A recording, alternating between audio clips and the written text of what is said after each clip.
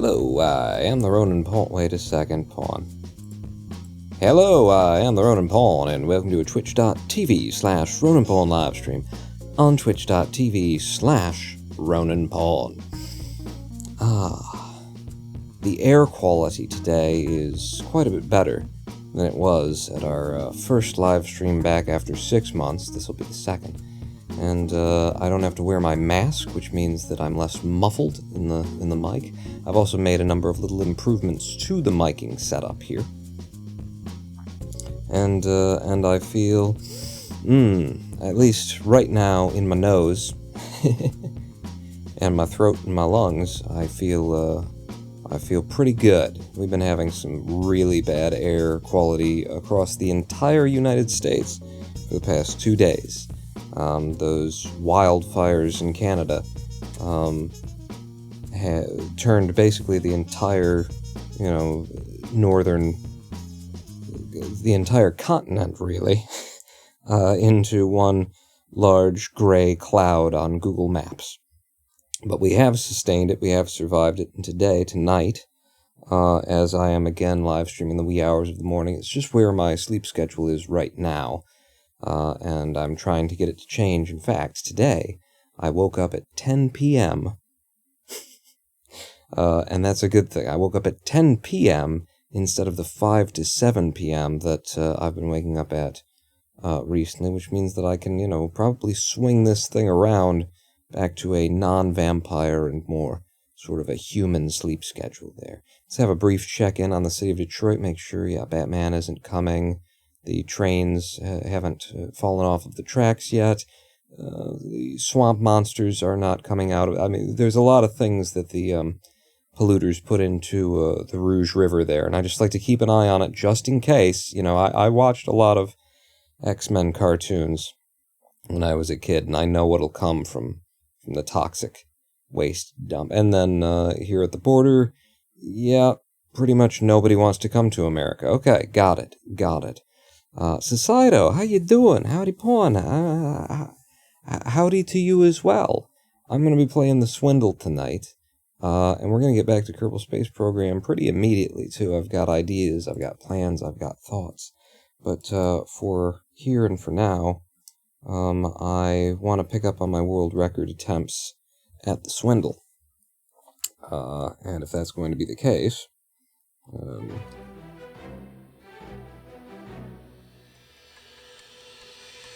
Come on. Hook in. There you go. She hooked in. If that's going to be the case, I think probably that's better off on that side. And then Societo. I'm sorry. And Nerd God showing up. Perfect timing. I just made chicken sandwiches. Alright. I don't mean to censor you, but I'm censoring you. I'm censoring you, and I'm censoring you. Yes, there we go. It's a speedrun, so we're going to need the overlays, the live split overlays and things like that. And it does seem to be working here. Anything more that needs to lay gasp? Is there anything more that needs to happen here before I just get going? It's been so odd. It's just I gotta get into the feel. I don't want to forget something incredibly important and get in the middle of a speed run, and then find out, oh, you didn't do this on stream, and now we haven't been able to see anything for an hour. Point. Your audio is in 3, 2, 1, go. Okay, let's try that again. In 3, 2, 1, go. Okay, the first time that you open the Swindle and try and speed run it, you usually just have to throw it away because of that. Because I was able to actually the load time on the Swindle there. Was so long because nothing was in memory, that I was actually able to move my character around in the loading screen while it was loading things up. We can get into the Swindle in 2 seconds. Less than 3 seconds anyway. And so we are giving something up to run on the first run here. We're giving up 5-6 seconds immediately. So that was 100% on the first level, but it was not a successful heist because I didn't get the ghost bonus. Well, it was a successful heist. I didn't get the ghost bonus. Since last you saw me run this game, I have developed some new routing. Some new strategies, anyway.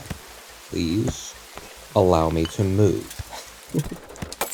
And part of it is this. Part of it is what we're doing right now. You'll note that we stayed in. We did not go and make the first buy and learn how to hack computers. But I'm also not that concerned about the fact that I got seen on the first level. Why? Because the whole thing, everything that we're doing here in the Swindle, in this speedrun, is about the successful heists. The money is secondary. We will get there no matter what I do.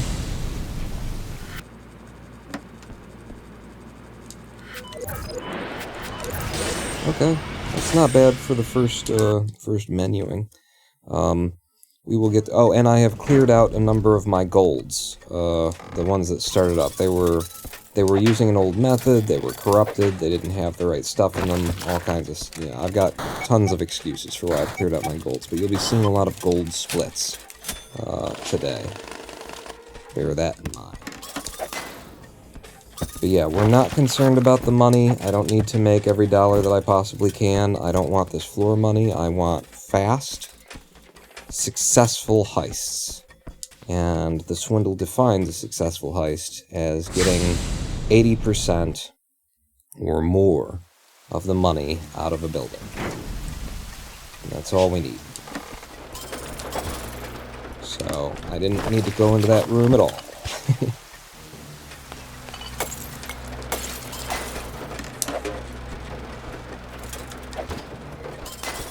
Ooh. I hit one of them, the other one threw itself into the abyss there.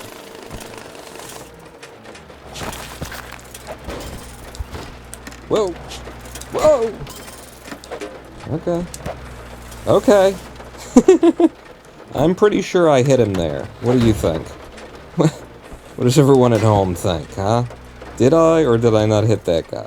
This sucks. Yep.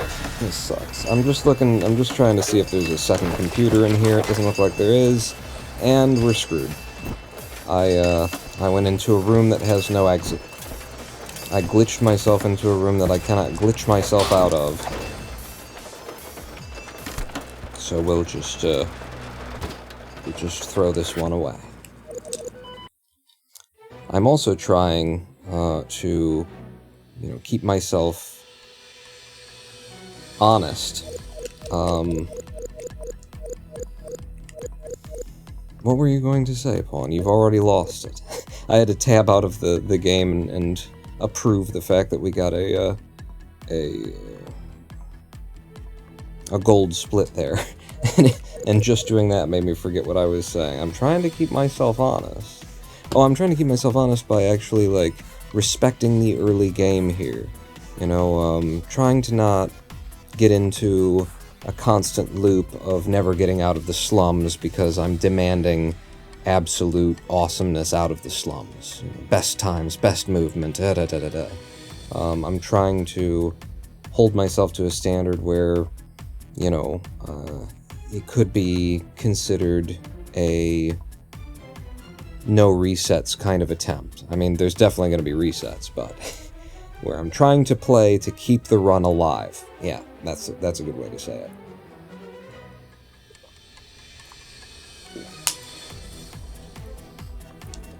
And that means slowing down occasionally in the speedrun.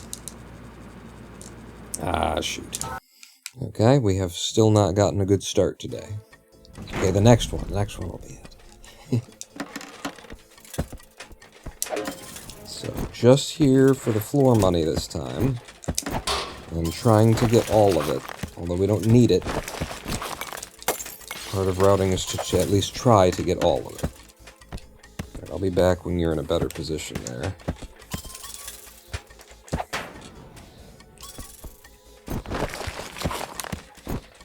Yeah, see, he was in a much better position.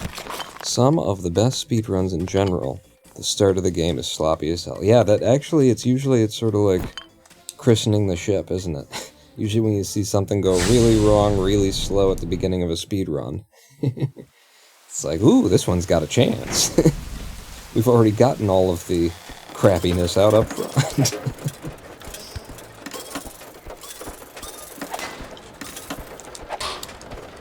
So yeah, the first two levels here I stay in without buying hacking, and that is specifically to mitigate the fact that the Swindle will very often give you computers and money in rooms that you can't get to. And that isn't bad design of the game, that's excellent design of the game if you were playing casually, because what it does is it teaches you in the early game, see? There's a room I can't get the money to, I can't get to that money. It teaches you in the early game there are going to be places that you're going to want to be able to get to, but can't be able to get to, and hey, are there tools that I could buy that would allow me to get in? It's how the game teaches you that there are bombs in it. And, incentivizes you to explore and figure out what's the solution to that.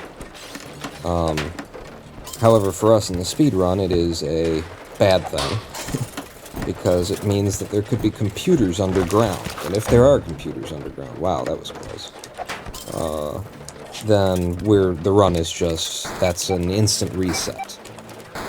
But if I don't actually have the ability to hack a computer yet, then the game does not count it against me if I didn't hack it. So it's far more likely that if the game puts something underground, if it's cache, that I'll be able to get at least 80%. But if it puts one computer underground, no matter what the situation is in the level, that's a reset. So we do the first two levels without the hacking skill, because it helps to keep the run alive.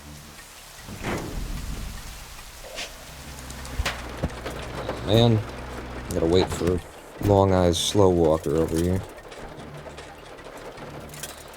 Take your time. I want you to injure yourself. Oh god, another one. I don't see anything below us. Again, it doesn't go any further down. Ooh, what's that? Condor70 with a subscription. 21 months. Thank you so much, Condor70. Welcome back to the Big Dick Club. Hey, since I came back after 6 months, you're the first one who I've done the Big Dick Club to, Condor. You're the first one who I've stuck my Big Dick Club right in your face. Thank you, Condor70.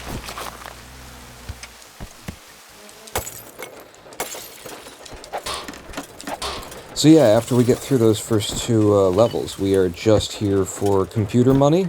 It actually kind of behooves me to avoid picking up the cash. I mean, it doesn't behoove me. Yes, it does, because it keeps it speedy. It's for the speed. But we just don't need the money, and what we do need is 13 grand. By the time we have 13 grand, then I can consider leaving the slums. But far more important than the money is to rack up between 8 and 10 successful heists, which will boost our thieves' multiplier, boost Henry Beresford, that's the name of our thief. It boosts his cash multiplier into the realm of the high 2 times or the 3 times multiplier, which is just huge. The time we spend in the beginning of the game collecting these early successful heists shortens everything else in the game. So if we have to spend 8-10 minutes in the slums in order to make the warehouse district take, a minute and a half, then so be it.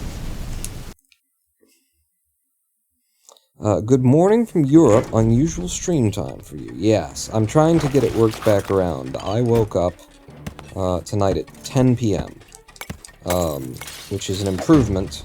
I consider it an improvement over what's been going on lately with me, which is waking up between 5 and 7 p.m. And 10 p.m. is an improvement because it's gone far enough around the clock that I might be able to, hold myself awake long enough to get back onto a regular sleep schedule. Rotating sleep schedule is just part of, my disease of ME/CFS. There's not a lot that I can do about it. I know what the... when I have resisted it in the past, it has done more harm to me than good. So I have to go with it and then try and, like, use the momentum of my sleep schedules changing to swing it back round into a good place, and then, you know, I can make little efforts that will hold it there as long as I can. But serious, like, attempts to resist it, and, you know, I've had to, like, not listen to the doctors. Because they'll tell you, oh, you've got to do it, it's really important, and then I end up, you know, suffering medical harms by their advice. So... the 5 to 7 stage of insomnia as well, says Nerd God.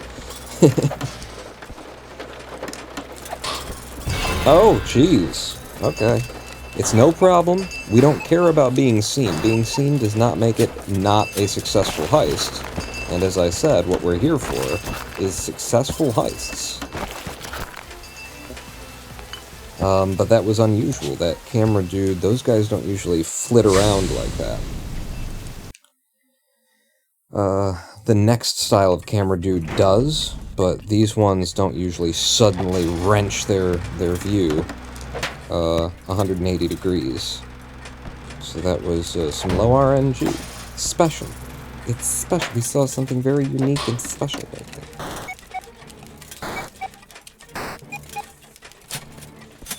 there. Oh, there's a camera here? Okay, yeah, I probably need to leave the slums now, then.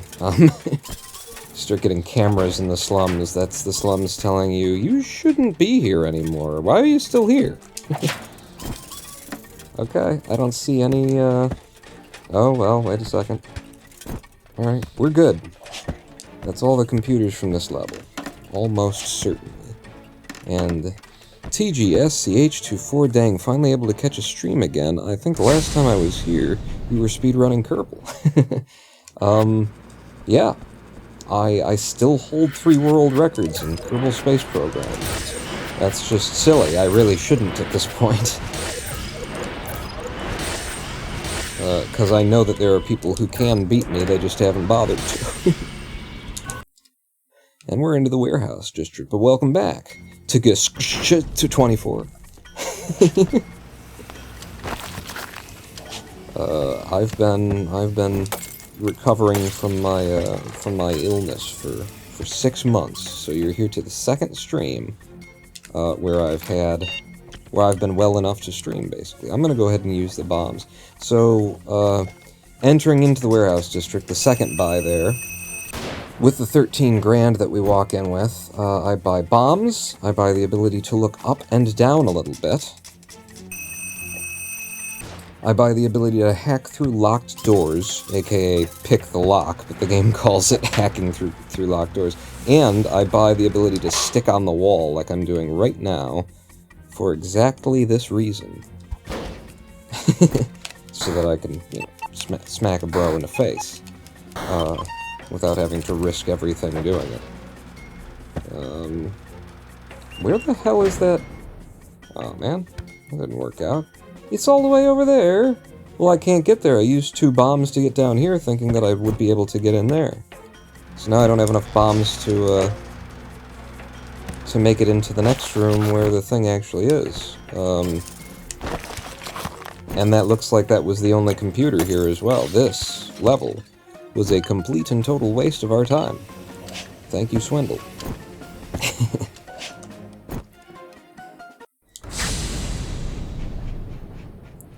Yeah, only 3,000 bucks in our coffers after that. Glad to hear you're doing better, your voice is always so soothing. Oh, good. I took quite a while trying to set up the microphone here. It's not my best microphone. I'm actually, in bed. I'm still, basically, whenever I'm upright, and this is also the norm for people with myalgic encephalomyelitis, it's...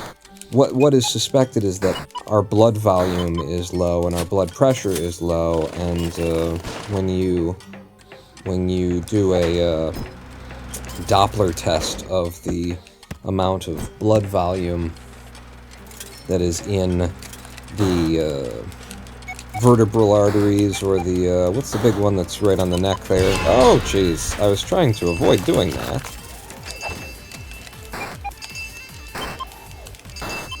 The carotid artery.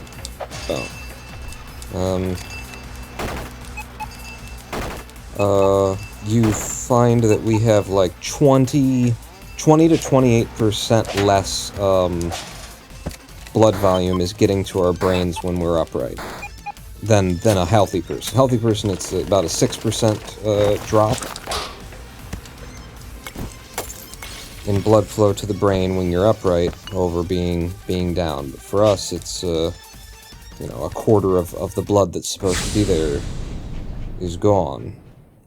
Look at that, 30 grand we've got after doing one heist and grabbing 2. That's why we stay in the slums as long as we do. Because our heist multiplier is huge. And like I said earlier, you're going to be seeing a lot of golds because I just cleared them out of the first 3 splits. I could just walk in through the front door, but I think I'll drop a bomb. Will it help? Will it hurt? Sometimes I drop that bomb and I still end up, like, going back to the front door because then I look down here at the timings of everything and say, oh, I'm not getting there. 2, 3. 3. There we go. Knock him down. Okay, that's, yeah. I knew that that's what I'd gotten, and I didn't want to get that one.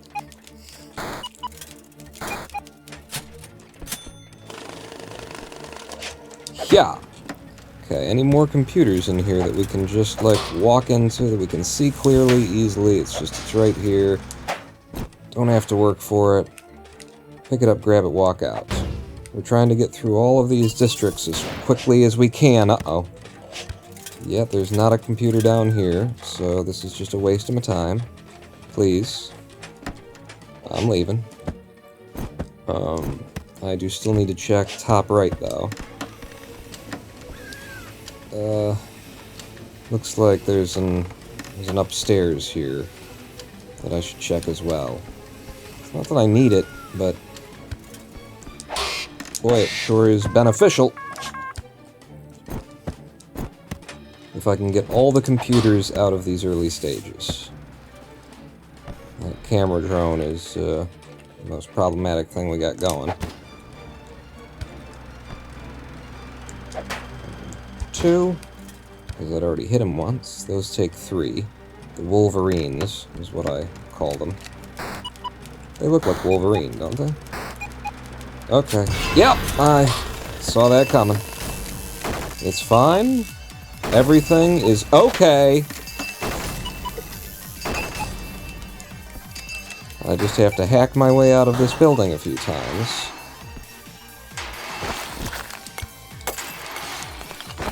And then we'll go over the top and out to the left. Oh, geez. There's guys up here? That's usually... Okay. Yep. Alright, the cops aren't here. I will steam purge anyway. 42 grand off of that, and I'm immediately going to make a buy, because the most important thing we could have right now is the ability to find the computers.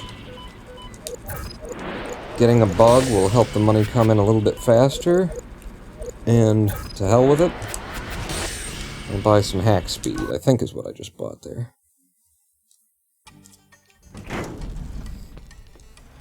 So now we've got ticks on screen where I can see, you know, where I need to be headed in order to get to all the computers. And honestly, I could just about leave this place for all the computers being in, you know, difficult locations to get. But what I'm going to do is I'm going to take that... Oh, shoot. Uh-oh. I'm going to try to take this secured computer. It'll set off the alarms, and then I'll leave.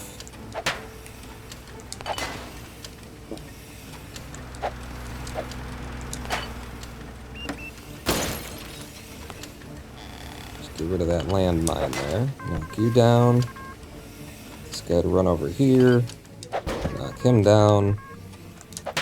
And then we're going to be setting off the alarm anyway, so it's not a... Yeah.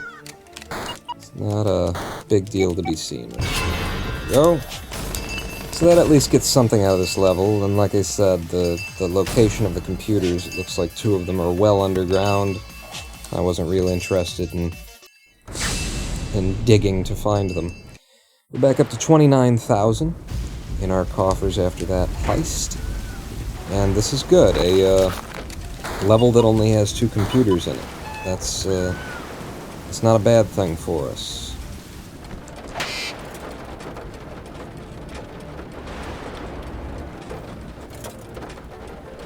Okay.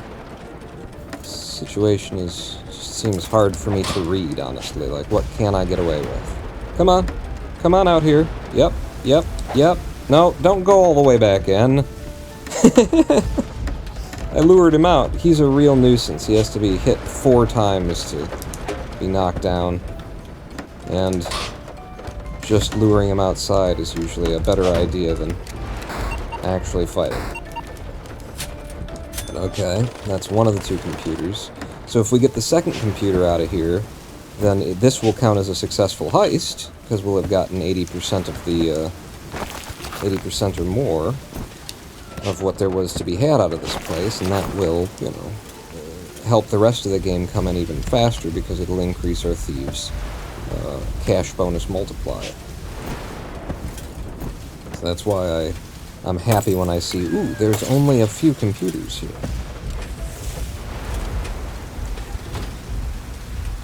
And we are going to be setting off an alarm anyway, so as soon as that crow's nearby,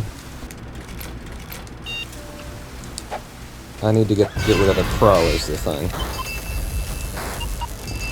Okay. And then we just exit.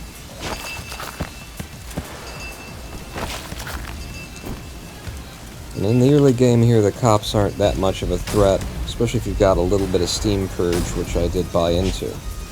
The Steam Purge makes you invisible to them. So if they're down here, all I have to do is hit that. For 3 seconds, they can't see me. And that's 75,000 funds. I see we're going red on the splits here, but that's okay because the run that we're running against used different routing. So it didn't have some of the benefits that we have now. You know, it got out of the slums a lot quicker.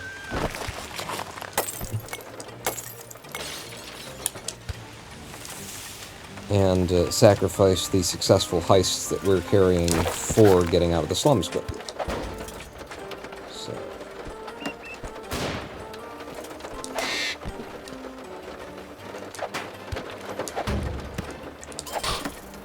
These damn frogs, too. The frogs are really, really deadly. Because they hide. Wow, I've never seen a setup like this where the camera... There's basically 2 cameras in one room. That's kind of what I'm seeing there. That doesn't help me. This is going to be... In fact, I should probably go up and around and over, since there are 2 cameras, because that would be a tricky timing to... Whoa! There's people all over the place out here! I don't need that. Nobody needs that. You? Right? Then how far does this camera see? We're fine. Fine to sit here, hit this guy twice, hit this guy once, drop down, hit that guy one more time. Now we just gotta wait for the camera to be swinging in the right direction. I mean, I could just trigger the alarm and not give a damn. Oh shoot, Pawn. You know what you didn't do?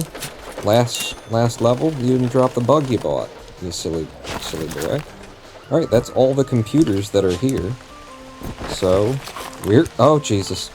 I forgot you were here, and you were kind of standing still. Okay.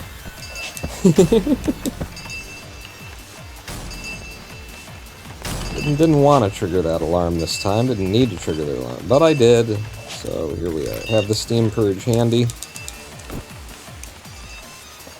And by the way, there is fall damage in the Swindle. But not if you spam the jump button while you're falling.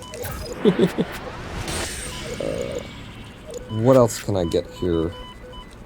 Yeah, this is a very important tool to me. Alright. And we're into the casino district. And we've stayed, you know, constantly about 2.5 minutes behind. That's not bad. You know, those 2.5 minutes are 2.5 minutes we will be saving by making extra money at every heist over the run that we're competing with. Which is my run, by the way. The world record that I'm trying to beat is my own. You know, this is the first level of the casinos. I'm happy to just take this computer and leave. Get a little money, make a little love, get down tonight. Get down tonight. That's 55 grand. Stay in. Let's try and stay in and get all the money we need to go to the banks. And then once we're in the banks, I will slow down, try and complete a building more or less entirely. And hopefully we come out of that with like enough money to buy all of the tools that we could possibly want, including the ability to hack security stations, which we do not have right now. Which makes it rather disappointing that all these computers are secured. You know what? Since they are all secured, just take the easiest one you can get and leave. One computer at this point is worth over 50 grand to us, so... And we get to leave a bug behind on it. Okay, that little zappy dude is a son of a bitch, but he's not the most dangerous thing in the world. Oh no. There's a zappy guy right here that I have to wait for. They do turn off momentarily if you wait long enough. Yep, and now I can get through. And again, just in case. Yep, they're here. So I'll exit with Steam Purge. And 112 grand. Stay in until the banks. No buying stuff. Could you move your mouse pointer? It's distracting. I'm sorry. There you go. Oh god. Oh no, there's another one. Son of a... Oh, well, it left on its own. Alright. Whew. I know how distracting that can be.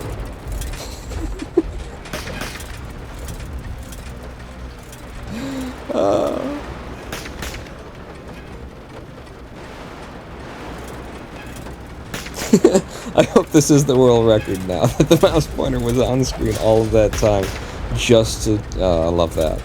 I love that. It's the best idea I've had in months. This guy takes 3 hits to knock down, and he shoots in all these awkward directions, and, yeah, he's frightening. Very, very frightening, me, Galileo. See? Look at... He's shooting right at the place where I want to stand now. Alright, but an unsecured computer right at the entrance, very helpful. Can't say world record Guinness copyrighted it. Oh, really? Well, but how can they copyright it when their world records aren't world records? How can they copyrighted the term world record in order to represent a accolade that you pay them to just say that you're the best at something? I'm gonna bet that's not legal. Because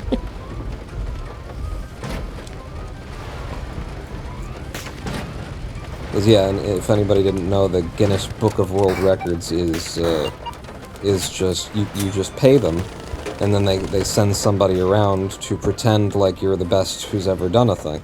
Now, if there's someone better who's already paid World Guinness to come out and say that they're the best at something, then you can't buy it from them. But otherwise, as long as nobody's said it before, or you're doing better than they are, then you can go ahead and just buy a completely erroneous claim about how good you are at a thing.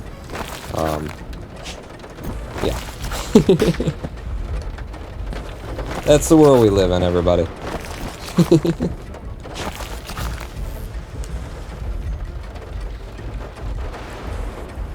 Okay, this is a little dangerous. Now that's the one type of enemy that you can hit through a wall in the game. Oops, excuse me. Are those little wall-crawling rat mouse groundhog dogs.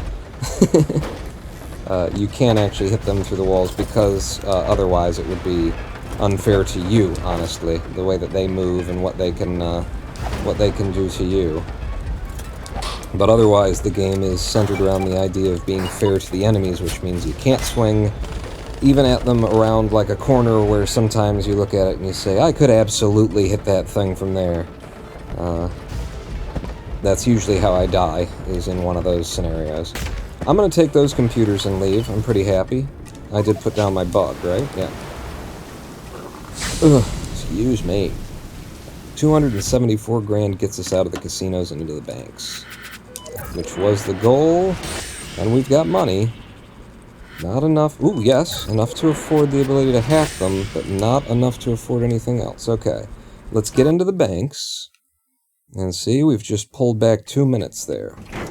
Let's get into the banks and let's try and get like one. You know what? I don't even want to come in this way. Let's try and get one computer out and leave. Because we want the money. I'm gonna do this. Come on, come on. Set it down and then I gotta get away. Yeah, he picks up speed when you're one tile away from him.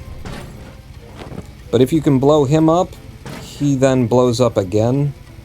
So it's like a multi-exploditudinal kind of a situational deal.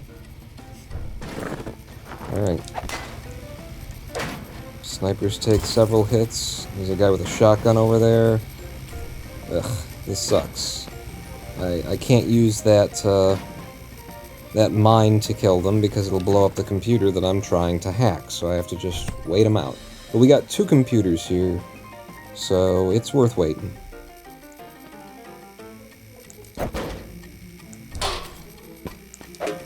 Good. Good.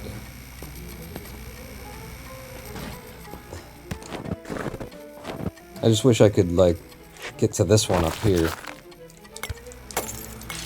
Yeah, there you go. That's gonna help a lot later. Okay. I have to get back to him, and then this bastard again. Can I get you blowed up? Sure. Yep. I got you.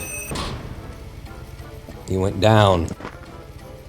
And then he blows up as well. He's got a big explosion, too. I just gotta not set off this mine. Hack it. And one computer in the banks is worth 37 grand before we apply our multipliers.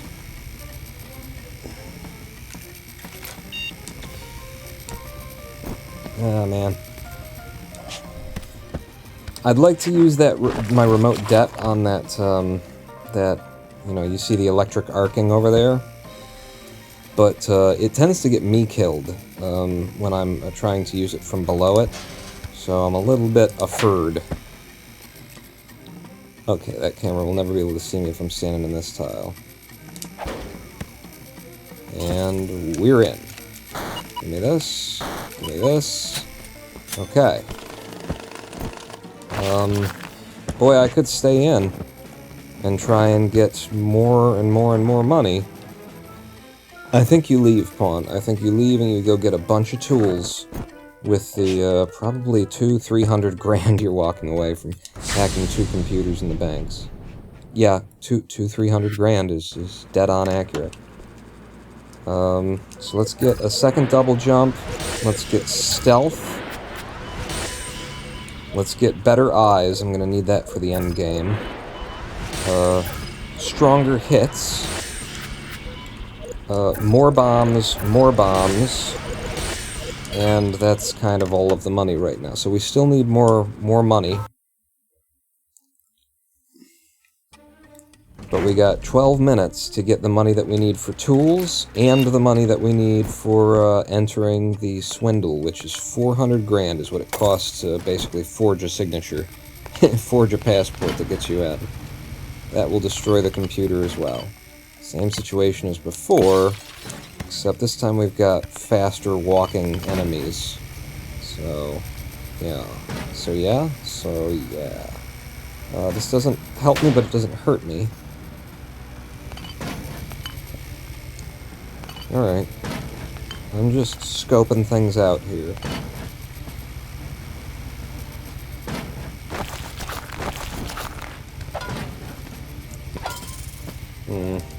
Let's get rid of this so that my glass in this game kind of magnetically grabs onto your swing. So a lot of the deaths that I see in this game come from I jumped at somebody who I was trying to kill, but I passed near some glass and it absorbed my hit. Damn it. Okay, and see, because I'm stronger, it only took us two hits to knock those guys down. Get me out of here. It's gonna make another big boom. Thank you. Yeah. And if I come up at the right time, glitch myself in, and that sets off the alarm. I didn't really... yeah. I should have done the bottom one first. I don't know. Sometimes you get kind of locked into what you're doing there. 147 grand. Let's go back and grab some more tools. I would like to have, this one.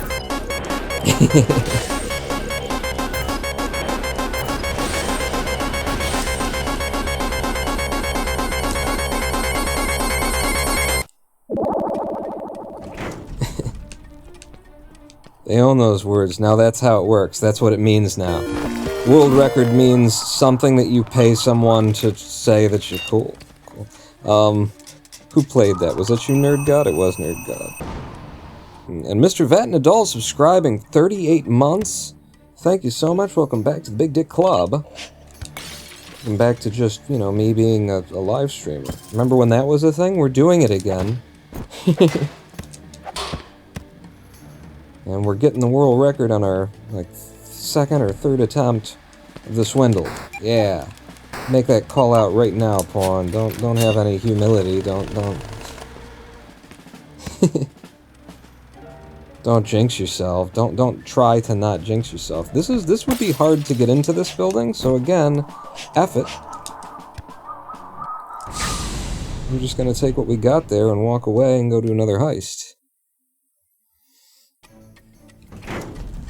Okay.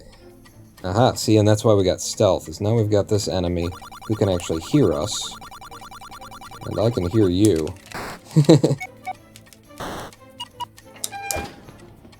There we go. Those guys are pretty damn dangerous, too, once they start spitting out little bugs to chase after you.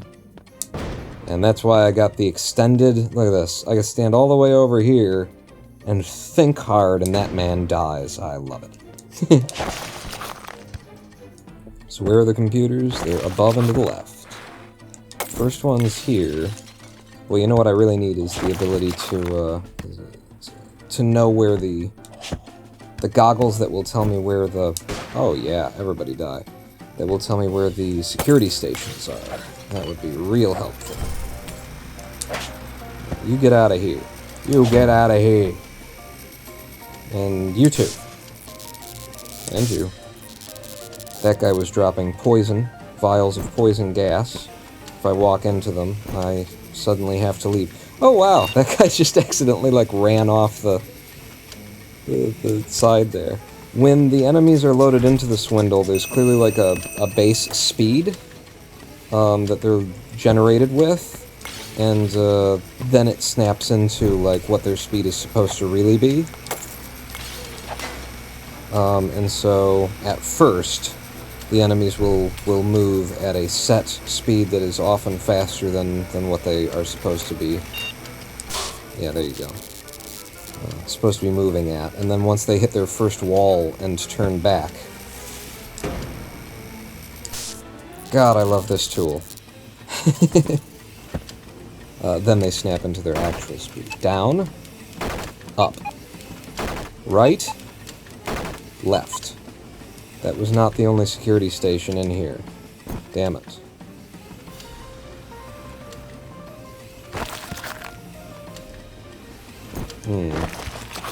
We know where the computers are, and yet it's still kind of, you know, sucks.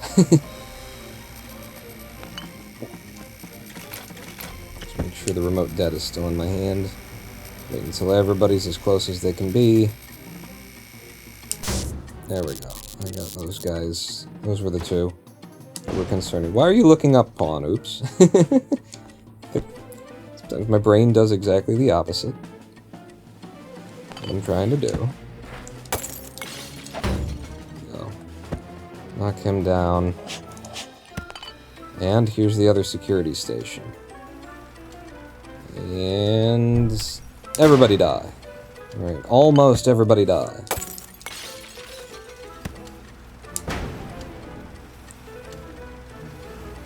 There could be more than just the two security stations, too. I'm saying it like there's only two. There's probably only two. So I have to wait for the poison gas. I'll go ahead and hack this thing I'm standing on. Down. Right. Right. Up. And that is all the security stations. You can hear all of the security going offline. And that takes all the security cameras offline, and it knocks all of the drones that are flying around out of the air.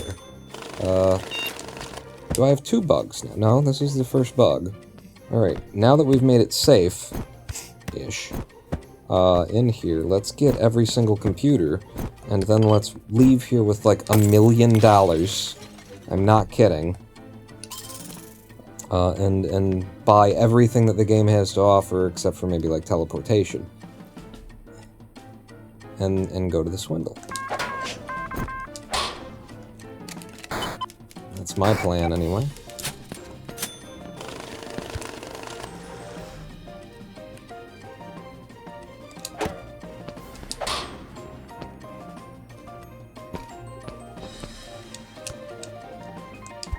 If I hold the left bumper as I fall, then that's extra stealth. And that's my attempt to be sneaky, like I'm trying to sneak right now. Now, we bought stealth, which means I'm quieter in my movements in the first place, which is why these guys who can hear can't actually hear me. Where are you going, Pawn? The last computer is to your right. Okay.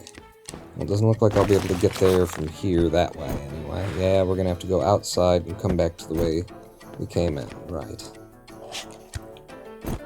At this point in a building, in the Swindle, this is like where it's most dangerous, because you've got, you think that you've cleared everything out. Number one, you haven't. Number two,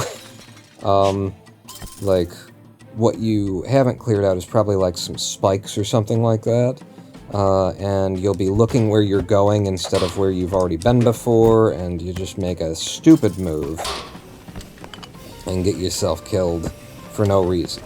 Walk off an edge into a set of spikes that kind of blended into the background or something. Okay.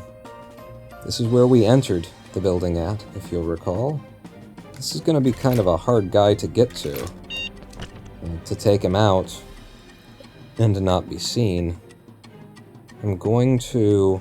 hit him once. Okay, no, we're good.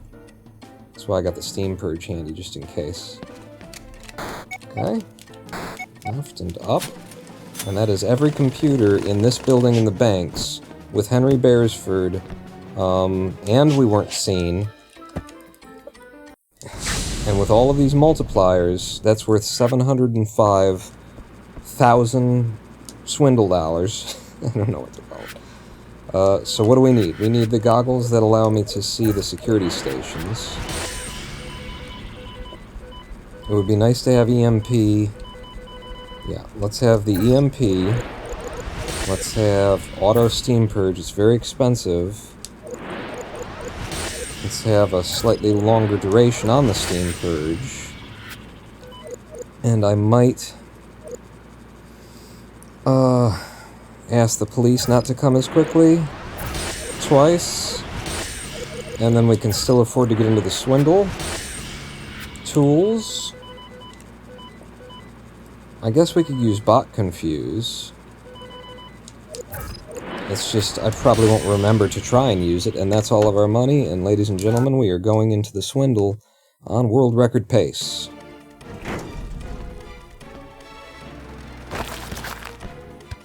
So now it's not about getting money, it's not about hacking computers, it's about hacking the security stations, finding the Devil's Basilisk, which is the MacGuffin of the game, collecting it once, oh shoot, okay, yeah, that was a little loud, wasn't it? Collecting it once all of the security systems are offline, and getting out of here. I need to remember that we are parked on the right side of the building. Wait, hold on, just use the remote depth. There you go, that clears out that whole room for us. And, I need to not be misusing bombs. We only have 9 of them, and while that sounds like a lot, it's not. The Swindle generates in such a way as you will probably need every one of them, if not more. Right? Down. Down. Down again. Okay. So, everything is to my right now. I don't know that going into this building the way that I'm going into it now is going to help me. Make sure to... There you go. That gets rid of almost all the problems I just made, except for this one, which I will get rid of like that. What? What killed him? What got him? There was still a bug, wasn't there? There was like a bug that I didn't see. I was looking to the left, and I killed the one bug I could see, and then one snuck up on him or something? Son of a biscuit. Now what we can do, because we came in, you know, so on pace, is we can take the 42-minute rub-a-doof. Where the hell? You know, I'll be curious to see, anyway, where that happened. The first appropriate use. I love it. What we can do is... you know, we've got our next thief here, who is not Henry's Beresford, who does not have all of the bonuses, because they've never done a heist before. Wait a second, hold on. So whatever money that they earn here is exactly the amount of money that they'll be carrying out. They're not going to turn it into extra double money like Henry Beresford did, but we can still try. Let's just do that for safety. There's nothing down here, Paul. Oh, okay. Does give you decent access to this junk. There you go. At least some of those people are dead now. So we can at least try to, like, quickly grab the money back up with a new thief, and then rush back into the Swindle and see if we can't, you know, if not get world records still, at least we could, like, finish the run out.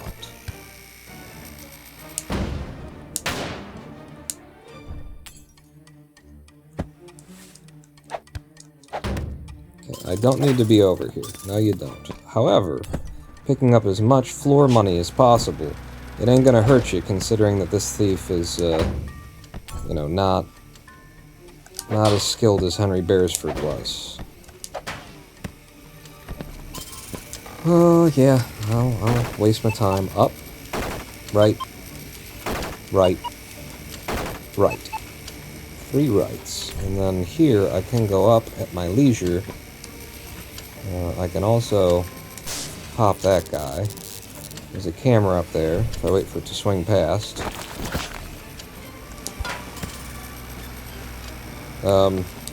Holy, okay, my auto steam purge, you know, handled things for us.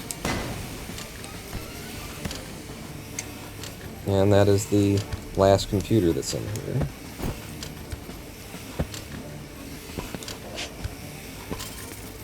It would be kind of baller to get the world record without Henry Beresford.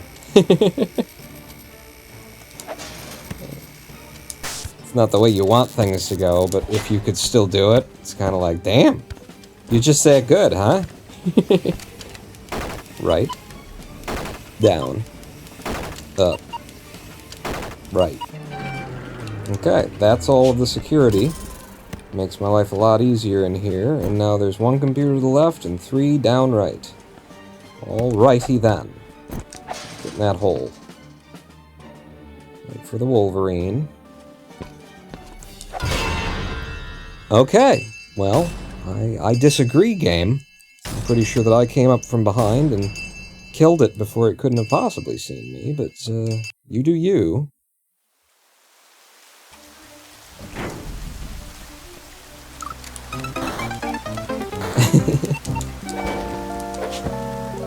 I really should have asked, actually, somebody to make a clip of what happened when, you know, when Henry Beresford died for what, you know, seemed to me to be no reason. I presume it was those little bugs. That makes sense. You know, if you can't make sense of it, then it probably makes sense that it was one of those bugs.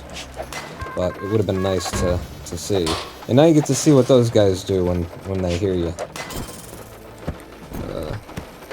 They do it a little bit slower than the ones in the Swindle. So they're a bit easier to deal with.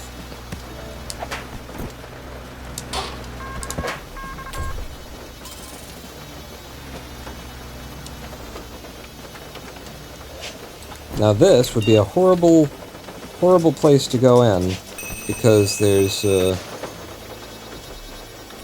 spikes just outside the door there. That's a bit of a trick that the Swindle tries to play it on you at the end of the game. Is, oh, here, you gotta get in there and do that security thing. And then if you don't, like, destroy the spikes before you go in, you'll never be able to walk out of there without walking down onto the spikes. I mean, you can. I have gotten the corner jump that is necessary to survive it, but, it's very improbable. Highly improbable.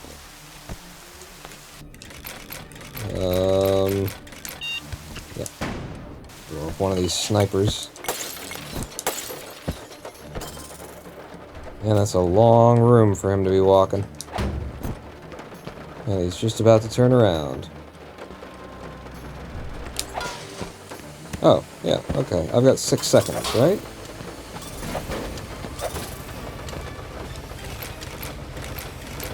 I probably already had remote data, but I often reselect it. I know that I'm reselecting it, and it's just like something I can't really stop myself from doing.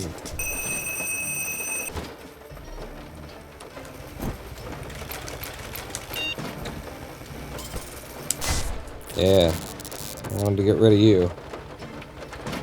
Before you dropped more sarin gas on us. Toxic, poison, deadly sarin gas?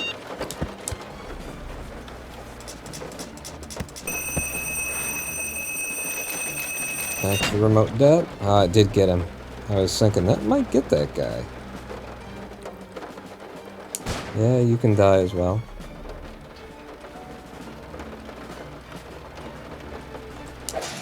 Slow walking snipers, man. Oh!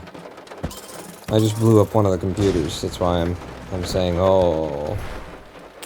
I've lost patience for this run. Okay, that was not my fault. I was holding the sneak around the corner button as I walked off that, and it's supposed to, you know, sneak down around the corner. It's supposed to do this. But some floors, in no way that I can tell, like, why, you know, like, I have not been able to figure out that there's a way to see, oh, that's one of the floors that we won't be able to get into. Some of the floors just don't do it. It just doesn't work. Without any reasonable explanation that I can come up with. And that was one of them.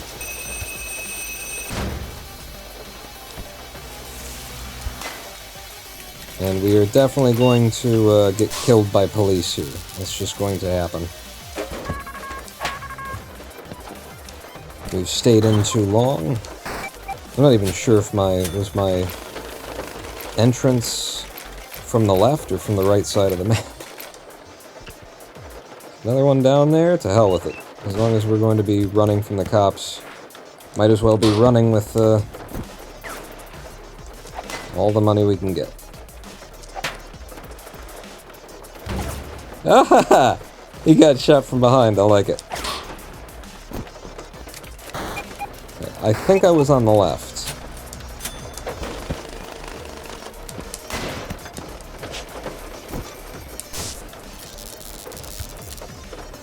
Yeah, here comes the big cop that's going to break through walls in order to kill me. My Steam Purge was already used, so what would help? I guess having EMP handy. I'm just gonna head out left. You broke the audio clips?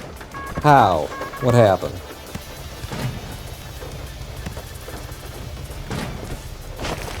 I think we might have broken the Swindle. The big cop who's supposed to come and get us, he should have been here like an hour and a half ago.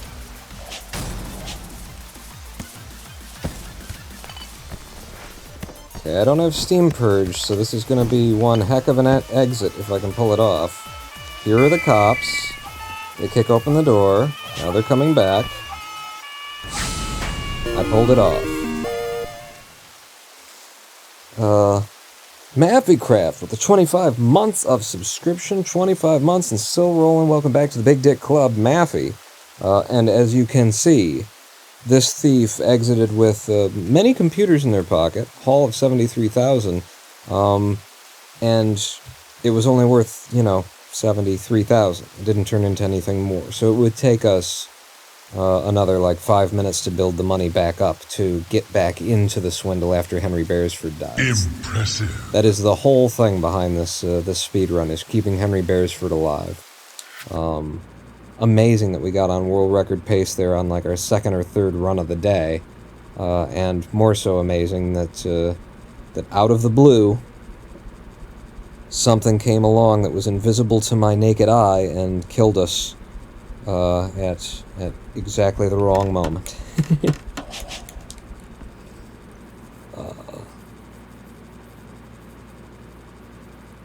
10 gift subs earlier. Nerd God. That didn't work. Wait, alright, well now I've got to look into some things. I'll tell you what we're gonna do. We'll be returning to the title anyway. But, let's see. How does my new setup work here? Let's go over here and let the Swindle sing to us in the background, whilst I, have a look at what's been going on in chat, and what's been going on the stream while I've been away. Where's that? No, wrong window. I have so many windows open now. I used to have to close them all down to do the live stream, and now I don't have to, and that's worse. Because it's like you should close them down, because you're just gonna leave yourself confused.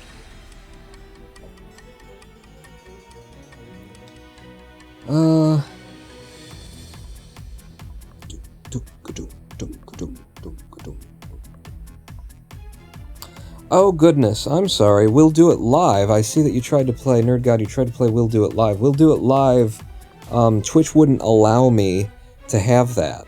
Apparently, Fox News has copywritten the leaked footage of Bill O'Reilly cursing and shouting at his production crew and saying, "We'll do it live," in an effort to, decirculate it so much. They've enforced the copyright that they hold over the leaked fucking footage in order to create a censorship of, presentation of a person's character when they're not pretending to not be an asshole. Do you think that that's what copyright is? You think the courts would uphold that? You think that's what copyright is about? Fox News thinks that's what copyright is about.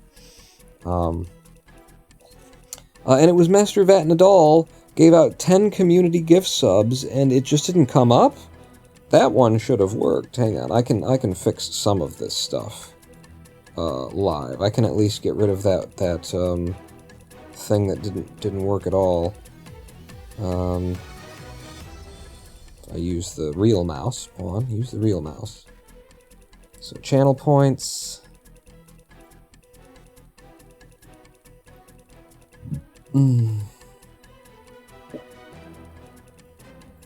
Play. Windows alert. Let's blow. Impressive. 1 million. Where the hell is it?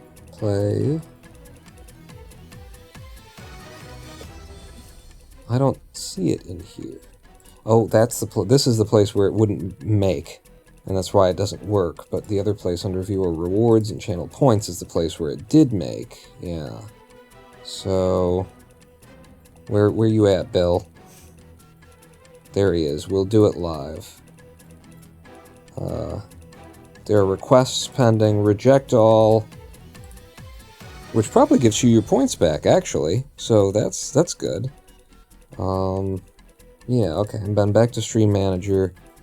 And Mr. Vent Nadal, thank you so much for the 10 gift subs. I usually like to read out who they went to, but if it doesn't happen, when you do it, then I don't know where I'd even look to make that happen.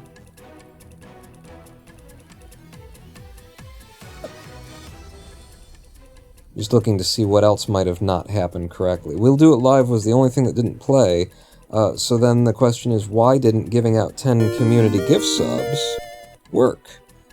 And Victini with the resub. Thank you so much, welcome back to the Big Dick Club. 4 months spread out over how many years?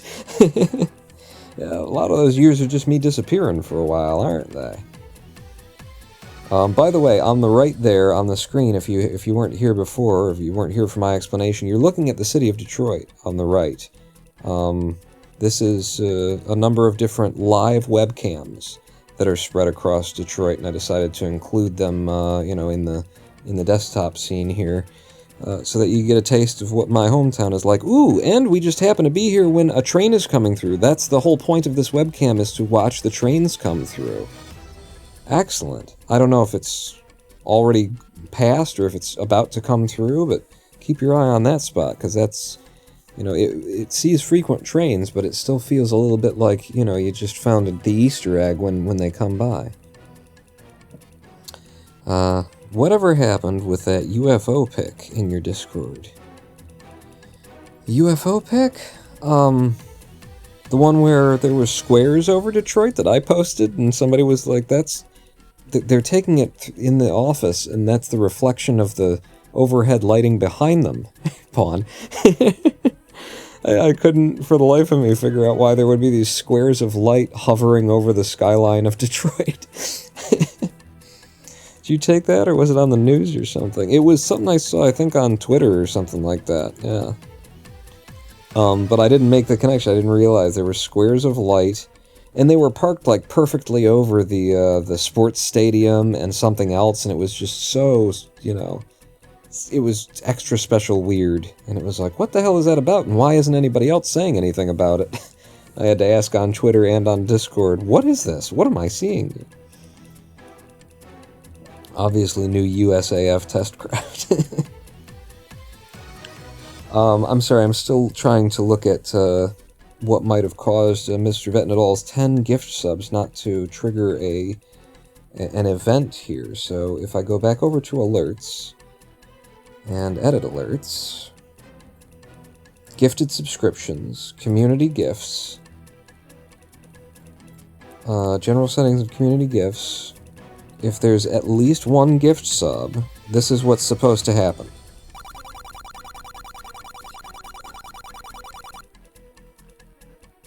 It's set up for at least one gift sub, it has the animation, it has the sound. And then actually, because you gifted more than 5 subs, I set it up so that this is what was really supposed to happen for you, Victini. Or, I mean, Mr. Vetnadal.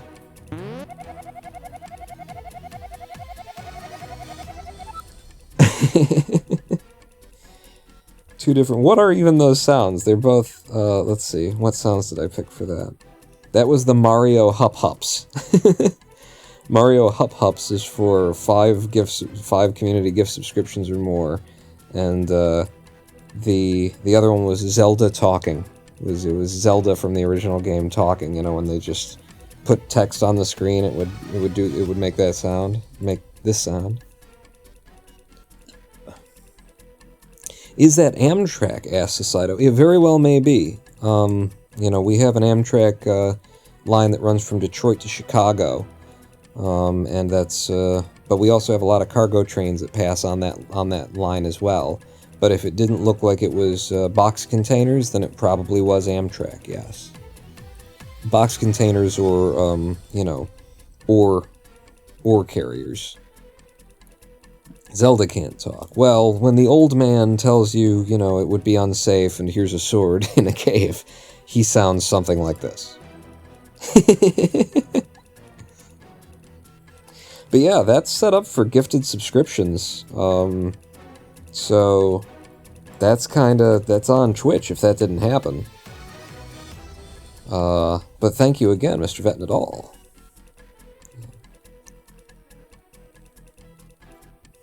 I wish Zelda couldn't talk, actually, Victini, because in Breath of the Wild, the actress that they got to quite possibly pretend that she was British. Just everything about her delivery I hate. I absolutely hate it. Everything about Zelda's delivery in Breath of the Wild in the English, you know, thing. I listened to the French Zelda, and oh, they could have just made her, like, she didn't even have to say it in English. They could have just put her speaking French there and put subtitles at the bottom. That's fine. That's great. No problem there. It's not tentacle hentai. It's definitely not. No. French Zelda is pretty hot, not gonna lie. Yeah, she sounds, I like that Zelda. But yeah, the English-speaking Zelda, ugh, just fingernails on chalkboard. And I think that's what she was going for. I think that's what the director asked her to do. And I get that it actually works within, like, the story, that she sounds like someone who's been put upon and who is, you know, just always sort of at the end of her rope and stressed out and all that kind of thing. But the problem with that is that in any performance, no matter what you're trying to convey, if the performance itself makes the viewer cringe, even if that is the intention, you can't get past the fact that you made the audience cringe, you know? They're not going to remember how accurate the presentation was. They're going to remember how much they didn't like it. On my screen over here where I've got the game, I'm quitting out of the game. We need a live stream break. We were on world record pace right there. In our first hour's worth of live streaming, we were on world record pace at the last, you know, mission in the Swindle. We made it all the way, man. Who's going good night? Victini? Have a good night. It's like being an arsehole intentionally, says Victini. Yeah, you can't get past the being an asshole part. It's like, I'm being ironically an asshole. Yeah, the problem here is that you're still being an asshole. I just noticed you're streaming in 50 frames per second. I know people that would lose their mind about this. Do you have a reason for it? My reason was specifically the Swindle. The Swindle is very...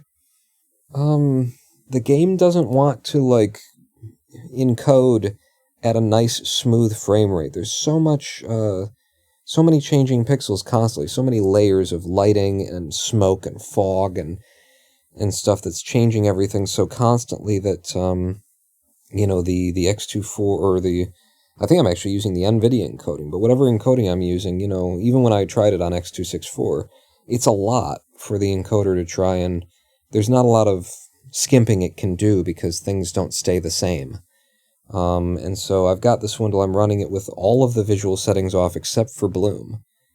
And I've reduced this to 50 frames per second to try and get a solid 50 frames per second instead of, you know, it's struggling to get 60 and maybe not, you know, getting fewer frames because it's, or getting a more janky kind of feeling out of the visuals because it's struggling to get something it can't get. My hope is that it can get 50 frames per second solid And so, 50 frames solid is better than 60 that dips to 30 and then back up to 60, is my idea anyway.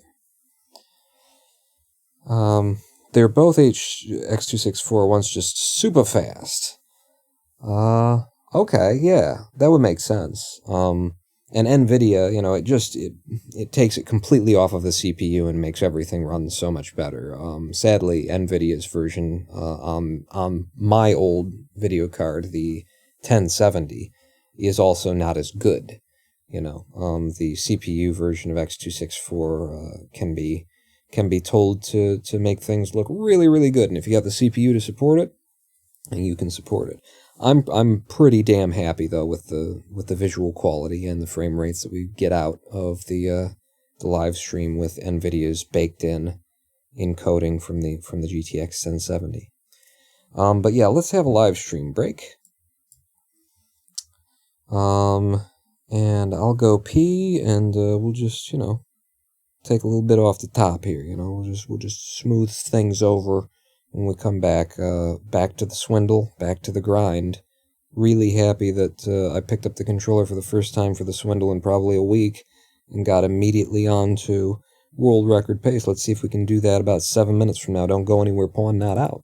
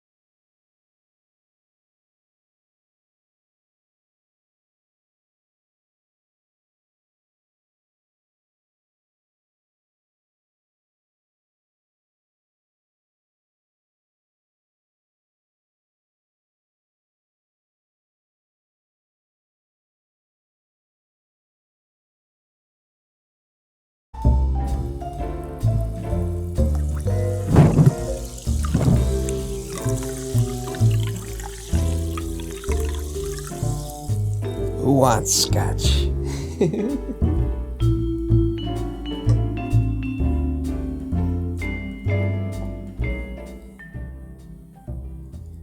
Hello, I am the Ronin Pawn, and welcome back to a twitch.tv/Ronin Pawn live stream on twitch.tv/Ronin Pawn.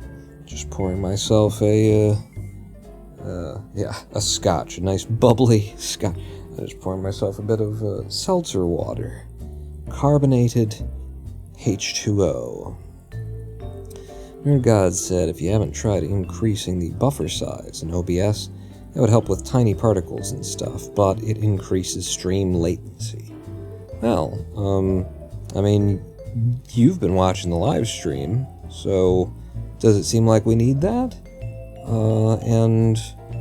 And you know, 50 instead of 60 frames per second? Is it a significant, you know, has anybody noticed really without like looking? Like checking the back end?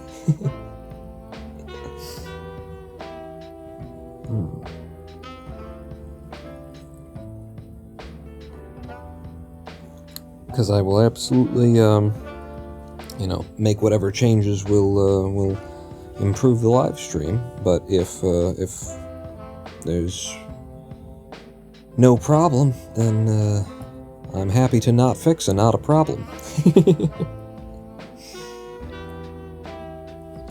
Let's see. So if I do that, yeah. All right. Let's get back to the Swindle speedrun here, and I'll tell you what, I can share some of my plans for Kerbal Space Program with you and see if you like the idea or not. The idea that, oh god, looks alright. I didn't notice, but I also wasn't analyzing. Yeah. Well, now you can have a chance to, you know, now you know. And if knowing is going to be a disturbance, I've heard that it can be half of the battle, is the thing. And so there we go. I think actually, so for years and years, problem with the Swindle has been if you tab out of it and then you try and come back in, it'll drop the signal from the controller for me. I think I've figured out what it is, and it's, at least, I mean, I've figured out a way to avoid it. I was playing the Swindle in full screen. Sorry. No, join me over here. I was playing the Swindle in full screen mode. I'm now playing it in the forced pop-up window mode. You know, where you just add hyphen pop-up window to the launcher. And it seems to be that when my mouse is clicked into the window, it works. And I think probably all these years, the problem is that when you're in full screen, the mouse is implicitly clicked into the window, but also might, you know, apparently according to the Swindle, it can not be clicked into the window. So it can be in and out at the same time when it's in full screen mode. But,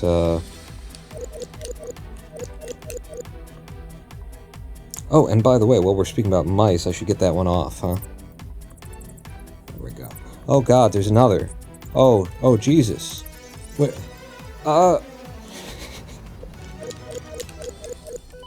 gonna continue having fun with that for years, hopefully. You know, we should say, if it be the Lord's will, we shall live.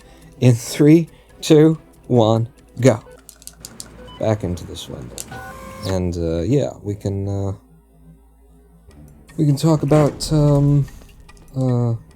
my plans for Kerbal Space Program. My idea currently is to start up a brand new play. You know, I'm kind of like, I'm in the middle.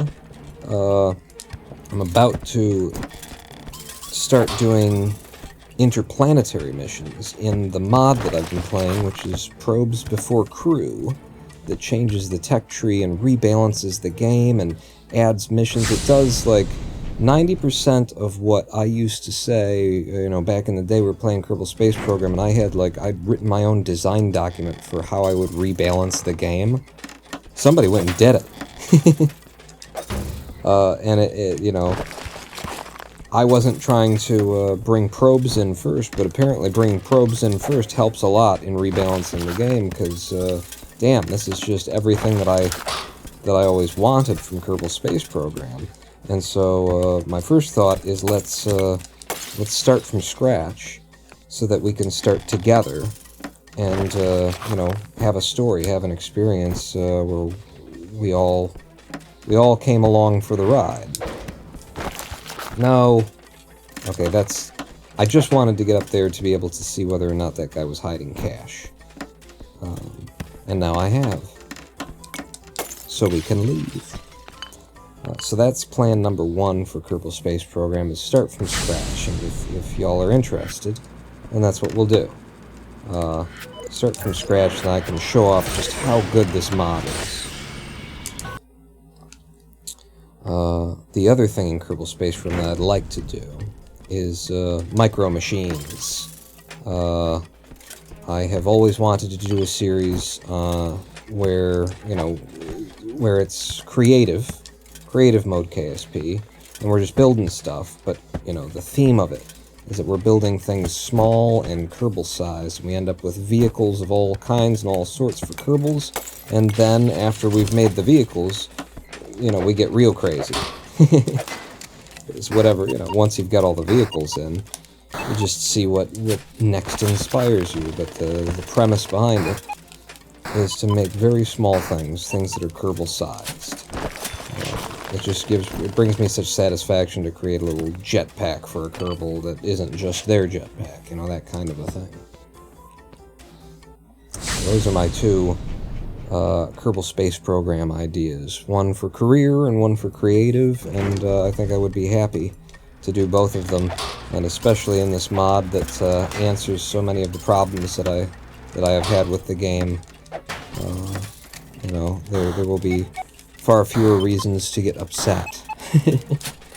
And more so, I plan to,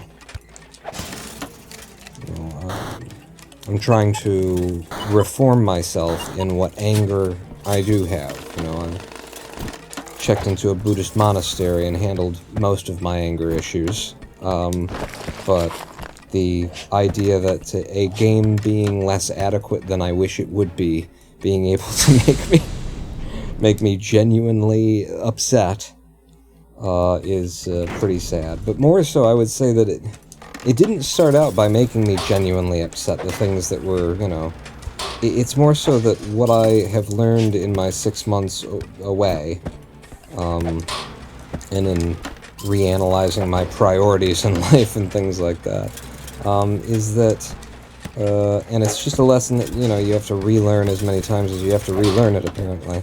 But you cannot pretend to be an angry and dissatisfied person without becoming an angry and dissatisfied person. That what color and shape you express with your mind becomes the color and shape of your mind. And so to act, to put on, for the sake of a camera, you know, make believe or exaggerate, which is what I would say that, you know, we've been doing all these years, is you know me as I am, but a lot of our, you know, the show that I put on is me as I am times 3.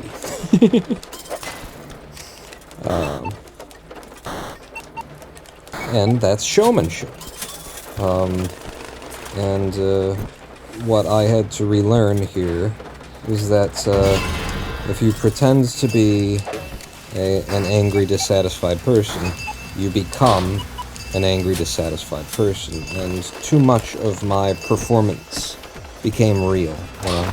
I look at even just some of our live streams from 6 months ago, from right before the last time that I went into the hospital.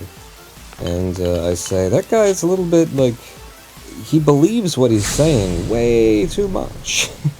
We have 13,000. I'm gonna do an early exit that I shouldn't do. And if anything, the virtue of it will be to show why we don't do it this way anymore. or I'll get lucky and we'll get an incredible world record because we did an early exit. So we have 6 successful heists instead of like 8 or 9, which I'd like to be carrying into these later levels. But we did leave 2 minutes early of how we left last time. So, you know, these are the trade-offs that we're making.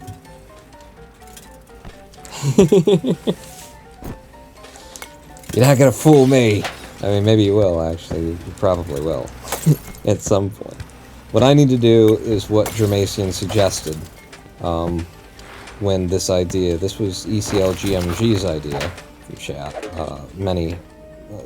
quite a while ago. And what he had suggested is if I just don't, like, acknowledge it at all when that sound effect plays, then it would be, you know, everybody who's watching on PC will be like, oh shit, what's going on? Of course, they would have to not be looking in chat as well, but you fight the battles you can. I'm dropping a bomb here because that guy is made of steak knives. And if I jump onto him, I will be landing on steak knives. It's kind of self-explanatory. Maybe I didn't need to say anything, but I felt the need. Stream looks fine. I think usually what people are noticing when they see low frame rates is jutter, but OBS is doing its job. Okay, good. Good. Jitters and jutters, and jutters and jitters. Alright, that's 2 computers out of here. The odds are that there isn't a third, and the amount of time that I would spend looking for one is not worth it. So I'm going out. I'm going out the way we didn't come.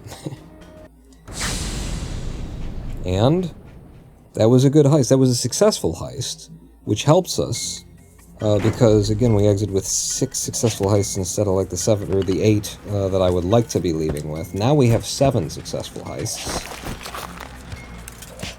And you guys have no idea how good the movement is that you just saw there.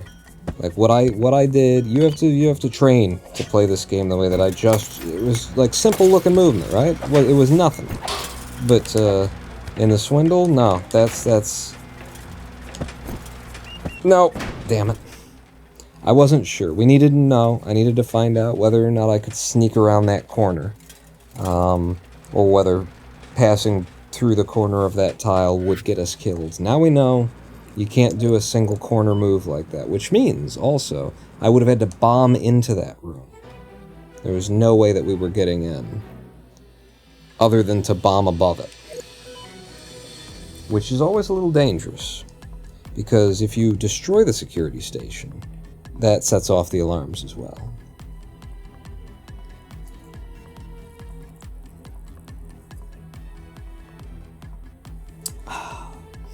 Okay, in 3, 2, 1, go.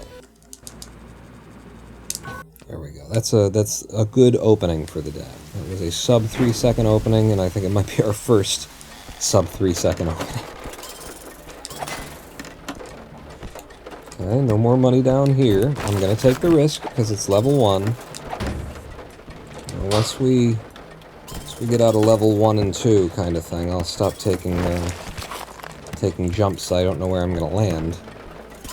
But in the first couple, you're so close to reset. You've got nothing invested here. You gotta take the risk. And again, there is fall damage in the Swindle, but not if you just keep tapping the jump button as you hit the ground.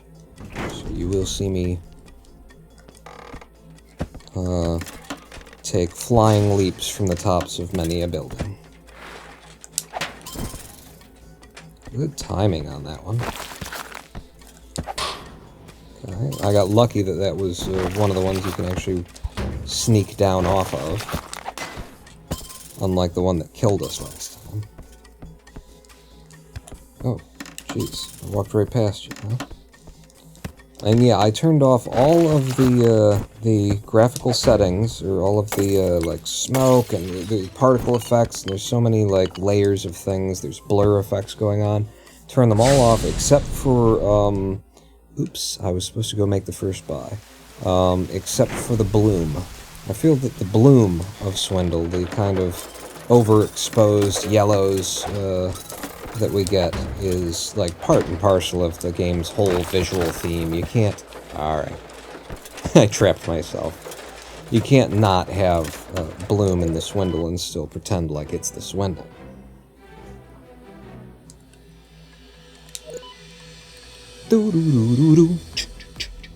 In 3, 2, 1, go.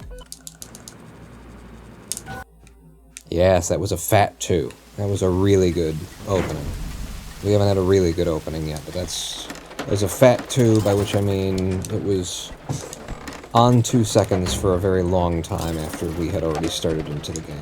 That's what I like to see. Live split. It was showing 2 seconds.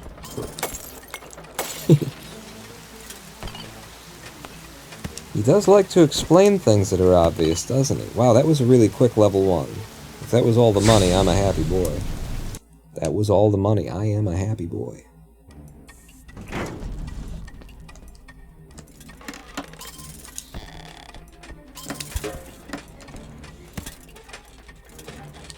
Oh! I need to stand a little bit further down on that, I guess. Okay, there's money in places we can't get to. There's a lot of money in a lot of places we can't get to. This is probably a reset. Yeah, this is definitely a reset. And that is why I do the first 2 levels the way that I do, to minimize the amount of resets. Because the game does frequently put money and computers in places that you can't get to. But if I just don't buy into computers, that gives us the best chance that we'll be able to continue running.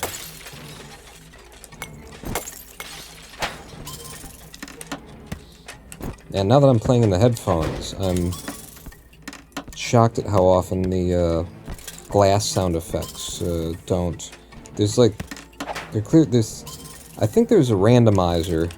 Yeah, this is what I'm guessing is happening. So, Dan Marshall, developer of the game, put a randomizer on the sound effect of hitting glass.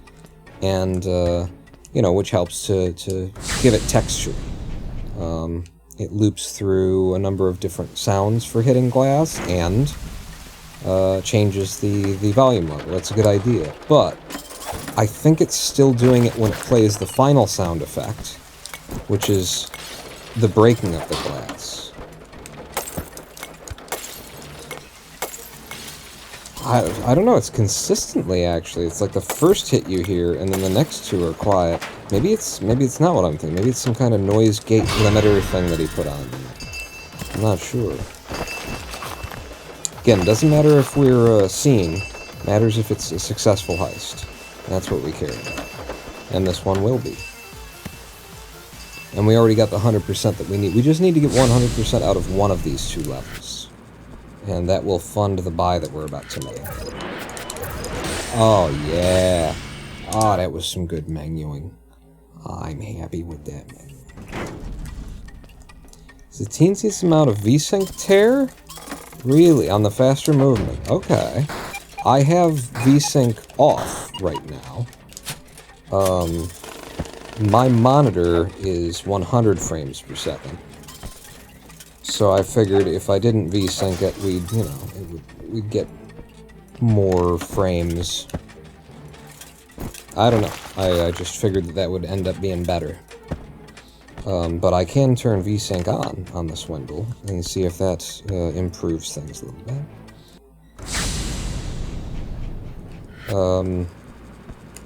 Was I supposed to come here? No, I've already done this. You already did the buy part. I got distracted reading chat. I'm still trying to read. Faster light animations and explosions. Not sure if that's 50 frames per second or something else. Okay. Yeah, we can, at the next reset, you might have to remind me, but at the next, reset... Hey! Big Ben! Ah, damn it.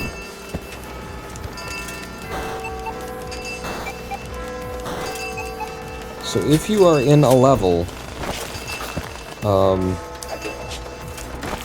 when the hour rolls over, then in the Swindle, Big Ben, you'll hear, what's the name of the actual thing? You'll hear it strike. That's a reset because we didn't get enough money out of there. Because I got seen before we got the money out of the computer, and so the computer, they started emptying the computer, and that's not a successful heist. It's 79%, not 80, so we reset on that. And since we are resetting on that, we can enable VSync, and you can, Nerd God, if you're still paying close attention, you can tell me whether or not it's a good thing or a bad thing that I enabled VSync. Okay, I have lost control of the Swindle. Remember that thing I was talking about with the mouse being out of the window and maybe...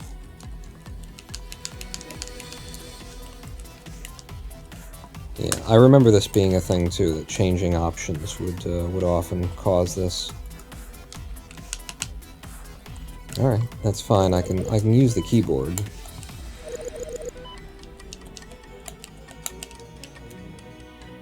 I'm just trying to, like, take the mouse out, click somewhere else. I have. Now click back in. Nope.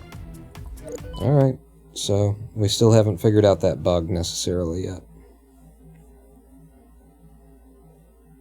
It's got that weird Alt-Tab bug, yeah.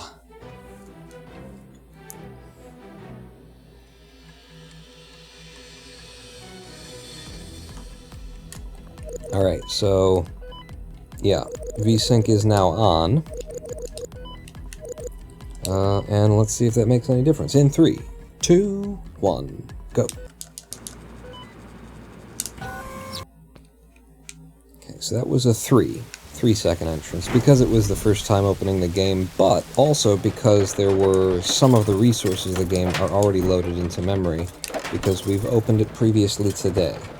These are all the things that I know about the Swindle's loading at this point.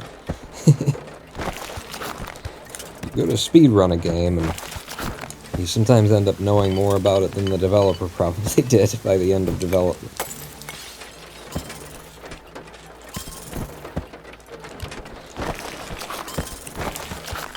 Okay, so we didn't get all of the money out of here because there was a room underground that had some money, a room that we cannot get to that is there to teach a casual player that you're going to need bombs to get in there.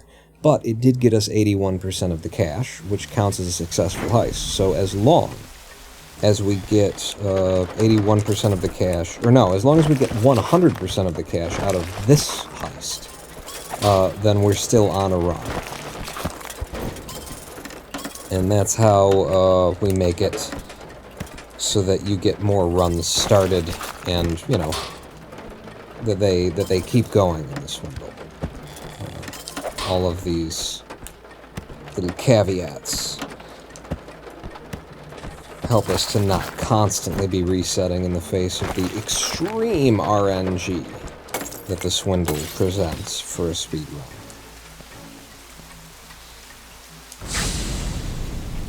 And that was 100%, so this run is still alive. And that was some okay menuing. My thumb has got a little bit tangled there. Now there's judder. It's definitely worse with the VSync. Okay. Yeah. That's what I was thinking, you know. I was presuming that that would be the case. I will change that mid-run. If I didn't just mess things up and we have to reset anyway. I will change that, you know, while we're going. Oh, but I'll probably lose control of the game again, won't I? Well, that's just what's going to happen. We'll try it as we're exiting this level.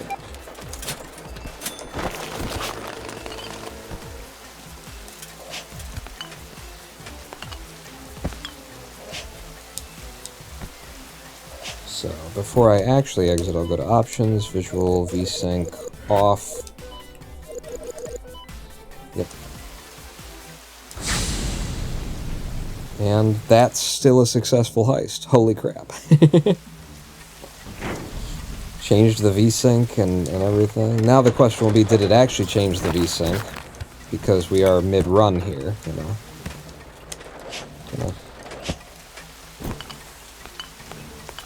Imagine this is the world record now. Yeah.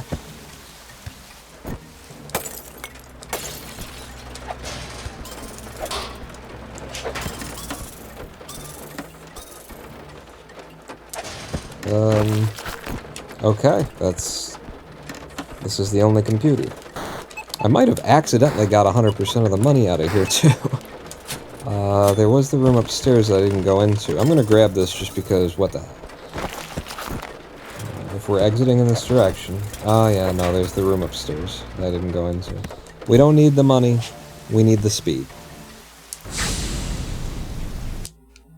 97%, another successful heist.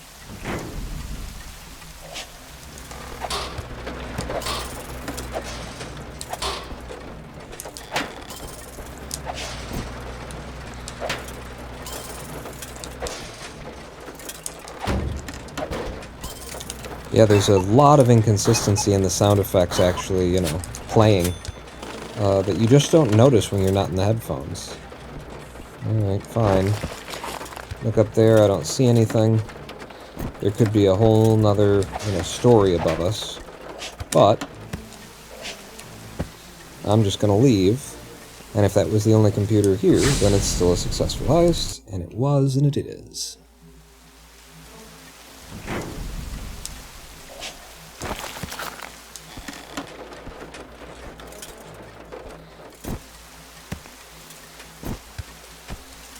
Okay, still haven't seen the computer. Ah, there it is. So if we come in from here... Ugh, I gotta wait for Long Eyes Slow Walker.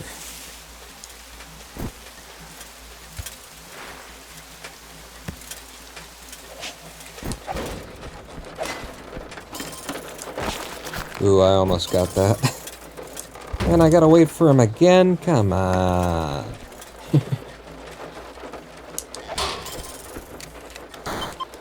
It does look like there's just gonna be the one computer here, though, so we can leave as soon as we've got it.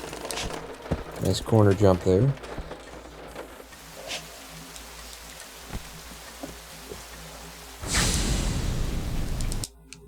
%, and another successful heist, up to $6,300 in our wallet. Trigger that, just makes things safer later.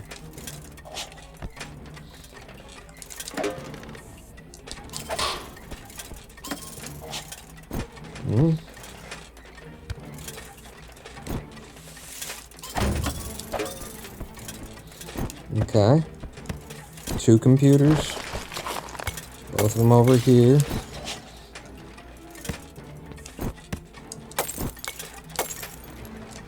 Oh, I didn't actually break in. Oh, and another Slow Eyes, long penis. Oh, man.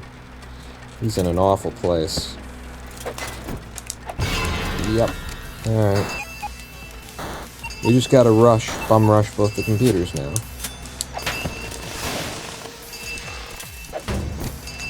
Hope that they didn't steal enough of it out of it to make it not a successful heist.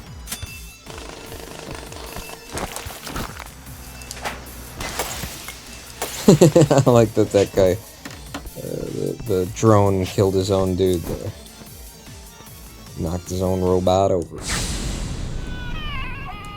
Still a successful heist, and we're still on. V-Sync issues, seen multiple times. Uh-oh. Oh, man. Alright, well, it is right here.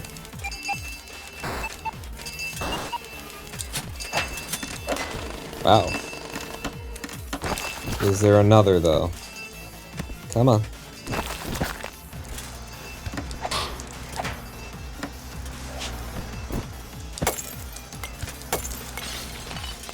Doesn't look like it. I mean, I could still be missing one, bottom right. But I think we can just leave. Not a successful heist. And, yeah, there's enough reasons to reset now, I think. VSync changes in the middle, get seen 3 or 4 different times.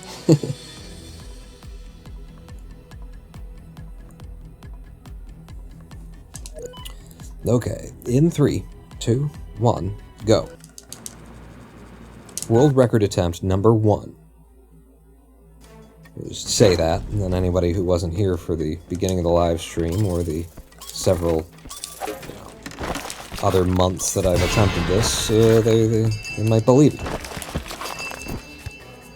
Again, does not matter if we get seen. What matters is, did we get enough money out for it to be considered a successful heist? That guy's going to collect 2 pieces of cash off the floor, and that's probably a no there. This game looks kind of fun, says Penguin God. I fell in love with it as a casual player. It is a, roguelike. It's procedurally generated. It's never going to be the same twice, which I love. I'm all in for a good roguelike. And then the real hook of it, the real, wow, this is different than anything I've ever played before, is that it makes you, buy into good movement. You start out the game, and, it can even be frustrating if you don't understand what the game is doing yet. There's no double jump, there's no, it feels, awkward. And that's the point of the game, is that you start out, it's just a bare-bones platformer, really, when you think about, how all these mechanics work and everything. It's just a platformer doing it good, but because you have to buy into all of the usual platforming abilities, it's got a whole different thing going on. It offers a unique experience. And it's very brilliant. It's also, frustrating as hell. I believe this was Dan Marshall's first platformer, and I'm a fan of Dan Marshall as a developer. He and Ben somebody made a number of games, but they were point-and-click adventure games, is where they started. And this being the first entry of platformer here, there's a couple of edges that are definitely not supposed to be there. A lot of the edges are supposed to be there here in the Swindle. But there's a couple of them that are, feel like they're not fair to the player. Like that right there. I should have... This platform, for some reason, is one of them I can't... Maybe I've just figured it out. Why I can't walk down off of that. If I walk right off of it, it does that. You see what it does?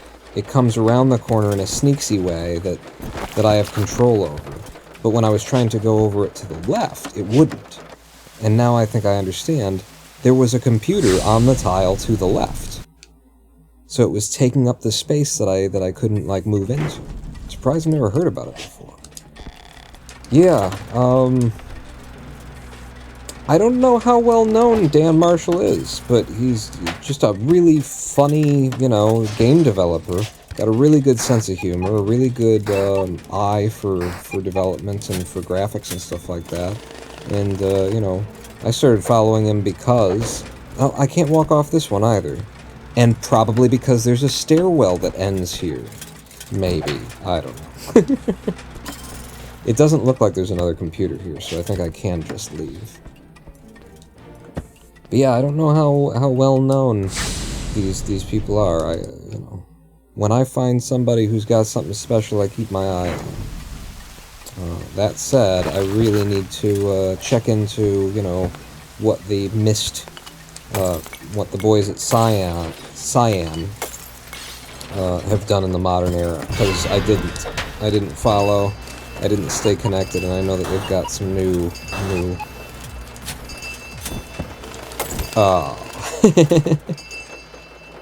That's one of the little edges that kind of sucks in the Swindle here, is right there.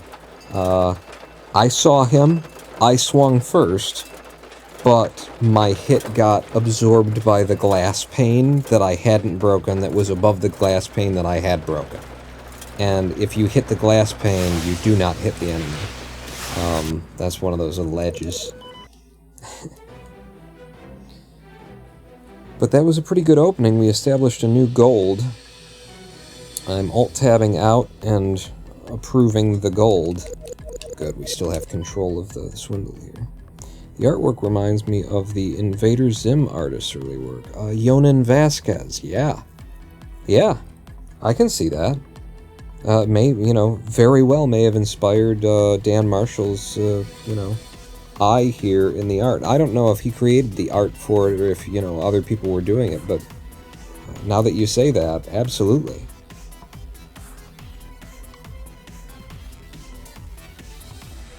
In 3, 2, 1, go. And considering that I can just, that you say that and I know the artist's name and stuff, maybe that's also part of what appealed to it, or appealed to me about it. Maybe it did grab my eye because it looked like Vasquez's work, and, Invader Zim is just awesome. It's an amazing thing that, and especially because it takes, such risks in, its color palette and everything. I mean, green and purple are, complementary colors, but you don't use them that way. You don't use them as, the primary set. They're supposed to convey, an eerie feeling, or maybe a, fun Nintendo gack goo kind of feeling or something like that. For him to make those, his base colors, oops, I was talking and I couldn't think of whether I'm supposed to go do the buy now or not, and I wasn't supposed to do it, but... No, I'm not going to do this. I'm not going to do this. It's going to screw up my splits and everything. No. No, no, no, no, no. It's not how we do that. Go on. Little Magnets with the Tier 2 subscription. 42 months on a 39-month streak. Hi. Good to see you are streaming a little again. You have been missed. Thank you, Little Magnets. Welcome back to the Big Dick Club. And yeah, I'm glad that I could, that I can be back here. And I'm hoping that we can keep things. I think I've figured myself out. I think I've figured out the medications I need and the amount of activity that I can sustain. And, if I can just keep underneath, keep below my limit. I haven't had a crash event since March. So that's pretty good. You should replace O'Reilly with Gurr's "You Wanna Make Biscuits?" Or, yeah, I should put some Vasquez stuff in there, Nerd God. Some doomy doom, doomy doom, doom, doom, doom, doom. That was one of my favorites. In 3, 2, 1, go. But yeah, thank you, Little Magnets. Good to see you. And, I'll be playing Kerbal Space Program. Shoot. Well, I changed it in the current save file, and I plan to make a new save file and start from scratch. You were already in there, Little Magnets, in terms of named Kerbals. But I guess that's not how things are going to go now, because I've got a new plan as of today. But, yeah, I went through and looked at, who are the people who, well, I've been lying in a bed,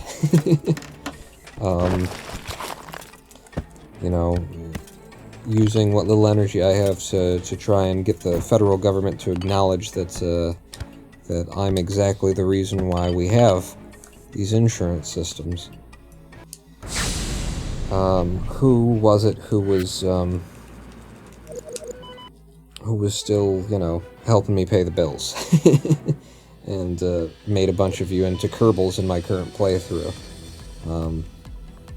But yeah, I'll be starting from scratch, so we'll have to see how that goes. What I really want to do is find the mod that I used to have, that used to work just fine, that you could use in-game, that would allow you to rename Kerbals live. That was such a good mod. It was so helpful as a streamer, as a live streamer, streaming Kerbal Space Program. Having to open up the persistence file and save and exit the game to the main menu and then make the changes and, Control H, replace all the names and then save and then go back. It's so much less convenient. Hey man, good to see you. Oh, hello, Florida Sidler. It's never been Florida Sidler, Vaughn, but you always do that, don't you? Florida Sidler. Yeah, it's good to be back. I'm Hopefully we can, nothing gets in the way here. Hopefully, just the act of doing this doesn't take so much out of me that I can't do it anymore. I mean, my plan is, brace yourselves. My plan is to be boring.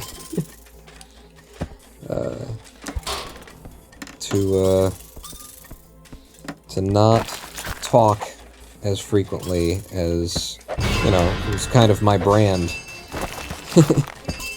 He just yammers and yammers and yammers. The question is, will I be able to get myself to do that? Because if I can't, I'll make myself sick again, and we won't be able to keep going. Yeah, I didn't think that was coming through. Alright. Have respect for it, Quan. This is my biggest problem with this speedrun, is in the early game, I can't get myself to respect the little weak enemies. And I need to, or else we're going to be resetting constantly. In 3, 2, 1, go. We're in a medium 2. Mid 2.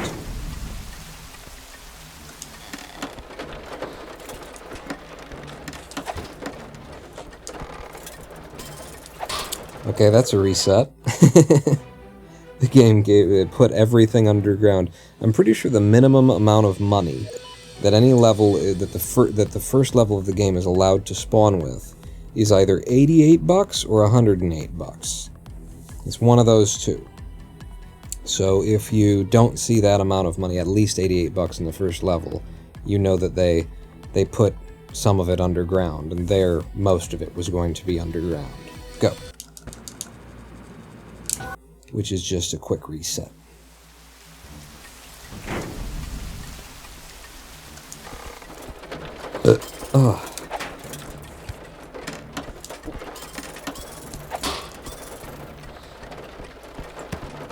Okay, let's try and go up here with a little bit of glitched action.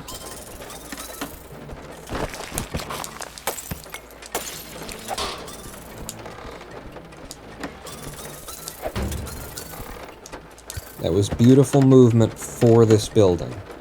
This building was going to be problematic, just given what it is, but I dealt with that very nice. You come out of it in 45 seconds. I'm a happy boy.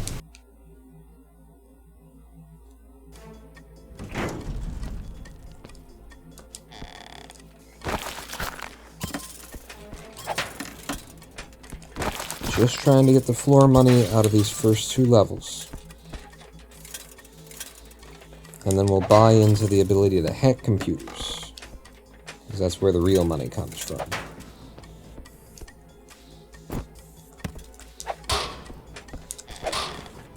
And this is a big, long building. I don't like to see this. Oh, that's fine. That's fine. This is precisely why. There's a little bit of money up there that I just can't get. It's precisely why we do things as we do here in this speedrun. We don't need it to be 100%, we just need one of the 2 to be 100%. One of the first 2 levels, and the first one was. So, as long as that counts as a successful heist, and it did. Ah, damn it. I messed up the menuing. And now I'm out of sequence. As long as it's a successful heist, we're okay. The run can continue.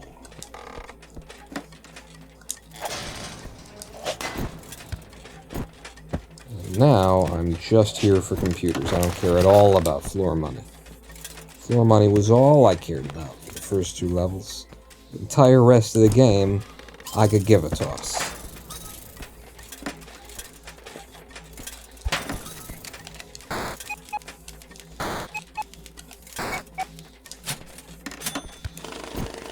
And I'm just coming down here to see if there's another computer at the bottom of everything, and there isn't, so we're leaving.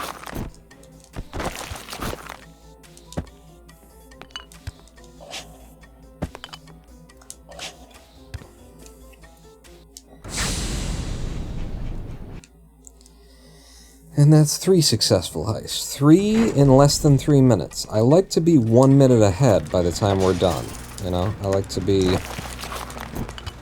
exiting with, like, 7 successful heists in 6 minutes, or 8 in 7, or something like that. We want to be picking up that kind of time as we go. But it is entirely up to the Swindle. It's all RNG there. There's so much I can do with movement and gameplay.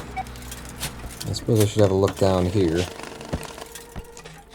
Yes, I should. And it's a good thing that I did, because there is a second computer down here. If we wouldn't have gotten this computer, it wouldn't be a successful heist.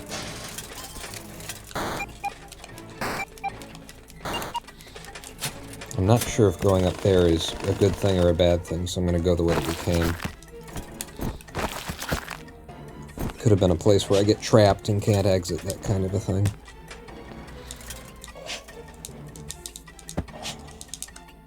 And as long as I spam jump, there is no fall damage. But there is fall damage, and it feels really stupid when I die from fall damage, which I still absolutely do sometimes, knowing that all I would have had to do was press the jump button right before I hit the ground once, and I wouldn't have died.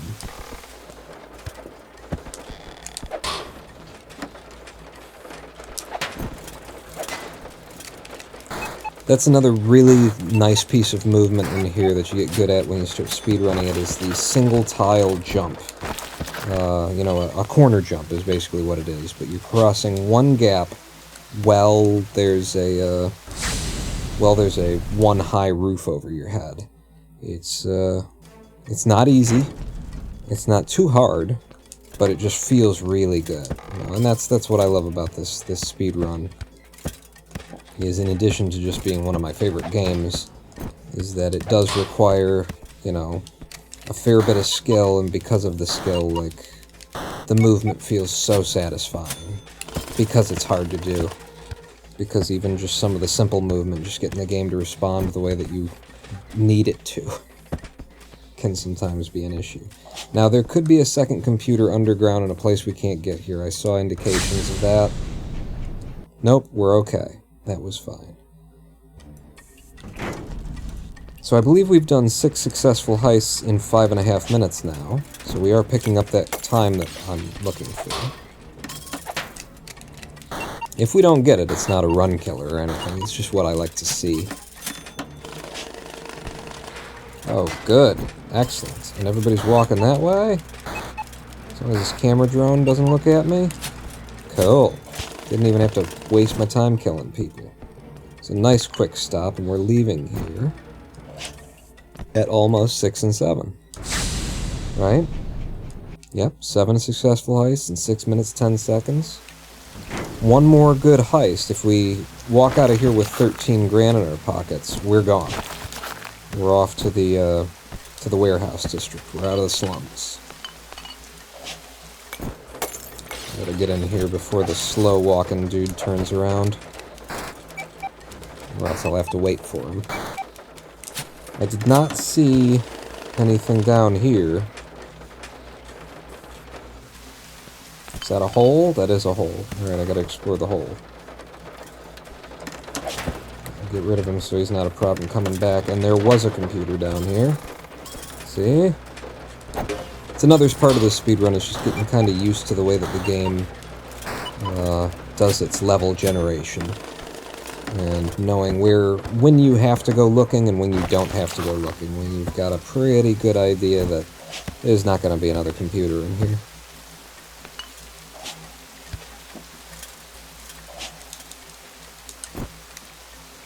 Did we get 13K? We did, and we're out. No.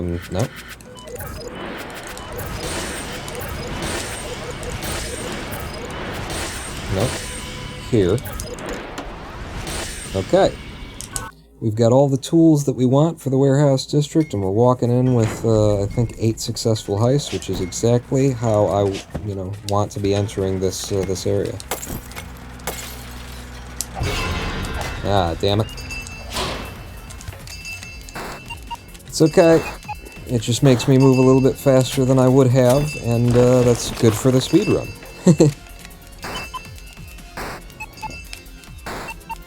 I probably wouldn't have pushed my way into this area as quickly as I just did.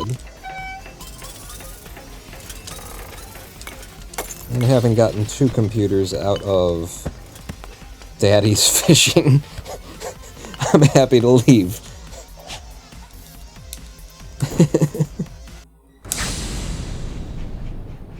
That's almost all the money that we needed, but not quite. Oh, did it count as a successful heist, though? I didn't look. I'm usually, you know, looking to see. And I just didn't.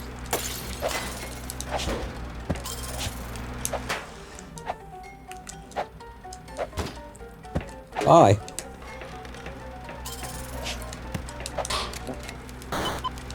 Into the spikes with you, please. It's something else that I just learned. I've been speedrunning this game and playing this game for so long, and I just found out that while you're hacking, you know, you can sneak a finger out there. Wait, is that another computer? No. You can sneak another finger over there. If you can lean over and hit the button, you can still swipe. Still swipe at enemies.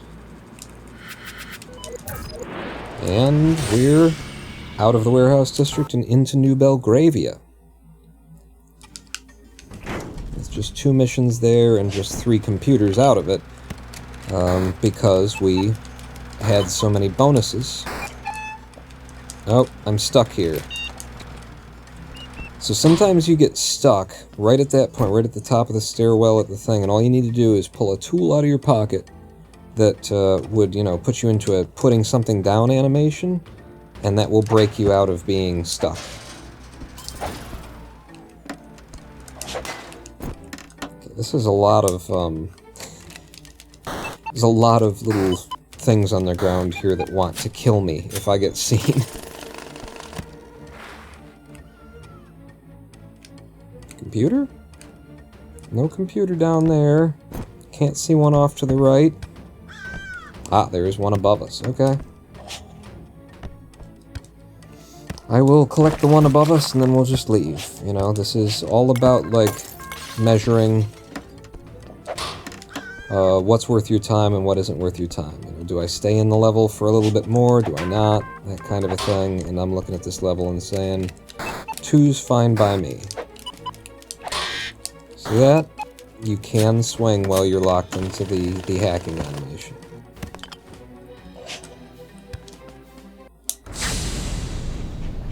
Okay, that's worth 43k. And what I want, first and foremost, is to be able to see computers, and then I'll take a bug, I'll take Steam Purge, and I will not hit the button to go to the next split. I'm always tempted to do that.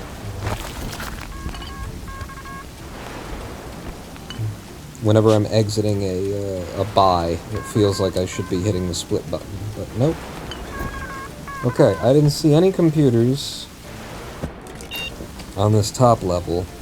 It's tempting to just leave and go spawn a different level, but since there is a convenient way in right here to the deeper level, I will give it a couple of seconds and see how things work out for me.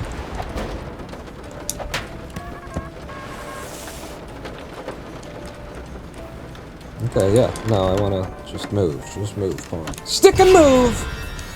Okay, that was another, you can see my inputs, so you know that I was holding down the button that should have allowed me to, uh-oh. Yep. The shotgun guy over there is going to be a problem for me. Shoot. Alright, I'm coming over to your neighborhood, which means I'm going to be stuck here for a whole electricity cycle. But we gotta get something out of this level, we put too much time in. Put down a bug as we're leaving, and that makes it, you know, worth the effort. Can't get up that way, Vaughn. Don't care if you can see me. Whenever you're doing that little glitch upward to a place that you don't know, you want to try and, like, be swiping as you come out of the ground, just in case there's something there, and then you want to jump away. So that worked out. We got some money out of it. You know, it wasn't a complete waste of time. It's definitely not the best thing that could have happened for the sake of the speedrun, but we're still running. We're still in a position where we can world record. Yep, put you in there. Put you in that hole. And I'm probably just going to get seen here. Don't care. Put the bug down. These guys are killing themselves. Fellas. Do all my work for me. Okay, now what I would like to do... this could get us killed. I'm gonna take the risk. Come on. Yep. Because there's a second computer up here that I wanted to get at.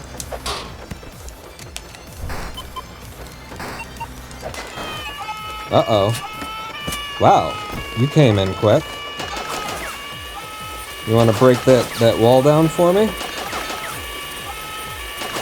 No? Okay. He keeps getting closer.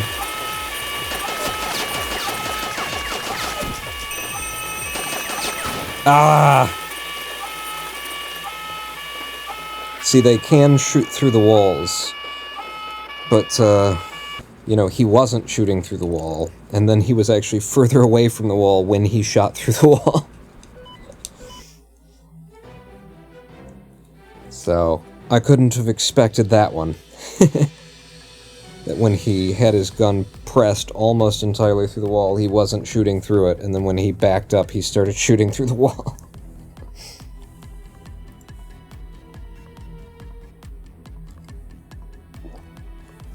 That was also quite a bit of bad luck, because we hadn't been, you know, in that level for that long for that guy to show up. And it does seem to be down to like a RNG roll that is just like really wide and prefers to not come in the early levels, not come quickly. But, you know, it's a wide RNG roll, and there is still, like, the possibility that you'll get a really quick response from the police, even in the early levels.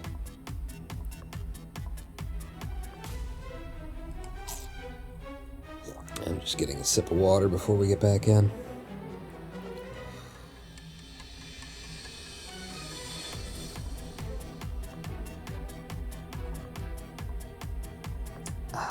Okay. Do I still have a controller that works in this Swindle? I do. All right. No one likes to come quickly, so it's understandable.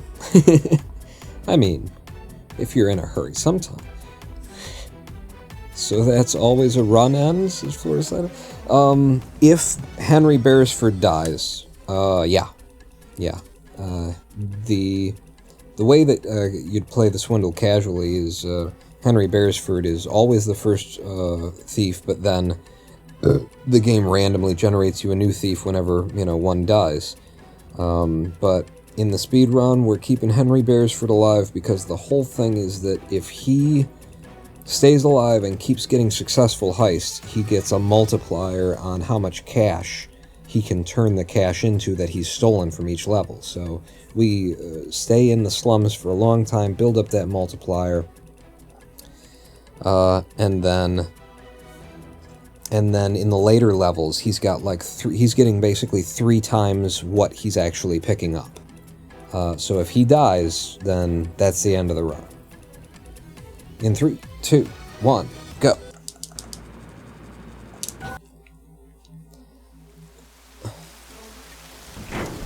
Yeah, it's a tough speed run. I feel like... Okay, never mind. I keep trying to envision it as a marathon safe speed run, and my god, it's just...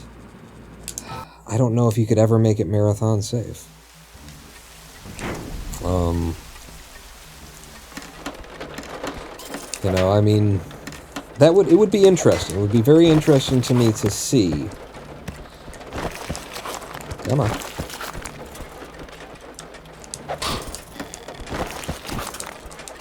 To see if, yeah, I got 100% of the money. Shame I got seen. To see if you could just keep the speedrun going after he had died, like, how long would it take? How long would it take if you never got XP bonuses to beat the Swindle? That's how you would make it marathon safe. That's how you would pitch it to, like, GDQ or something like that. You'd have to be able to tell them what amount of time it could take in the worst case scenario. That's a reset. We can't be seen on both of the first two missions. We can be seen on one of them. But you'd have to be able to tell them, like, in the worst case scenario, I can still guarantee you that that we can beat this game in X amount of time. That's how you make it marathon safe.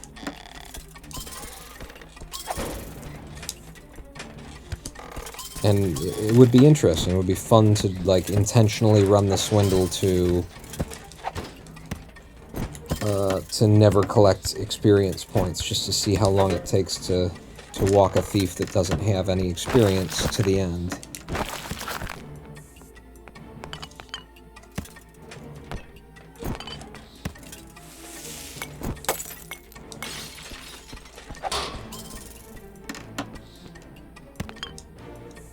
So do a no power-up run. Yeah, I guess that's what it would be, Nerd God, yeah. Be kind of a challenge run that would result in you knowing, worst case scenario, how long it would take you to beat the game.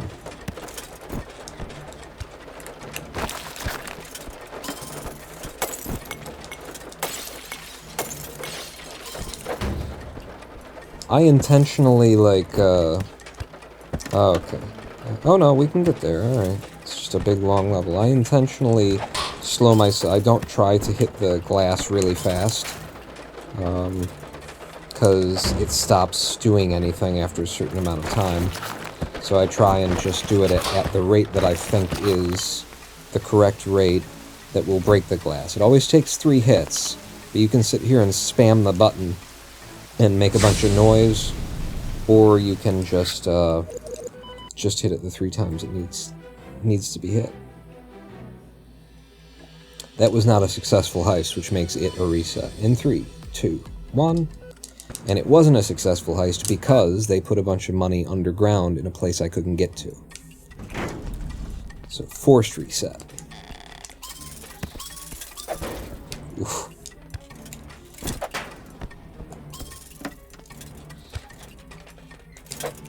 Ah! I always stand too high on the stairs like that. I need to be standing on the top tile. You know, the tile that defines the top stair. Not, like, just a little bit onto that tile. I need to be dead in the middle of it, and then I'll be able to hit them well before they can see me.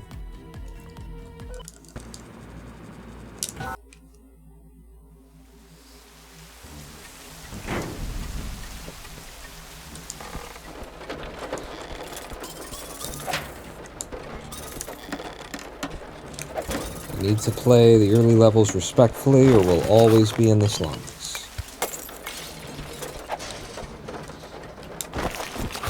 Ah. It's okay, this can still... Ah, he picked up the money. But he only picked up one little piece of money, so if we had already gotten everything else, then this could still be a successful heist. Yep. It's a successful heist. That now means that we have to get 100% of the money and not be seen out of this level. Which is not a hard thing to do. Just gotta do it. You just gotta do it. Respect the enemies, take it, you know, fast slow. Take it slow quick. Yes, it's a speed run. But, you know, there is a speed at which you can virtually guarantee that you'll get out of it alive. And then there's a speed where, you know, you're hauling ass. Nice menuing, that was smooth. I didn't push it farther than, you know, than I know I can safely do. It's the whole thing about the speedrun with me is that I struggle to get myself to do it at the speed that I know I can do it. I'm always trying to do it at the speed that I think I can do it. That I know I can get lucky and do it, you know? I can just slow myself down enough to do it the way that I know it works.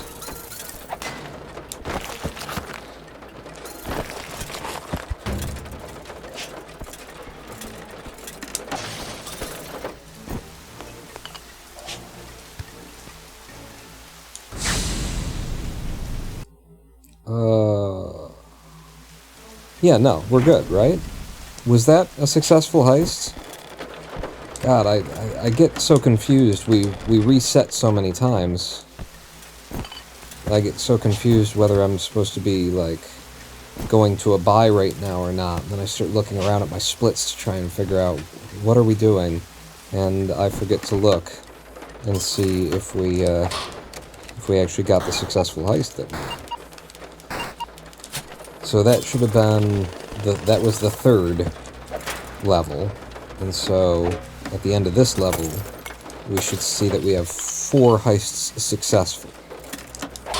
I'm just gonna run through him, because I need to see. Okay. We're good here. Do we have 4 successful heists? It's right at the top of this screen. Yes, we have 4 successful heists.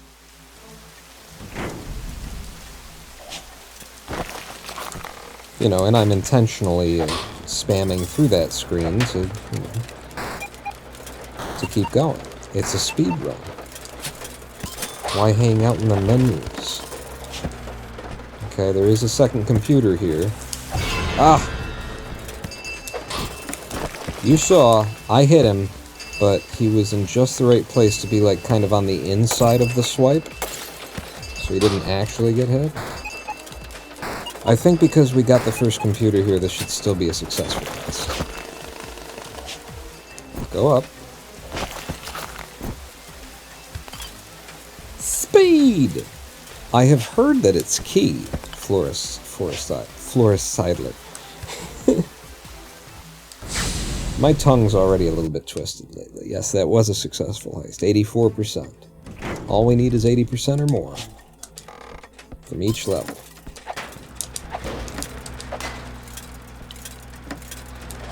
Ah, what are you doing, pawn? Okay, that was very rare. So the guy with the long eyes there who saw me and ran directly at me, I think it might even have to do with the fact that his back was against a wall. They never move that quickly. There's always like a little delay with those guys. They have a little hup, a little like, oh, what did I just see? And then they rush towards you. That's how it always goes, except for what we just saw right there. And it might be because he was at the exact beginning of his pattern, with his back against a wall, and so he saw me and immediately came at me. And that's the only reason, you know, like, I know the timing of when I need to swing there, so that I'm not swinging too early or swinging too late, but he came early, so I wasn't. I used to watch Jacksepticeye all the way back as a little baby boy. Top of the morning to you. I was a big fan of Jack when I started my YouTube channel. He wasn't an inspiration for me to start the channel, but his content did definitely, like, shape my ideas of what would be funny and fun and entertaining. In fact, yeah, he's the reason I found Cluster Truck. He's the reason why I am the super moderator of the speedrunning community for Cluster Truck, is Jacksepticeye. Because I saw him play Cluster Truck, and I loved it. I loved, you know, his maniac stylings doing Cluster Truck, and I bought Cluster Truck, And my whole like YouTube series starts out at the beginning of like my casual playthrough of Cluster Truck way back then. It constantly references Jacksepticeye because that's who I was watching and who turned me on to it.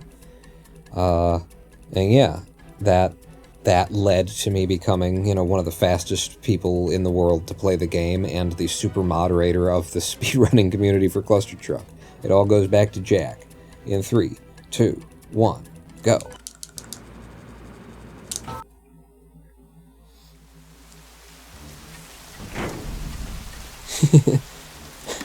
Be the dragon.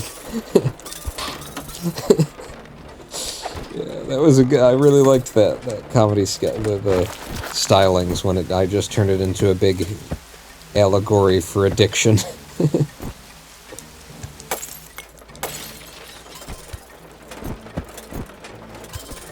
A lot of my stuff, though, I do look back at and I'm like, God, settle down, man. Turn it down a bit, you know, kind of a thing.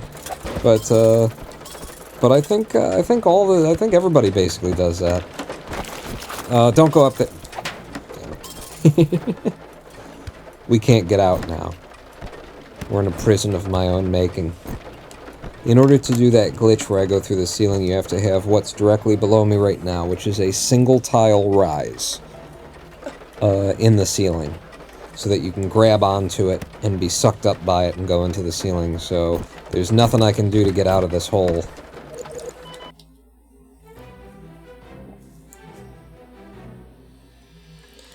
I'm pretty sure the whole reason I made a YouTube account was to smash that like and subscribe button.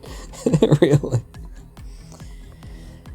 Smash it! I can't. I don't have the breath to do any impressions anymore. To many people, we're tame. Gotta have a little bit of crazy. Dubstep outros? I don't. There was a very specific time where I was all about Jacksepticeye, and then where, I don't know, it just, I never felt like I stopped liking his content, I just, slipped away, I guess. Started watching more Markiplier than I was watching Septiceye, and then, Markiplier was a shorter period, though, I feel. I feel like Jacksepticeye I stayed with for a longer amount of time. Markiplier, his sort of default thing that apparently he, you know, built himself on, the horror games and stuff, wasn't really my, my interest. I enjoyed him as a comedic performer, first and foremost, and so some of the stuff that he was doing that was kind of just fan service for his base was not interesting to me. So I didn't stick around for too long with Mark.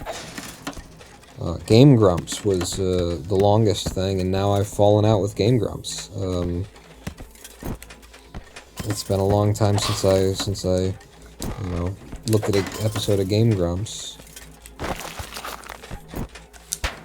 And again, not for too much of any reason. You know, they were still good when I left. They were still doing their thing. But Simple Flips has become my staple. And even with Simple, I'm not necessarily watching his new stuff religiously. What I do is I put on his uncleared levels playlist, or his playlist with idiots. You know, Mario Maker with idiots. I'll put one of those on in the background and then just go about my day. Shoot. Basically, I've stopped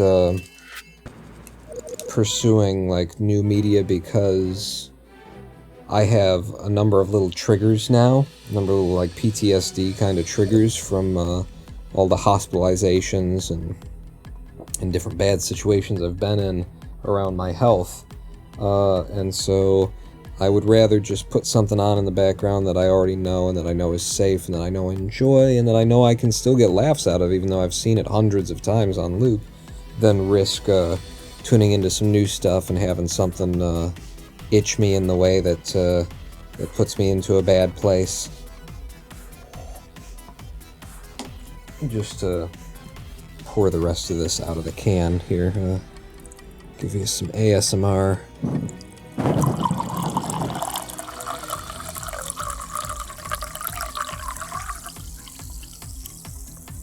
you go. And now we cut the hair.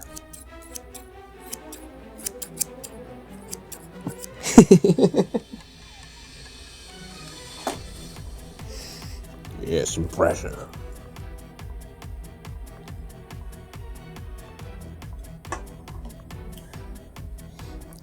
You started watching PewDiePie when you stopped watching Jack. I never got into PewDiePie. As a YouTuber, I always held something against him for being the most popular. So there was already a rift, a schism there, and then, you know, I could see exactly why and how he built that, and it had to do with a lot of things that are manipulative. They are absolutely manipulative. You know, putting subtitles on the bottom of the screen is literally appealing to a base sensibility of your eyes just want to read. You know, they want to, if there's text in front of them, they try to grab onto them. It's a manipulation of the human psyche. To do that, and you know, it's not the worst thing in the world that you can do, and sometimes it's appropriate, but you know, a lot of his content, that's how he got big, was he was manipulating children. He was manipulating the base sensibilities of children, and you know, even if he hadn't have been the most successful, I would have seen that and held something against him for it. And, you know, and it's just the same thing that, like, McDonald's does. It's the same, like, that kind of editing and that kind of content production is, it's clickbait. It's, McDonald's makes food out of sugar and fat because we have a base evolutionary reaction to high contents of sugar and fat, and we want it. You know, we want sex, we want sugar, we want fat, and our eyes, you know, demand to focus themselves on words on the screen if you put them there. In 3, 2, 1, go. So I could see all of the gears turning, and what the hell? Did I actually not enter there? I guess I didn't enter there. Wow. I rolled the buttons in the opposite order there. Pawn, hello, ghastly player, ghostly player. Which are you going by now? I'm sure you've had ghastly there before, haven't you? How you doing? I'm back-ish, and we'll see. A little lightheaded. All I heard was sex. Yeah, see, just saying it, your body just instantly, it's a physical response.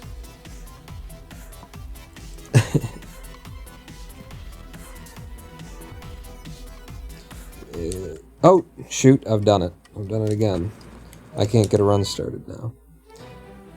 If you reset before you enter, then you don't get the, you know, the second menu that warns you you're going to overwrite your game because you don't have a game yet, and that screws me up.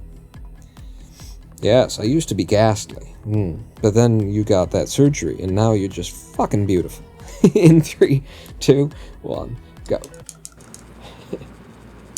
And you got the biggest friggin' just gazongas on you. What?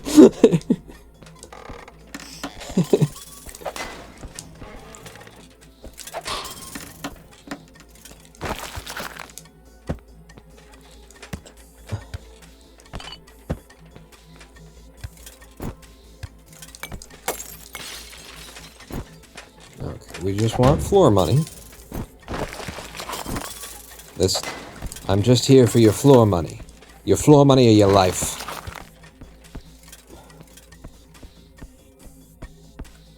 Oops.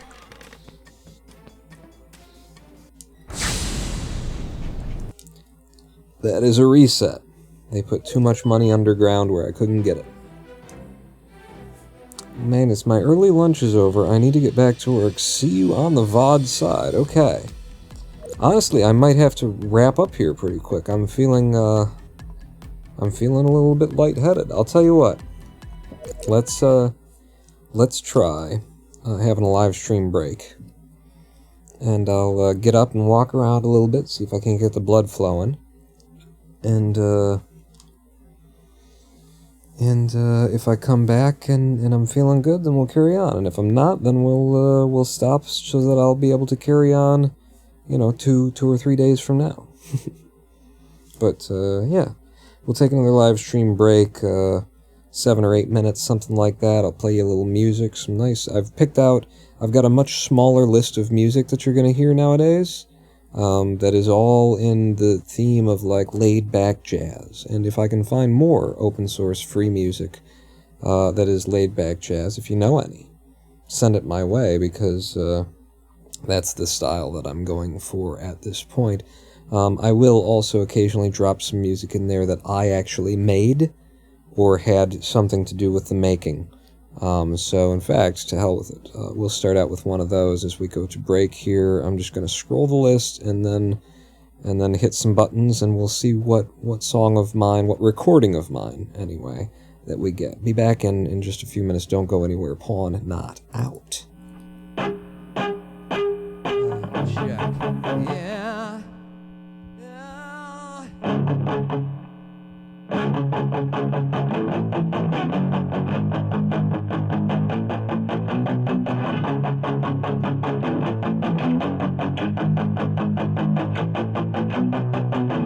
And if you save yourself, you will make him happy.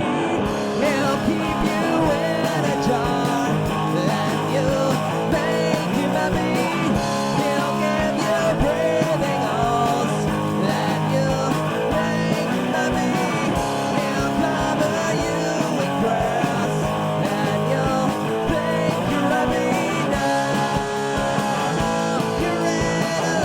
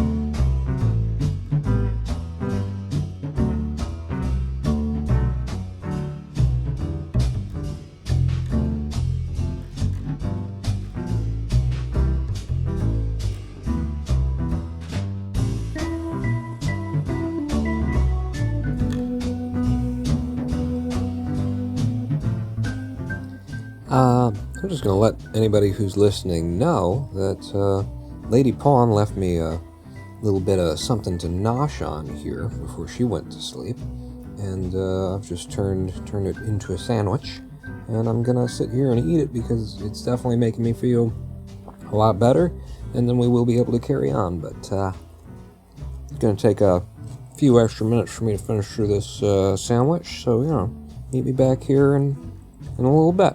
Okay? Okay.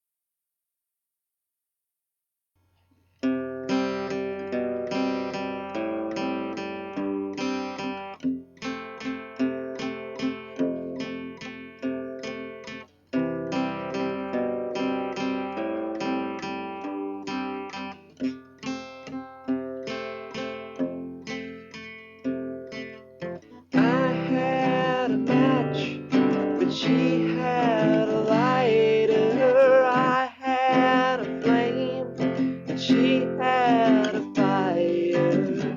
I was bright, but she was much brighter. I was high, she was the sky. Oh, baby, I was bound for Mexico.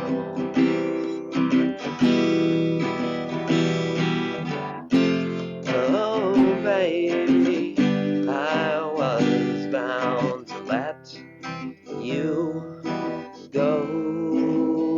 Oh, oh, oh.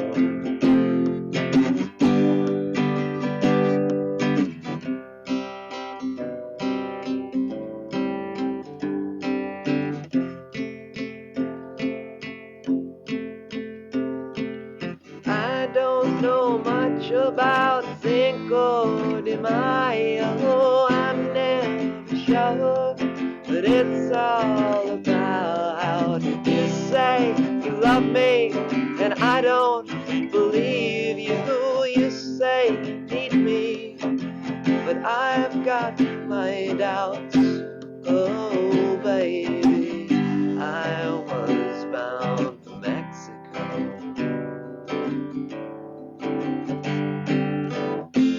Oh, baby, I was bound to let you go. Oh, oh, oh. Hey.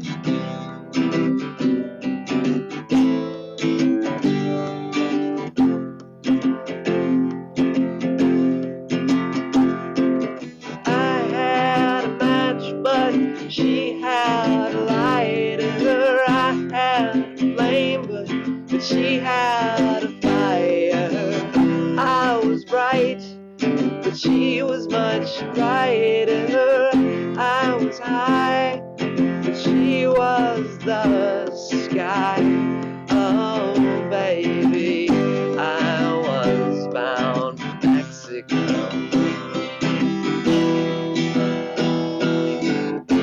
Oh, baby, I was bound to let you go. Oh, oh, oh, oh. Yeah.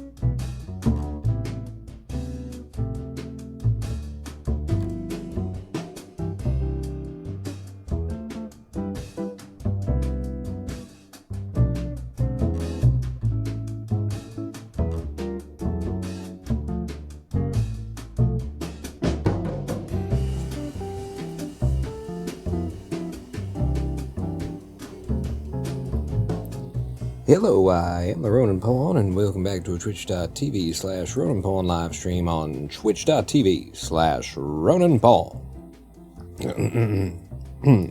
Yeah, that was a sandwich, alright.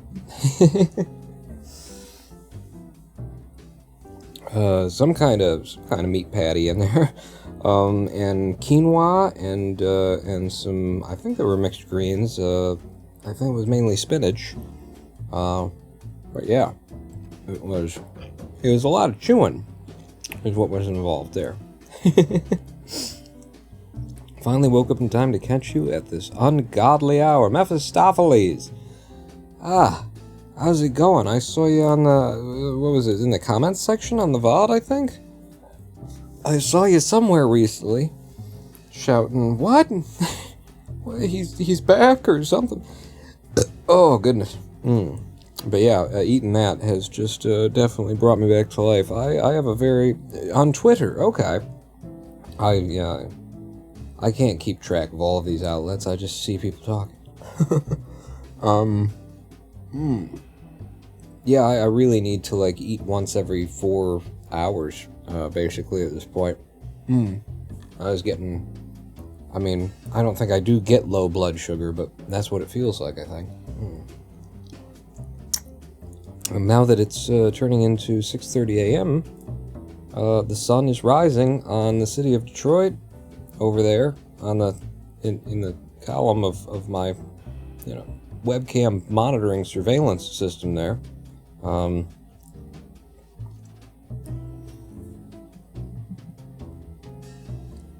Might get lucky and see some train activity, or some boat activity, or some falcon activity, or, like an explosion at the Canadian and U.S. border. That covers all of the things you can see there. Okay, but before we get started again back into the Swindle, I do have to take some pills. If you feel like it, then take some pills with me. It's a good time for all of us to take some pills together. I'll be taking some naltrexone, 3 milligram, making it low-dose naltrexone, LDN, which, of course, we all know what naltrexone is for, right? Naltrexone is actually it helps people stop doing drugs and drinking alcohol and that sort of a thing. Let's go, pill time, yeah! And hello, Alex the Ninja, by the way. This hour is fine in Australia. Naltrexone is, it's an anti-narcotic. It gets into the receptors, what's the word I'm looking for? The happy receptor, not dopamine receptors, but the psychedelic, trippy receptors in the brain that respond to so many drugs. It gets in there and it sits there and it occupies that slot for, I think the half-life is like 4, maybe 6 hours, that kind of a thing. So people who have been addicted and are trying to get off, they'll be put on naltrexone, and then it occupies that slot in the brain so that even if they do use, they won't get a high off of it, and so that discourages the reuse of it. What they found way back in, I feel like the late 70s, or maybe it was the early 80s, or could have been even earlier than that, but I think actually mid-70s is now sounding right to me, is that in the low dose, naltrexone seemed to have a anti-inflammatory effect on the brain. And so for, 50 years now or so, low-dose naltrexone has been a thing that helps with neurological issues.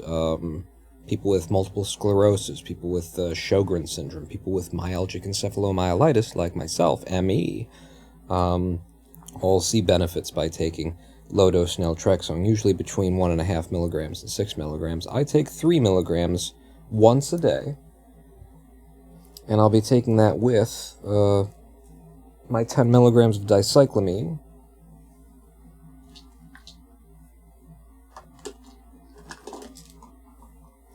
Dicyclamine is a relaxant for the gut, basically, for your bowels, for your intestines. It's a muscle relaxer that that settles things down in the gut if you have like spasming intestines, ostensibly.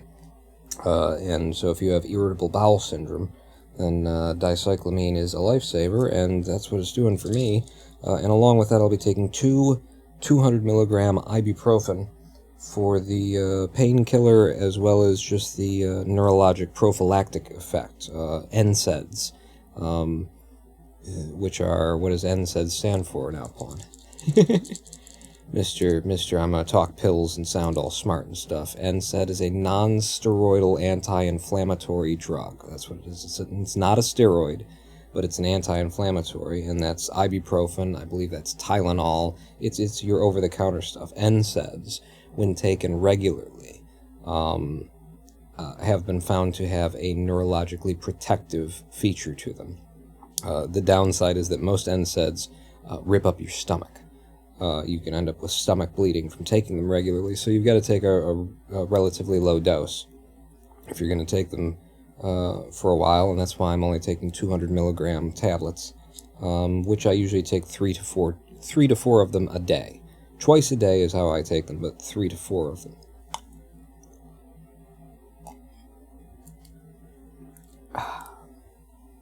And that's my evening pill regimen.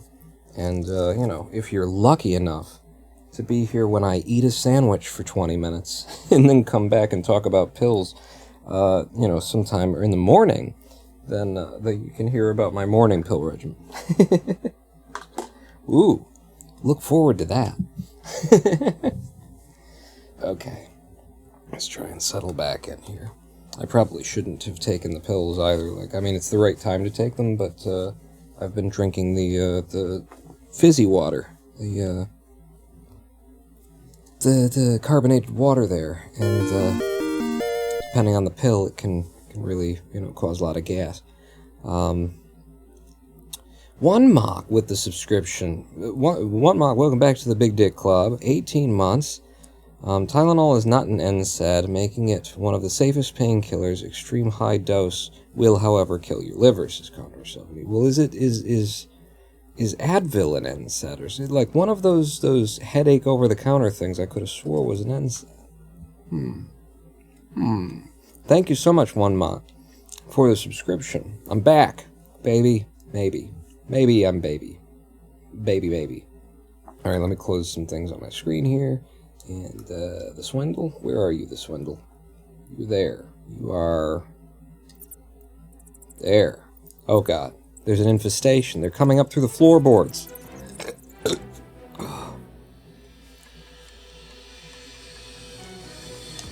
Actually, now that you say that, they're Condor 70, I think my primary care provider, which is actually a nurse,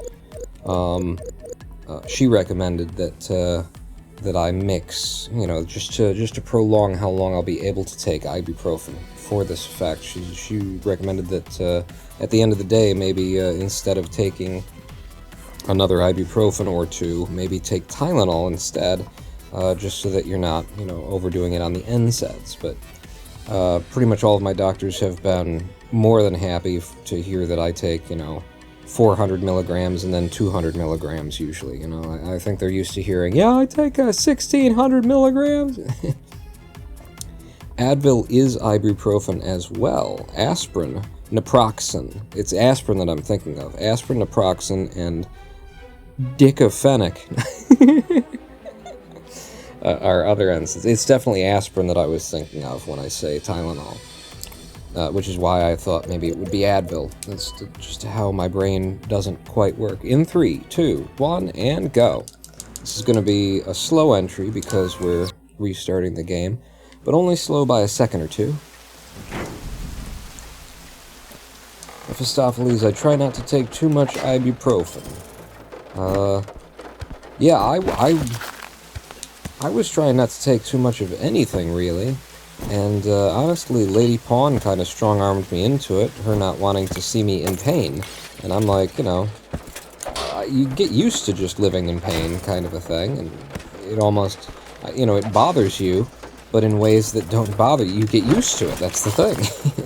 And so she probably knew better that I was in pain than I did, really.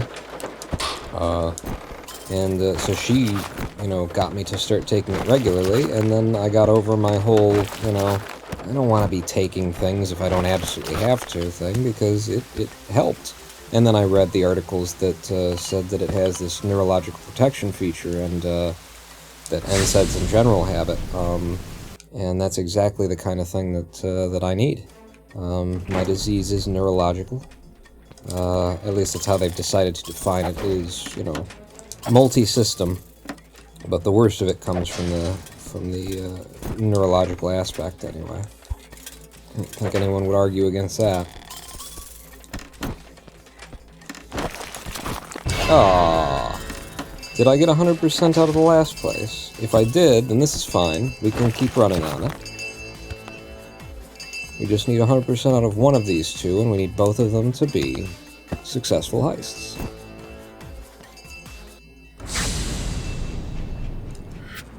Do I have the money? If I have the money, then... yeah, we're good. We are good, and we're on a run. Let's see, my brain doesn't do anything. It doesn't do anything? Anything at all. Nothing? Because mine does stuff, it just does stuff it's not supposed to.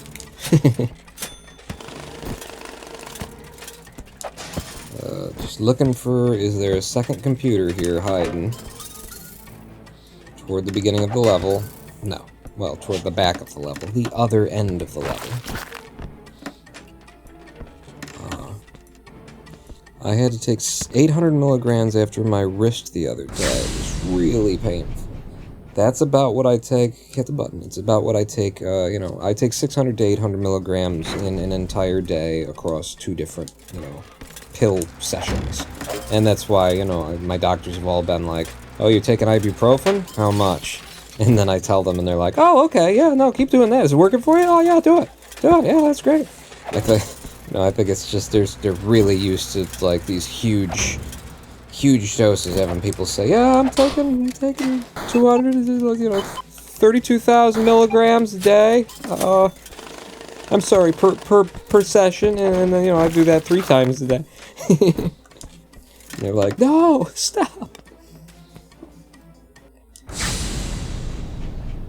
Ah, that was not both of the computers. They were hiding one somewhere, either on the right half of the level, just where I didn't go, or tucked underground somewhere. You never really know when that happens. Can never be entirely sure. In 3, 2, 1, go.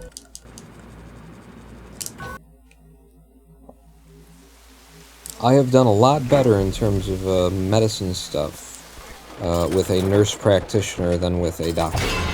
Fuck you! I changed my primary care practitioner to a nurse practitioner, and yeah, she's way less up her own ass, and so she's like actually helpful. And ready to, like, sign documents and things. Like, we need a handicap license plate for getting my wheelchair in and out when we go places. Yeah, I'll sign up for that kind of thing.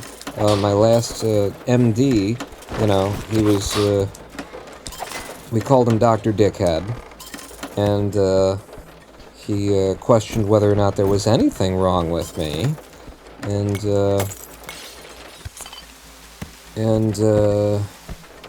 when I told him about the difficulties we've been having getting the wheelchair in and out of the vehicle, and how we have to, like, block the parking lot sometimes because we park in the sides of the car and you can't get it in and out and whatnot.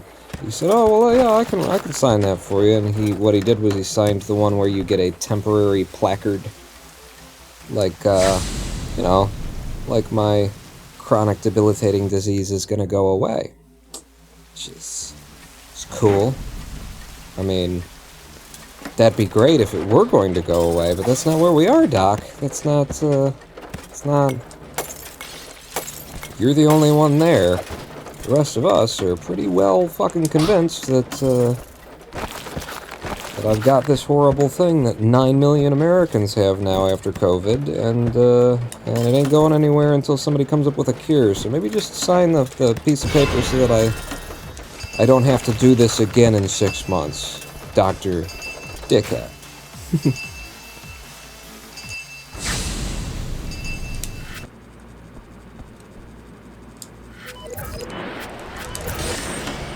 Little stutter there in the midst of the menuing. But yeah, the nurse practitioner has been way better for us.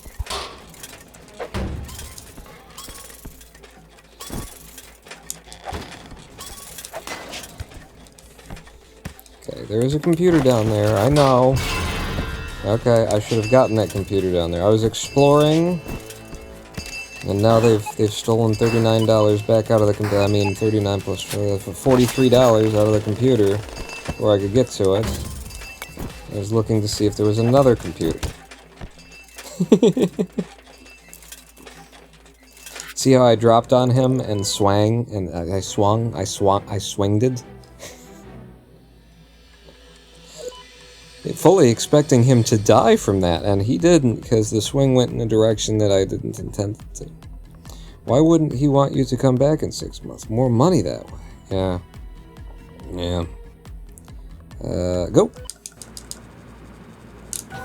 No, he didn't want to go on board with saying that there was anything genuinely and really wrong with me in general. He wanted it to be psychological. Because he had never heard of it when I brought it to him and told him about it. And you know, you tell an MD about a disease they've not heard of, and their first inclination is to decide that it doesn't really exist because you're threatening their ego. You know,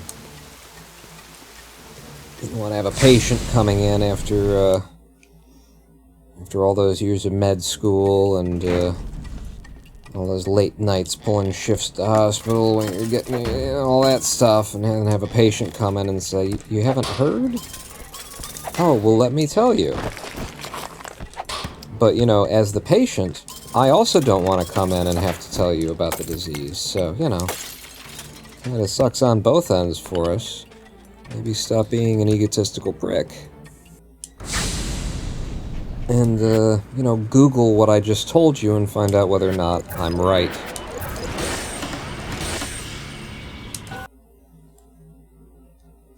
Wow. Wow, huh? With that opening. We did do two missions there, right? It wasn't me doing one and then walking in thinking that I'd done two. We did two. Yeah. Wow, that was a really fast opening. And I'm just here for the computers now. No more floor money concerns.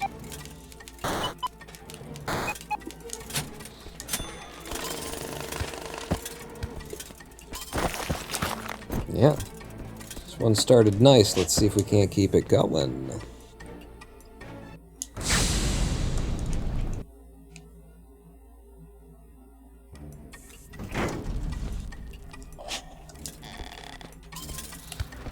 Don't need to go in there.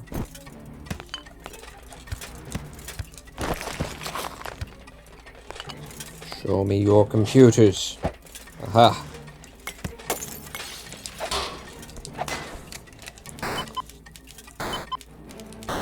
Oh, that was beautiful.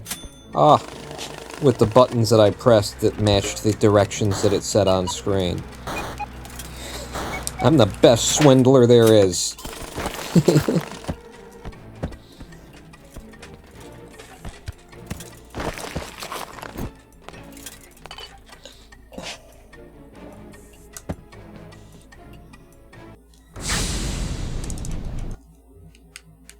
Now you see what I'm doing there whenever we're hacking, right? That I'm spamming the directional pad in such a way as to try and press all of the buttons as quickly as possible. And that just worked out really well, you know? A lot of times you do that, and it's like, it refuses to hear just the one button that you really need it to hear.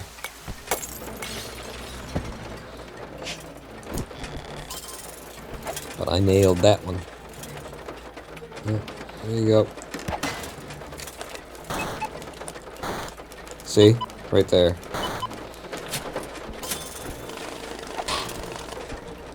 Oh! Is there another one down here? Because that's the only reason why I'm even around here. I'm afraid now of those long eye bastards because now I know that they have the potential to just come running at me without doing their little hesitation. So that actually scared the crap out of me. The pooples. It scared the pooples right out of me. Oh, hell. I'm not going to actually break the window, because that'll get them to turn around quicker. And I can come in and smack them up. Let's see, we have to go out the right side, come all the way around to get to the next computer.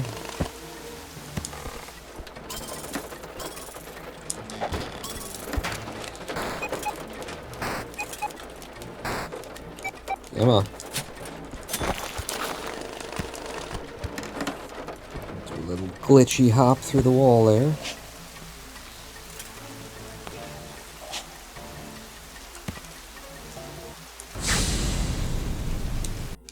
Okay, we've had six successful heists in less than 5 minutes. Yeah, we're on really good pace right now. Is there a computer down there? No. One up here. No. Oh, there's two of them walking on top of each other. It's very dangerous when they get spawned like that, because you'll take a SWAT and you'll not realize that there's another one right underneath the first one, but he isn't right underneath him. You know, he's just far enough away from being right underneath him that he's gonna still be there after you take the SWAT.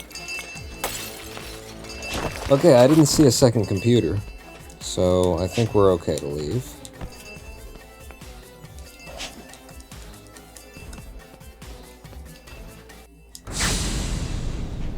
Yep, we were good. And this should be the last heist we do in the slums. And then we'll just move straight on to the warehouse district. As long as this goes okay. There we go. Wait for you. Okay, that's a tricky jump. Let me get rid of this guy so he's not a problem. Yes. Tricky fall. Just gotta look for the right timing. So that's one of potentially two computers. Or potentially one computer. Let's not wait around for it. Aha! See? Sometimes rushing it and getting seen pays off. I would have spent a lot more time here trying to not be seen, and it wouldn't have mattered at all. Would have been time loss. And we out. Thank you for the money, the slums. That's not what you're supposed to do. That's okay. I started doing the wrong menuing. And now I'm not hitting the menuing at all.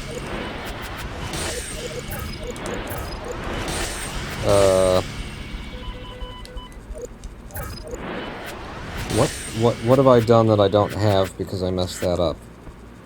I think you got it all. I think you did get it all in the end there. Okay.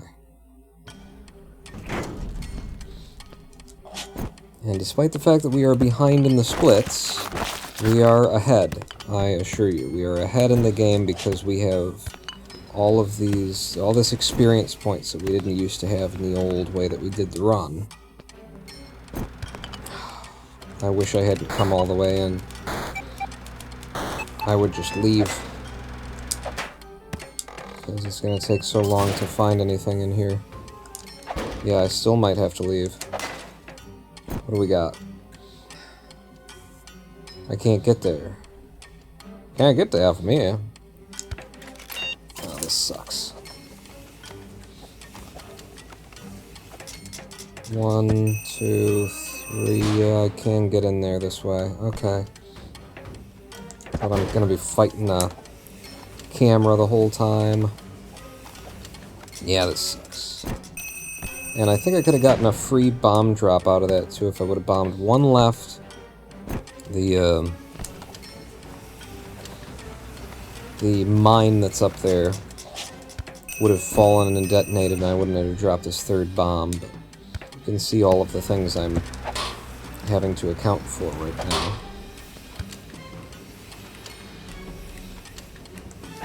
Boy, I don't like you being right there.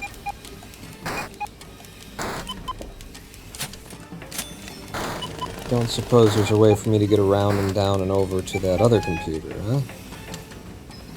No, no pawn. Okay, this was a horrible, terrible, awful, miserable waste.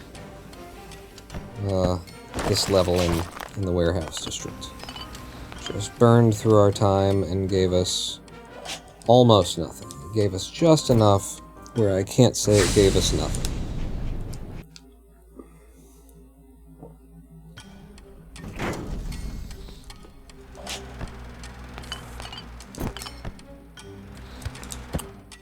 Let's hope that Mystery Commercial is kinder to us.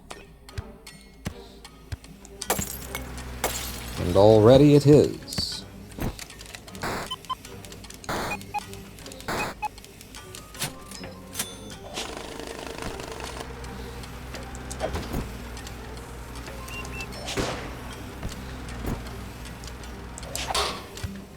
Okay.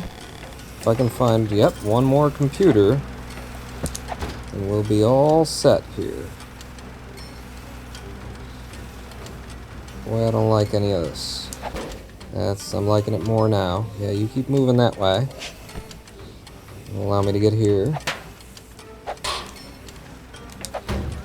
1, 2.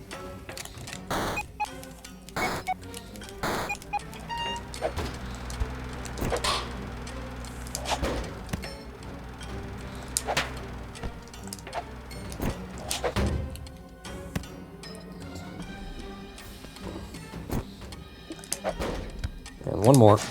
There we go. Okay, and that is enough. We can leave. We got all the money we want.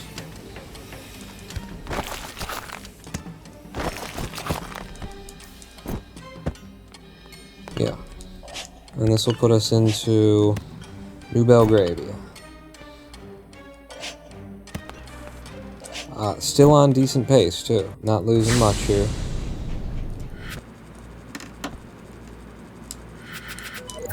Even though we had that horrible, horrible first level in the warehouse district, only losing 20 seconds or so.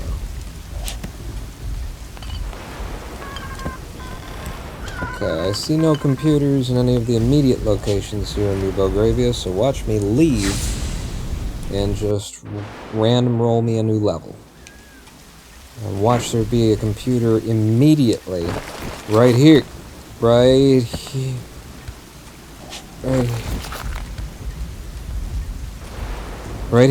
Right here, immediately, new computer.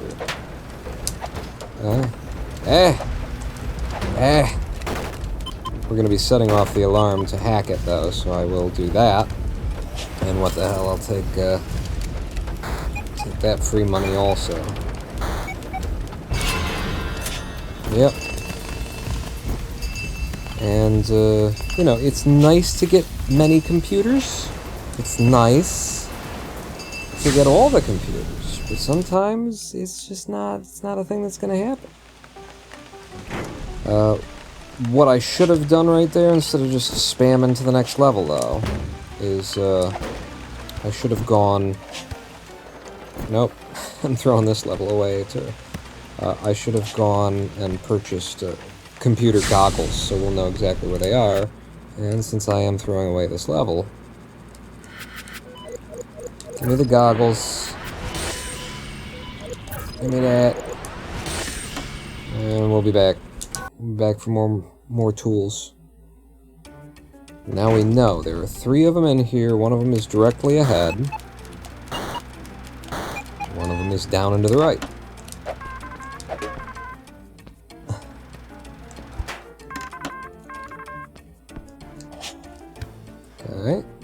I'm gonna go ahead and set that off so that I don't fall on it later.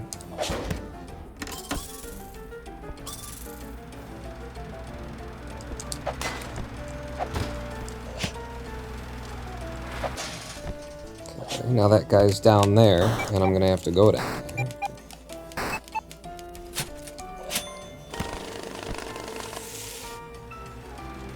Oh.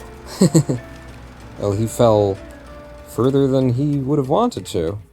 And we know that I don't have to go, like, down. We know where both of the computers are. It's the virtue of buying what we bought.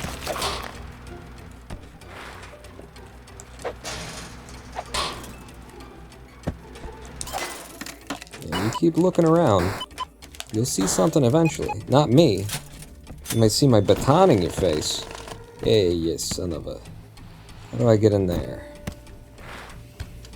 Looks like you gotta go up and over or bomb through the wall. The wall is 3 thick, so... I'll go up and over. I want all the computers out of here. It'll help us in the long run to get another successful heist.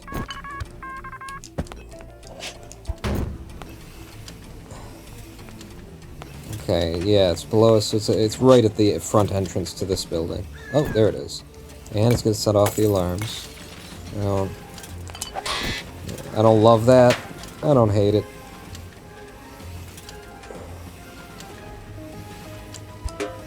It's not like we're gonna walk out of here with 100% anyway. You get a bonus for leaving with all of the money, 100%. Actually, you can do it with 99, and it still counts it as 100. And not being seen. You get a big bonus for that. And previous speedruns, before I came in and rerouted it, that's how it was done. Every mission you would go for 100%. But that is definitely not the fastest. 87% of the money. That was a successful heist, but we still don't have enough cash to go into New Belgravia, or into Casino Town quite yet. Okay, they're up. I don't like this. This is because it's gonna... It costs me my double jump to get up there, and then I don't have it to avoid that guy's eye line. That's why I was concerned about that. And then if this guy would piss off, I could have just fallen right in on the long eye slow walkers. He's doing it again. He's trying anyway. I said, piss off! Uh-oh. Uh-oh. Hit! Good. One more computer is enough money to get us into the next district. No doubt there. I'm going to knock you into the hole, Plucky. You get my reference. It's Plucky, don't go down the hole.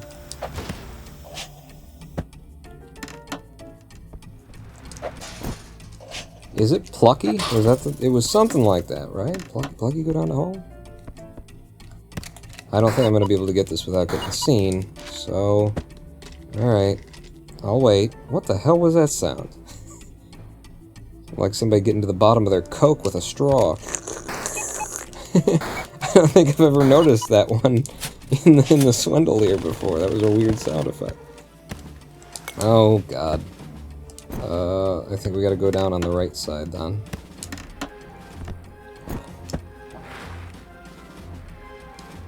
Alright. Nope. Nope.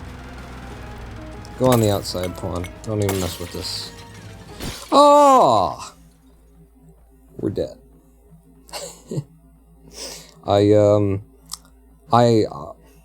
thought I was aiming to grab that wall. We didn't grab the wall. We went past the wall by 1 millimeter. And then we can't grab the glass yet. You can buy the ability to stick to glass, but I don't in the speedrun at all. Okay, they're doing things loudly. What a disappointment. You know, I'm very confident in my movement is the thing, and I knew for certain that we were going to, you know, hit that wall. Remember earlier when I said that there actually is fall damage and you feel really bad and really stupid when you actually die to it because all you had to do was press the jump button one more time? That just happened to us. Because I was sure I was going to land on that wall. I know the arcs and the trajectories of this game, I know how it moves. So well that we just died for no reason.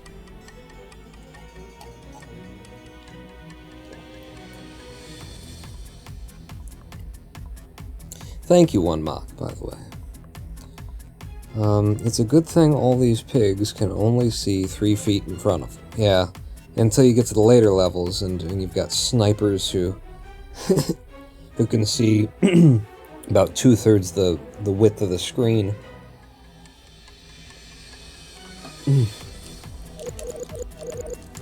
In 3, 2, 1, back in. And I think we're probably wrapping up here, so this will be the last bevy of attempts for the evening, and next time we get together, it'll be Kerbal Space Program. It'll definitely be, because I'm really eager to, you know, I want to start something with you guys again, you know, something where it's, at the end of the day, we have a journey that we took together. We played a game, and we were all there, and, you know, all the progress was made on stream, all the progress was made together, kind of a thing. So I'm really looking forward to starting up a new run in KSP career mode, medium difficulty, because I really like medium. I think medium is the butter zone. It's the way to be. Don't go down there. But medium difficulty in career mode, but not KSP. KSP is awful. We're going to be playing the Probes Before Crew mod that repairs it does everything that they should have done. It does everything that Squad missed in terms of game design. And I invite you to go and like read the you know, page on the Kerbal forums for the mod and see the designer saying, you know, what his focus was in terms of how he rebalanced the game. And, you know, gameplay was first and foremost on his mind. It's the first, and that's all that needed to happen, Squad. Was for you to care first and foremost about how fun the game was to play, and then after that, the other things. But we ended up with a simulator first, and a game occasionally. But this mod absolutely fixes everything that, well, not everything. It fixes all of the major gameplay mechanics that were just poorly done in the base game. And I want to show you just how good it is, and I've been already enjoying it myself. I thought those were spikes that I was jumping over. Will it be Probes first? Never mind, says Mr. Stuff. Yes, yes. Except for it's called Probes Before Crew. Probes Before Crew. And it's using many of the things that are recommended along with the mod as well. I'm not, you know, getting into life support systems. I'm not getting into, you know, Kerbal operating system or Kerbal KAS, KOS, or KIS inventory system. None of that stuff. But Strategia and the designer's own modifications that he's made to the mission control and how missions get generated and stuff like that. All of that I'm including, and when you do, the game is just brilliant. It's what I always wished it was. Ooh, I don't like this. It'll be a hard one. Yeah, because of the yep. And it's still hard to get in there without getting killed by him. There we go.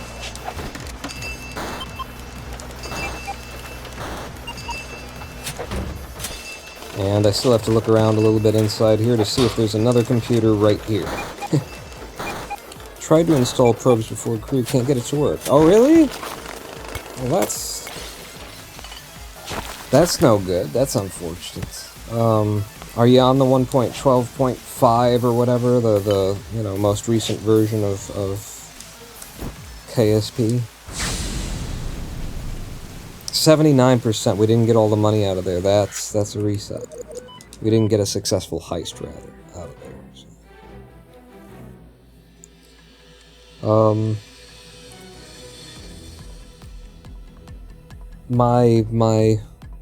I would just, recommend, I presume if you're having any trouble at all that you gotta be starting from an install that you already have, and so, I would just recommend making a new clean install, downloading the latest version, and, starting from scratch, and also installing it through CCAN, if you were doing it manually. I had no problems doing it through CCAN, and it recommended all the supporting mods, and I had a look at them each and selected them and all that kind of stuff. It was just really, really clean and really easy to install, with a clean.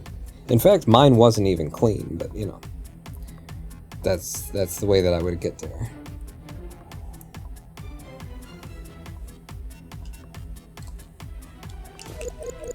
In 3, 2, 1, go. I said we're in for the last bevy of attempts here, so if we don't get in, we don't get a run started, immediately. Doesn't mean we're done. It means, I want to at least get one started before we call a night on it.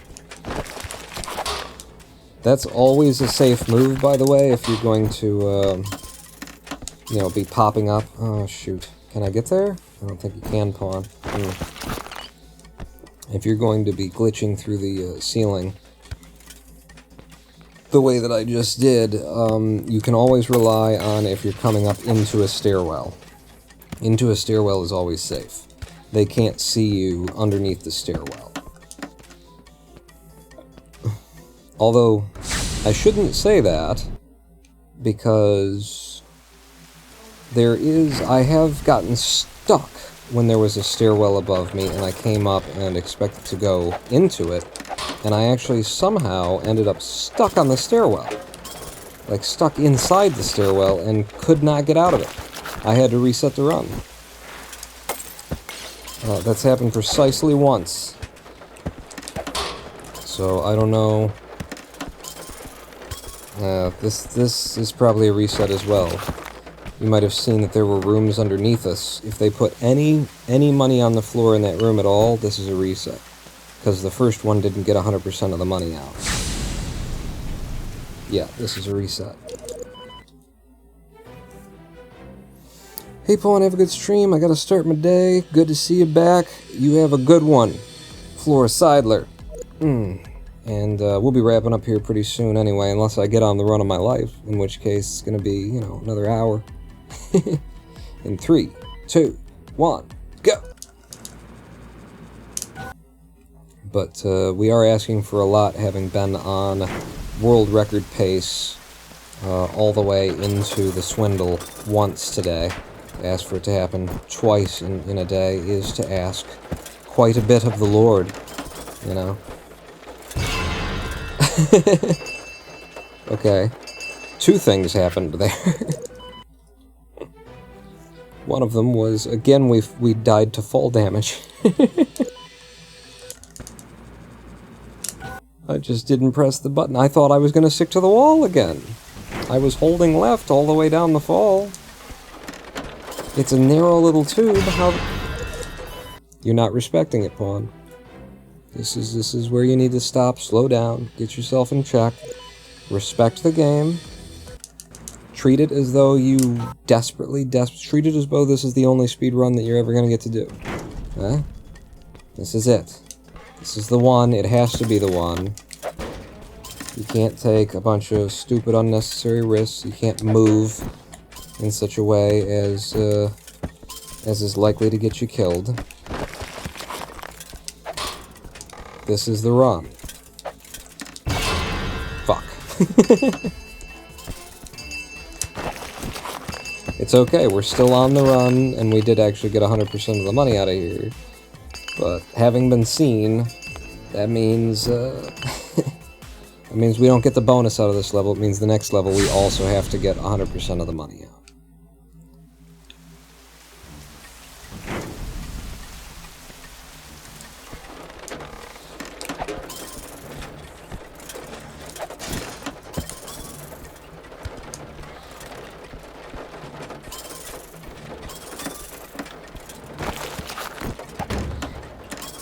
Of course you gotta have some up there, huh?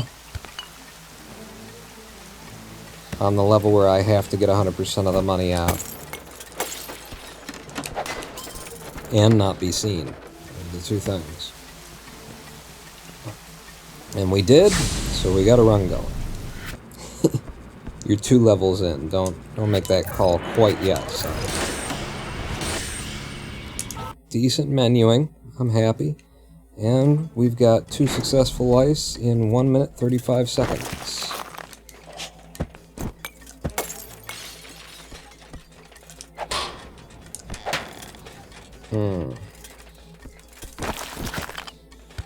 No reason to fight getting across that area. Okay, there is a hole going down. That's what I needed to see, because otherwise I'm like, where the hell are the computers? And it would appear the computers are in a place we can't get to. If that's true, this is a forced reset. I'll go back to the entrance that I didn't come in through. And see if we can get there from here. We can indeed. So I just went the long way around trying to avoid a mildly difficult entrance, and it cost us 30 seconds. Because I didn't just walk in. Come on! Passed right through your face a couple of different times there, buddy. My girl, don't lie to me. Recently saw a thread made by someone who was so bad at Street Fighter, thinking they were the problem. They were convinced. Wait, no, now I have to wait. They were convinced what? I need to know. The tournaments are money laundering schemes and all the top players are paid off in human slaves by Saudis. Okay. As soon as I hear, and the Saudis, it's like, okay, wait a second. The Jews are going to be involved in a second, and then the blacks and the gays. I know where we're going here. I've heard this person in a different body several times in my life, and I've walked away on every time.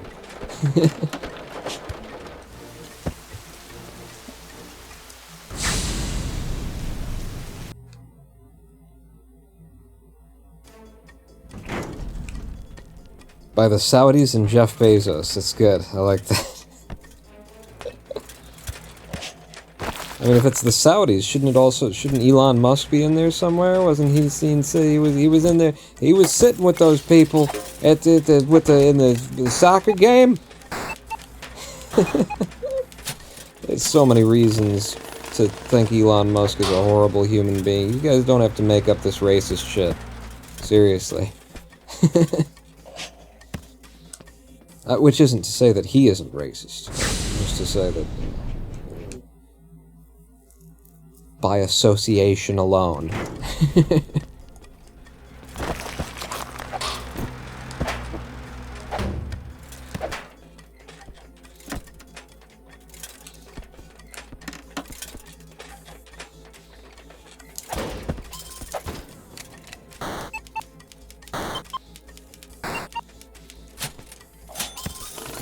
One of them. Is there another? That looks like it's the back entrance to the building, so I don't think I need to continue looking for it down there. And this ends here, so just one computer, probably. It could still be hiding all the way to the right there where I didn't go, but it probably isn't. Yeah, we're good. And that's 6.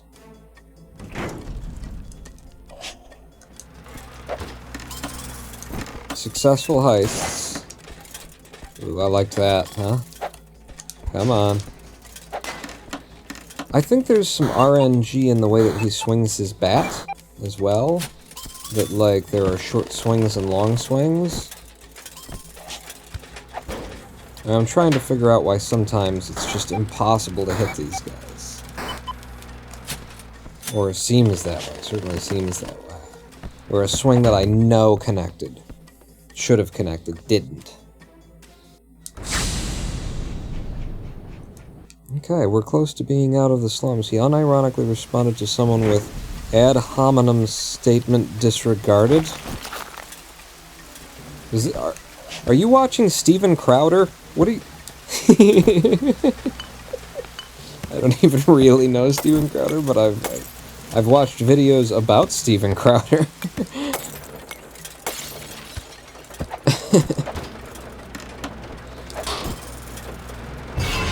Oh, what? Wow, that's surprising. That is a shocker. And this could be a shocker if he moves in any closer. I wanted to finish the hack before, and he was just sitting there. He wasn't coming any closer, so I thought I was going to be safe. No, but he probably does.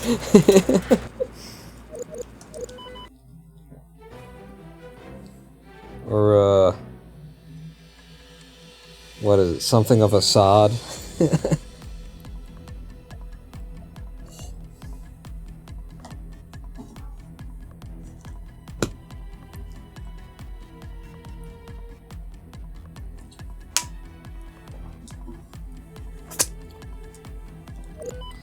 In 3, 2, 1, go.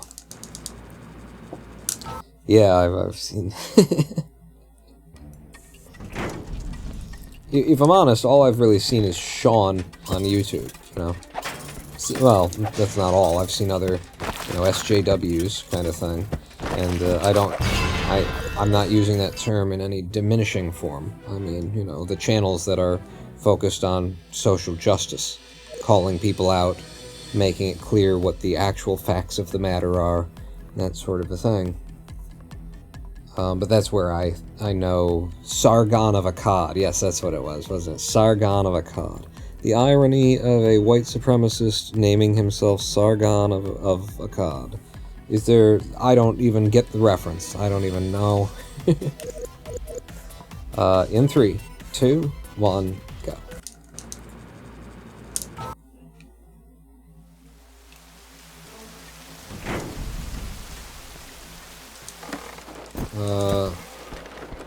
Actually, can I then assume that it's sort of an Othello thing, right? Is that... I never remember what the nationality is in Othello.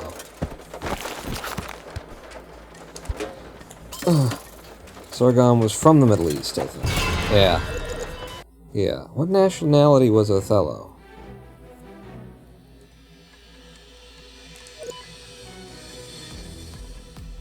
In 3, 2, 1, go.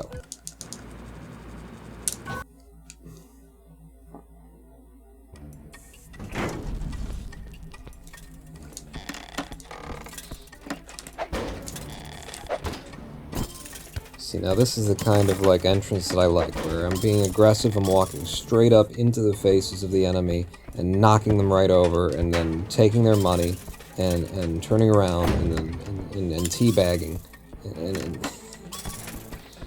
Oh, man.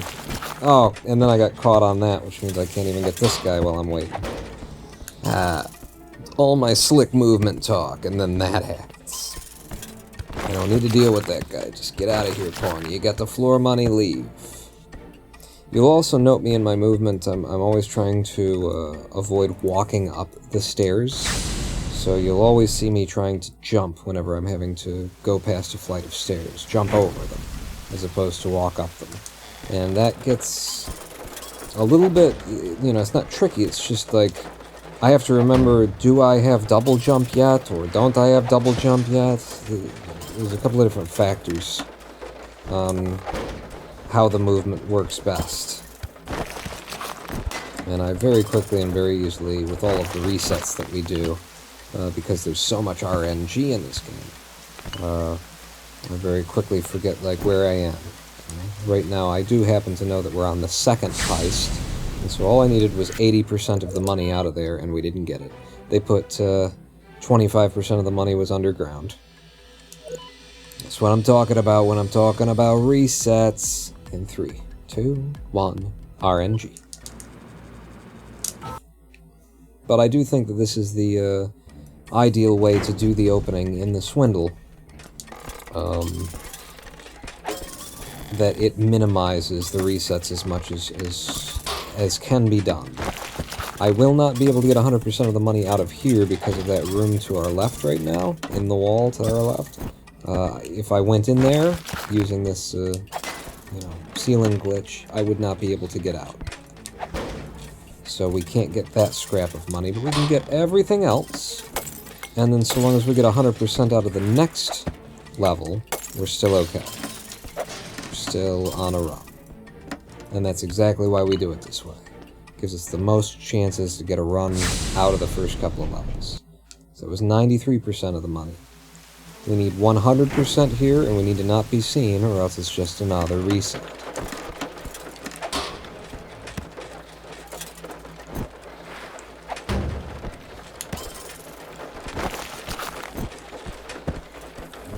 Yeah, I'll take that.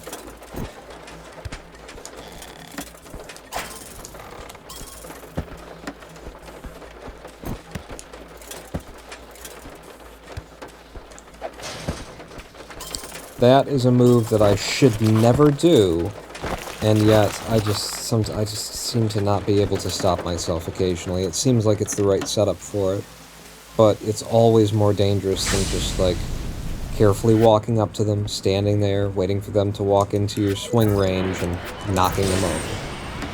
But I seem to be unable to stop myself from occasionally doing a jump over, smack them in the back as I go kind of a move. I know that it's unnecessarily dangerous, and I just shouldn't. So now, we've forgotten entirely about floor money. We just don't care. It's all about hacking computers for money.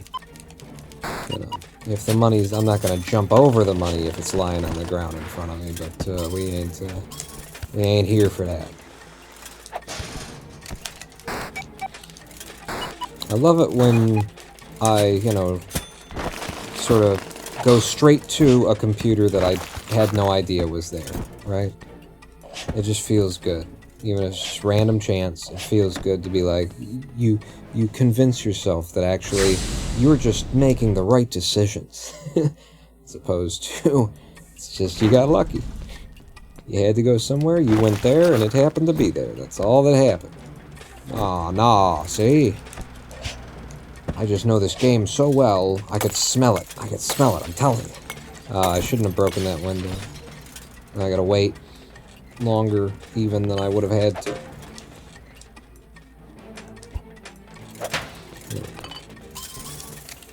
Just a couple seconds.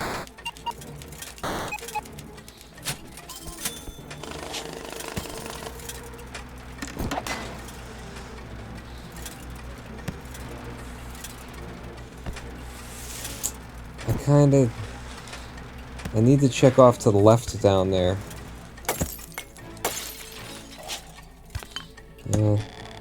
I hate having to do this kind of thing, because it's entirely likely that we've got the only computer that's in here.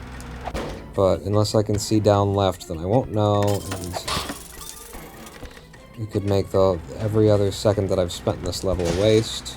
Oh, hey, you know what? This works out, because this is actually the main entrance that we didn't come through. So that's just fine. Except that we were in there for a while, so... How many... I'll have to check next time how many heists we've got. We might be 4 in 4 minutes, and I don't like to see that. I want to be faster than 1 per minute.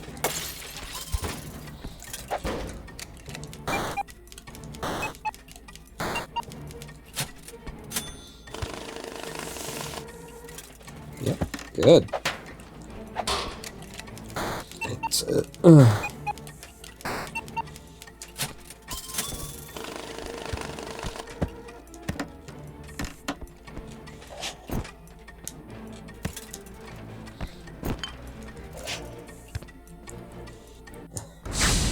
how are we doing? Yeah, okay, 5 heists and 4:45. Yeah, we're a little bit behind where I would like to be at this point, but not to any sense that that we're gonna stop, reset this.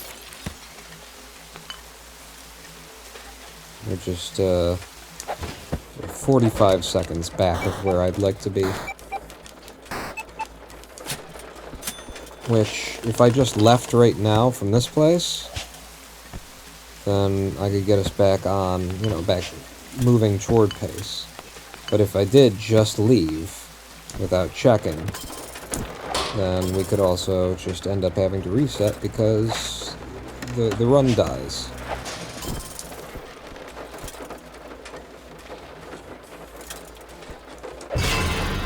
Oh, come on, man! You know, the way that my mind works for that is that he is walking to the right, he is looking to the right, he is on the right half of that tile. I am falling from the tile above to the left, on the left side of the tile. Left, left, left. He's right, right, right. I'm left, left, left. How the hell does he see me when everything about our positions in space and time is opposed to one another? That's why I fell there. That's why I did that. I did it completely willingly and exactly where I wanted to be.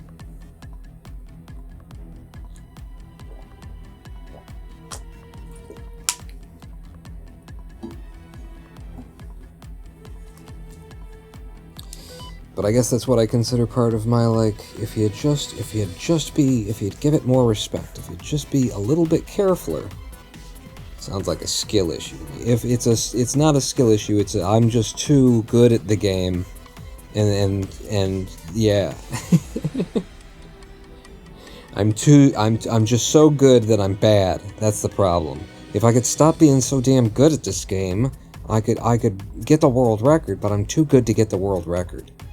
Ah, go.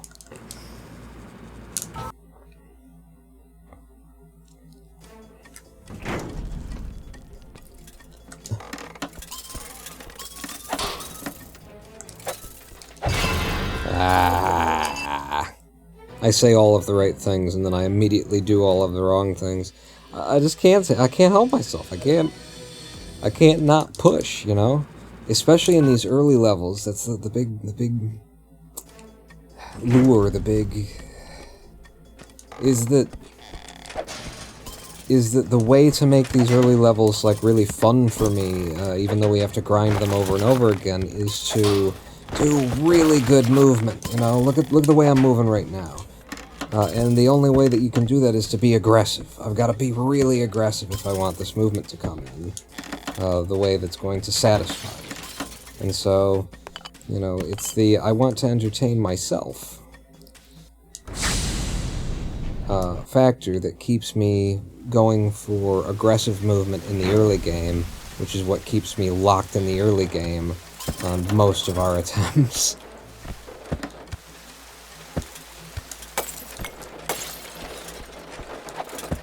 Now that one is fine, where I was talking about not doing that earlier. That one's entirely different, because he's below me there. So that's not the same thing at all. I can absolutely clear him 100% of the time on a jump like that. Okay, no need to go up there, and we're leaving. Yeah.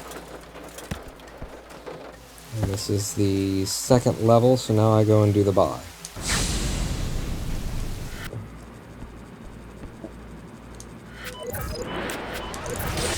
Ah, you're killing me, Smalls. You're killing me.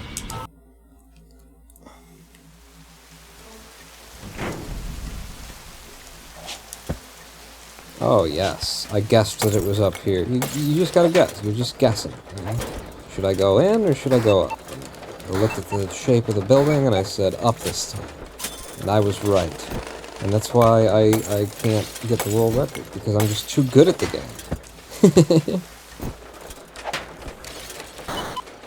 I keep saying I can't get the world record. It is my world record we're running against right now. But it's not good enough. It's such a bad world record. Like, I just waste so much time in the banks and the swindle, I believe, in that world record. It's not... I can't live with it.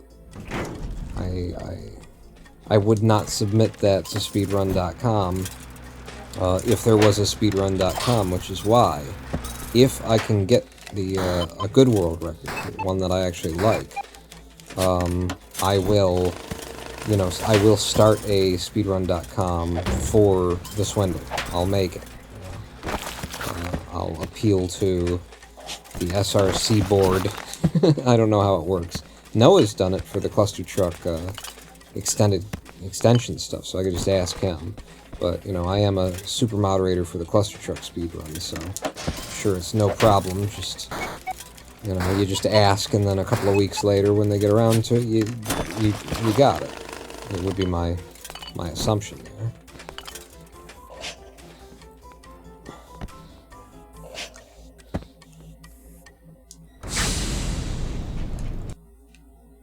That's 4 successful heists in 3.5 minutes. Now that's where I want to be.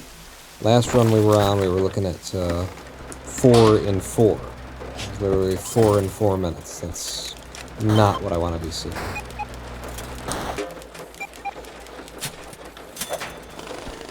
Okay, that's one computer. Is there a second? Is the question we need to answer by climbing all the way up this skyscraper of a building.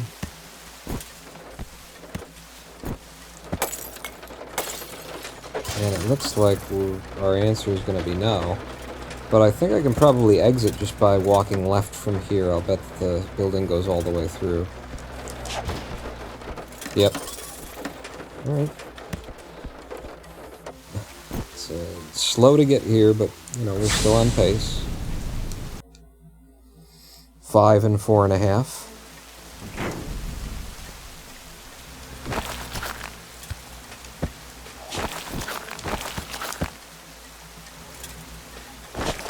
It's a lot of rooms I've seen without computers. Aha. Aha.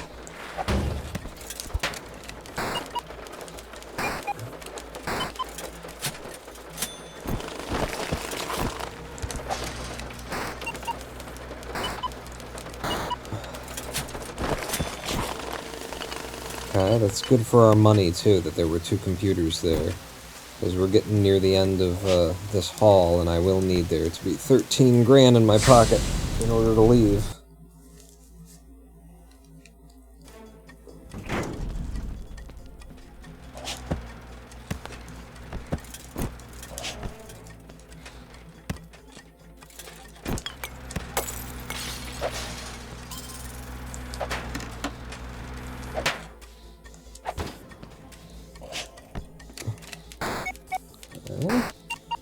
And we just check below us for a second computer, and it should be pretty much, yep. Should be pretty much everything we need to do here. Come on, guys.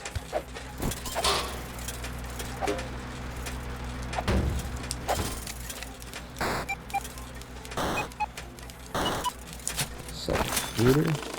I'm gonna go out the window and go up and over.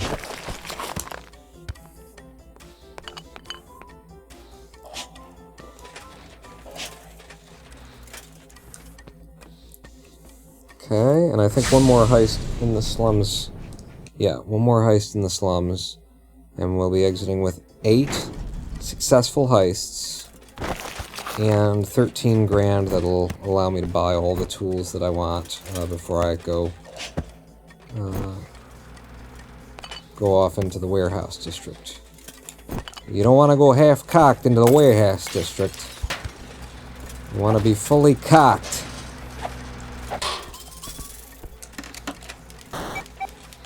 I don't put up with that half-cocked nonsense down in the district full of the warehouses. You listen to me, get yourself beat up or worse. What's wrong with you? I don't know, we've been live streaming for 4 hours, I think. I'm not 1,000% sure that there wasn't another computer here. I left, I took a little bit of a risk, and it paid off.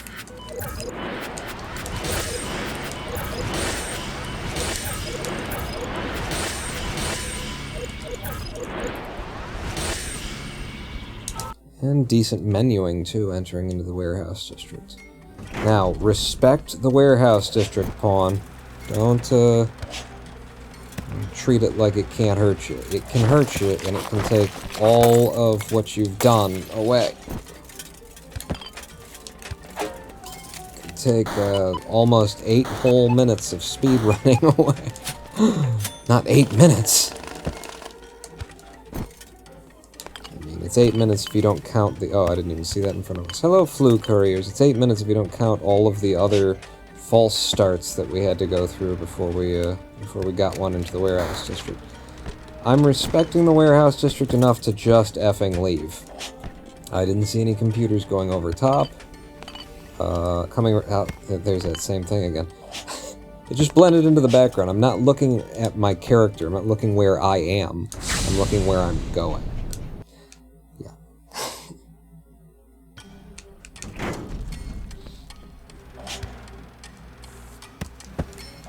And that is very important for just about any kind of competitive gaming, so you know, you need to have a wide vision. You need to be seeing the whole screen as often as possible. It's hard to keep yourself snapping into, you know, a tunnel vision mode, but for any kind of competitive gaming, that's the most generically best advice that you can possibly have, is keep a wide view. You're playing Tetris, you need to have your eyes wide enough so you can see, you know, the bag, see what's coming next. What's the next piece? If you're just looking at your board with that narrow vision, you're gonna get buried. I am happy to just take these 2 computers, exit, and hope that with Henry Beresford's experience as a thief and all of his bonus points, that this gives us the 25,000 we need to exit the warehouse district. And yes, we're up to 29 grand, in fact. Does that buy me anything? Not a damn thing. Okay, we're in New Belgravia. We want... 1 computer will suffice. 1 computer, and we leave, and then we go buy some tools. Because 1 computer out of New Belgravia with Henry Beresford's skills right now is going to be... oh, good. Poison sarin gas man in my way. It's gonna be worth like 30 grand to just pick up 1 computer from this area. Okay, okay. Swat the gas away. Don't do that.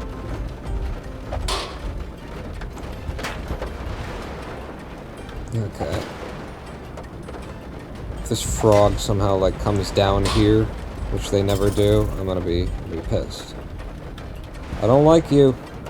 I don't need you looking where you're looking. There you go. That's better.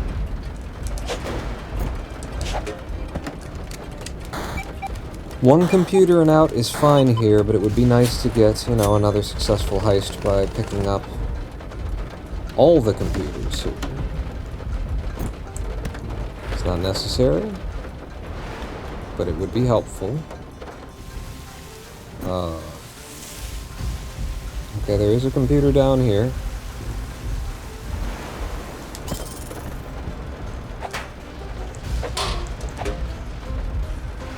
Now I'm gonna let them all, like, bunch up so I can hit them all together and hit them a couple of times consecutively. Okay. It's always a decision that you're making. Should I stay in and try and get everything? Should I just, you know, take what I got, cut and run?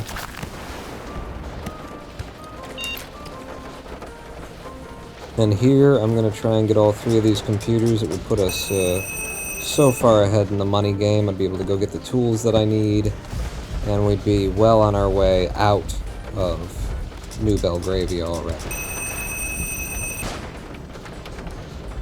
Gotta be careful with these bombs too, like after they've exploded, if you jump into the area that they exploded afterwards too quickly, you will die. It's something that I learned the hard way.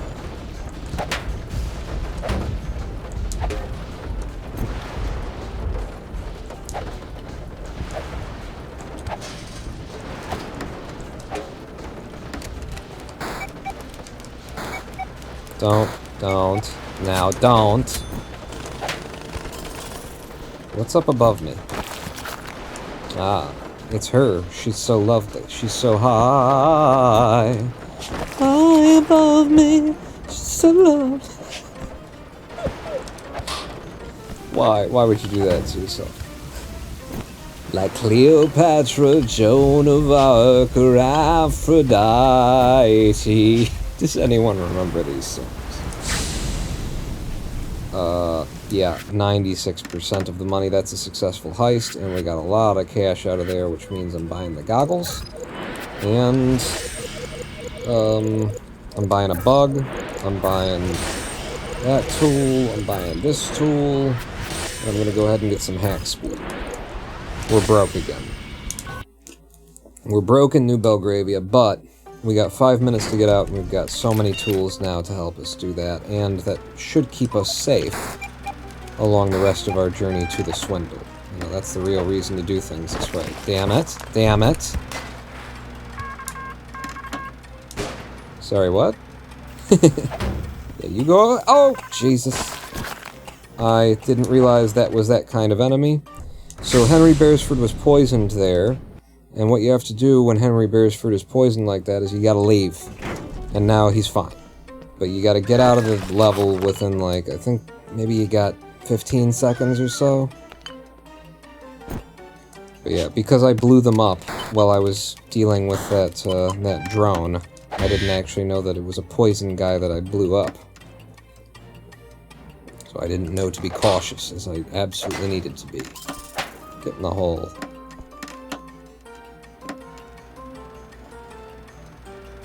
Okay. I gotta get this guy first, and then I can go up and over and get on the back end of this fella. That, and I can knock him in the hole. Okay. And we've got bugs now, so I'll plant a bug, which is going to siphon funds out of that computer over time.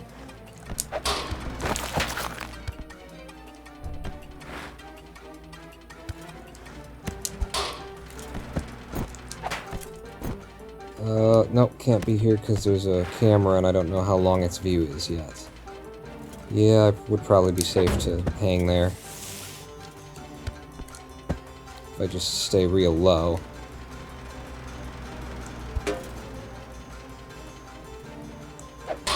Yeah, see. I know the game. I know how it deals with the, you know, tiles and stuff like that. What counts as being seen and not seen pretty well.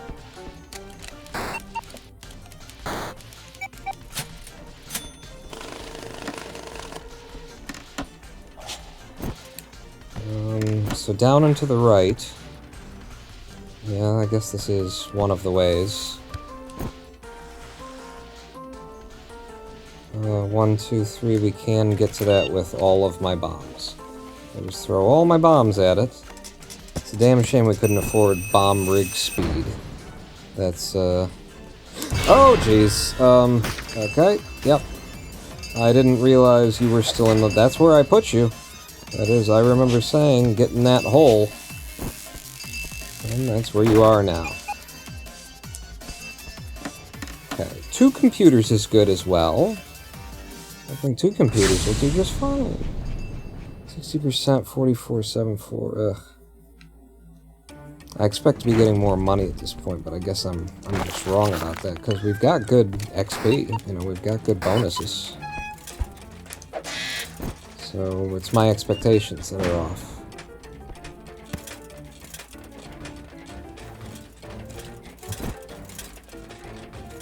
Yeah, I don't like the way that they're out of sync.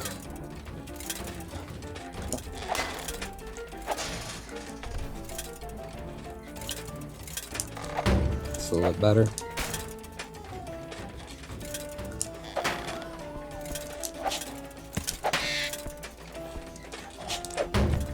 That was close.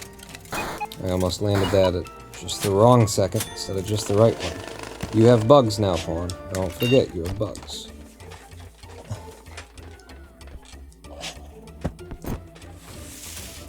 Okay, there's one down here. Let's get to this side where we can camp them. And I need to get rid of that. I'm gonna camp.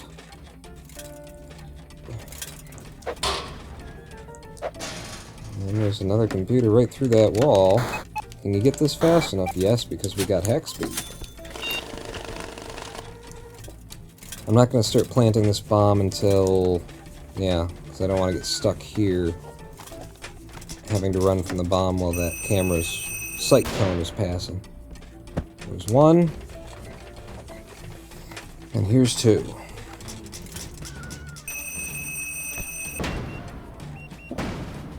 Ah, that was beautiful. A chain of explosions. It got rid of my enemies.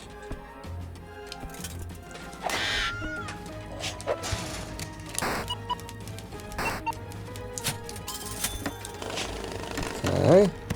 And now just the one that's above.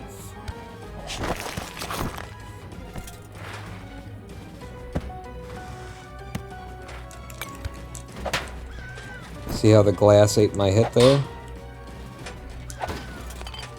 The most dangerous things in the Swindle are not the robots. They're the stairs, the glass, fall damage, and I suppose with the exception of one of the robots is incredibly dangerous. And that is the little poke frog. Excuse me. Because he just blends in. You don't see him, you don't notice him, and then you walk into him, and then your whole speedrun's done. Okay, I'd love to be on the other side of things, but doesn't seem to be in the cards here.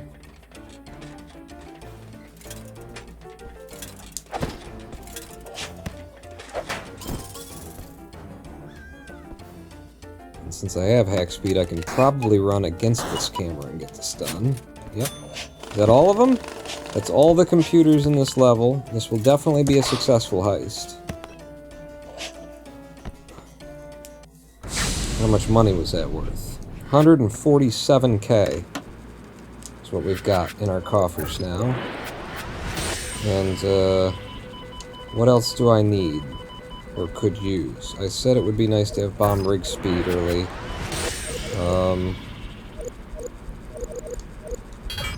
No, you. That hack skill, and then that is actually gets more money out of the computers. We're into Casino Town, 2 minutes behind, but we have more XP than we would usually have. And more tools than we would usually have, because we had like a lot of money coming out of that area. Oh god. Don't do this. Don't do this. Why isn't my remote deading? Sometimes it does this.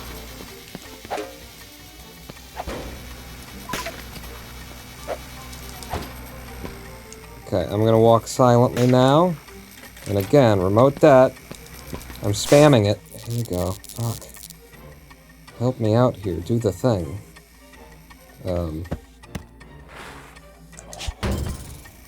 Uh-huh.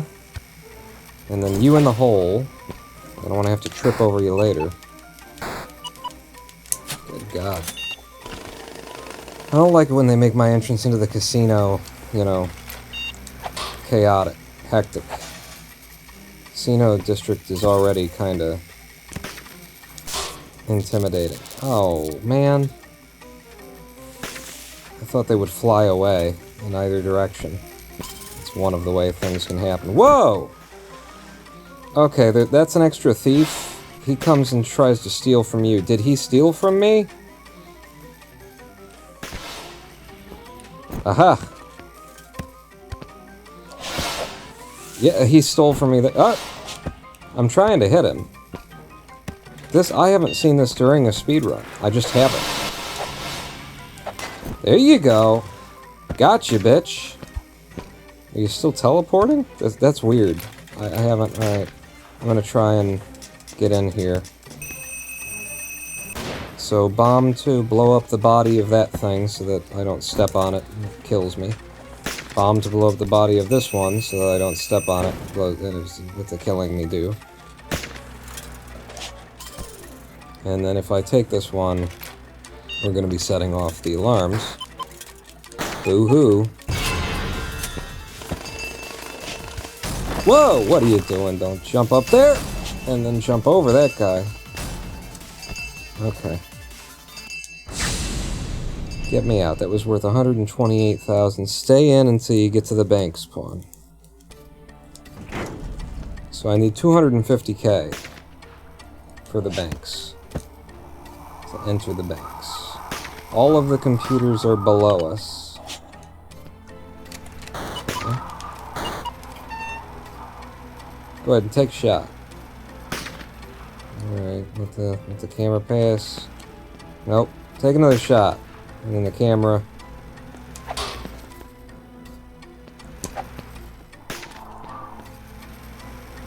And I don't want that guy who can hear me starting to spit either. So this is just really nasty entrance.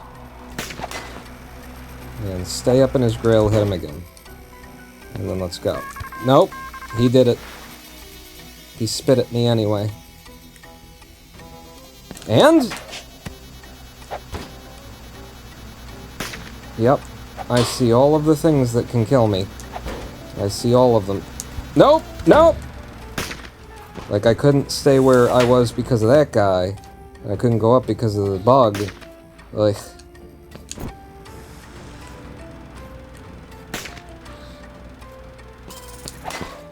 Fuck. The game does get harder as time goes on. I don't know if you've picked up on that. I have bugs now. Go ahead and plant a bug here. Boy, for as much stress as this level has caused me, it really makes me feel like I should demand to get more out of this level than just one computer and running away with my tail between my legs. Those guys take, like, all of the hits to kill. Alright, we're committed to getting all of the computers here, because otherwise it just doesn't make sense how much time we've put in.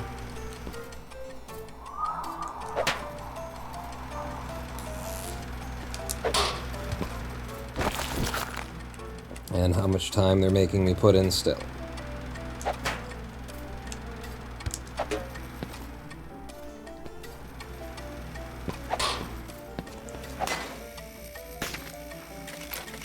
Okay, you get to remote that.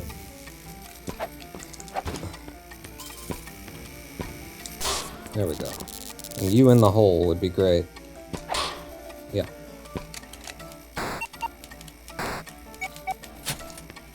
And what the hell? One more below us, spawn. Okay. Look ahead, eyes wide. Make sure you're not stepping on something that's gonna get you killed.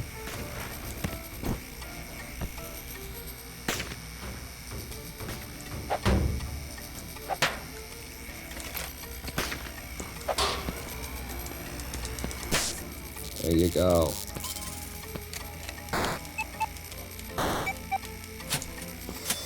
Okay, wait for the camera to pass. Not stepping on something that's gonna get you killed.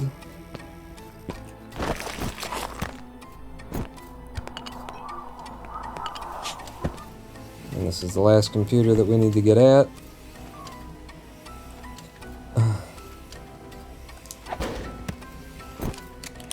I can get it before he comes back to life. Boy, I should have thought about what was going to happen. Yeah, you're gonna have to... Come on, one more. Come on, there you go. Left.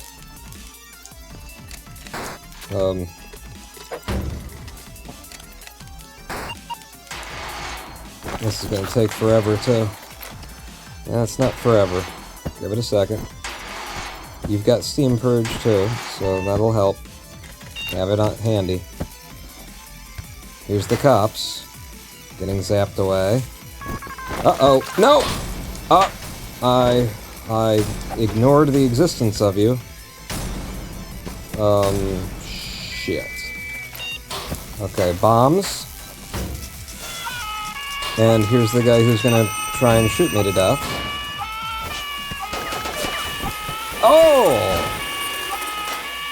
I think that officer got projected across the hall by the electric zappy thing and flew right into me. Well, that was what I was looking for before we called it on this live stream, was one more run that got us in here. The real swindle is the friends we made along the way. Unlucky. Yeah, unskillful. I gotta own that one. Like, if I would've... I knew I was going to, like, hack that computer and set off the alarms, and I should have cleared out my path to exit before I did that. I was just not thinking ahead. But also unlucky. I started it, they finished it. But yeah, we're gonna call that today. I think that was a very good day of Swindle speedrunning. We were into the Swindle itself on world record pace. We were just, in the casino there on world record pace. But when we get to the genuine Swindle, like we did before, I'm looking at absolutely a sub 50 world record I can set here. I can get us a sub 50, no problem. We might even be able to make it like a 45-minute world record, taking 10 minutes off of what I've already done before. But that all seems absolutely reasonable to me. And before we go, then, what's going on at the border? Well, there's cars parked there waiting to get across. Okay, what's going on in the river? They're keeping the water there. Alright, anything, no trains passing right now? Okay, and the Falcon has not perched or nested even once since I started looking at this webcam. These are all live cams of Detroit. So this is what it looks like outside right now. It is 7:56 a.m. here in Detroit, and the morning light is casting across the surface of the poetic words to end the live stream.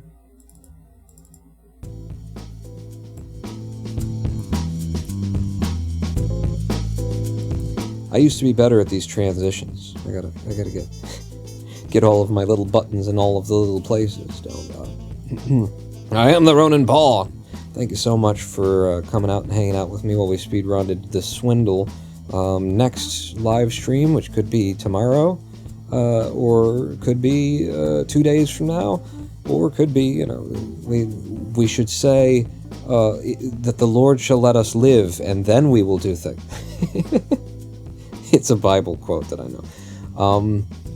Yeah, next time I want to be doing Kerbal Space Program, and I want to be starting up a whole new thing. So if you want to be a part of that, you want to be in from minute one, and also have a chance to, eventually be named as a Kerbal in our gameplay, then meet me back here on twitch.tv/RoninPawn at p.m. on the only days that we stream, which are Pawn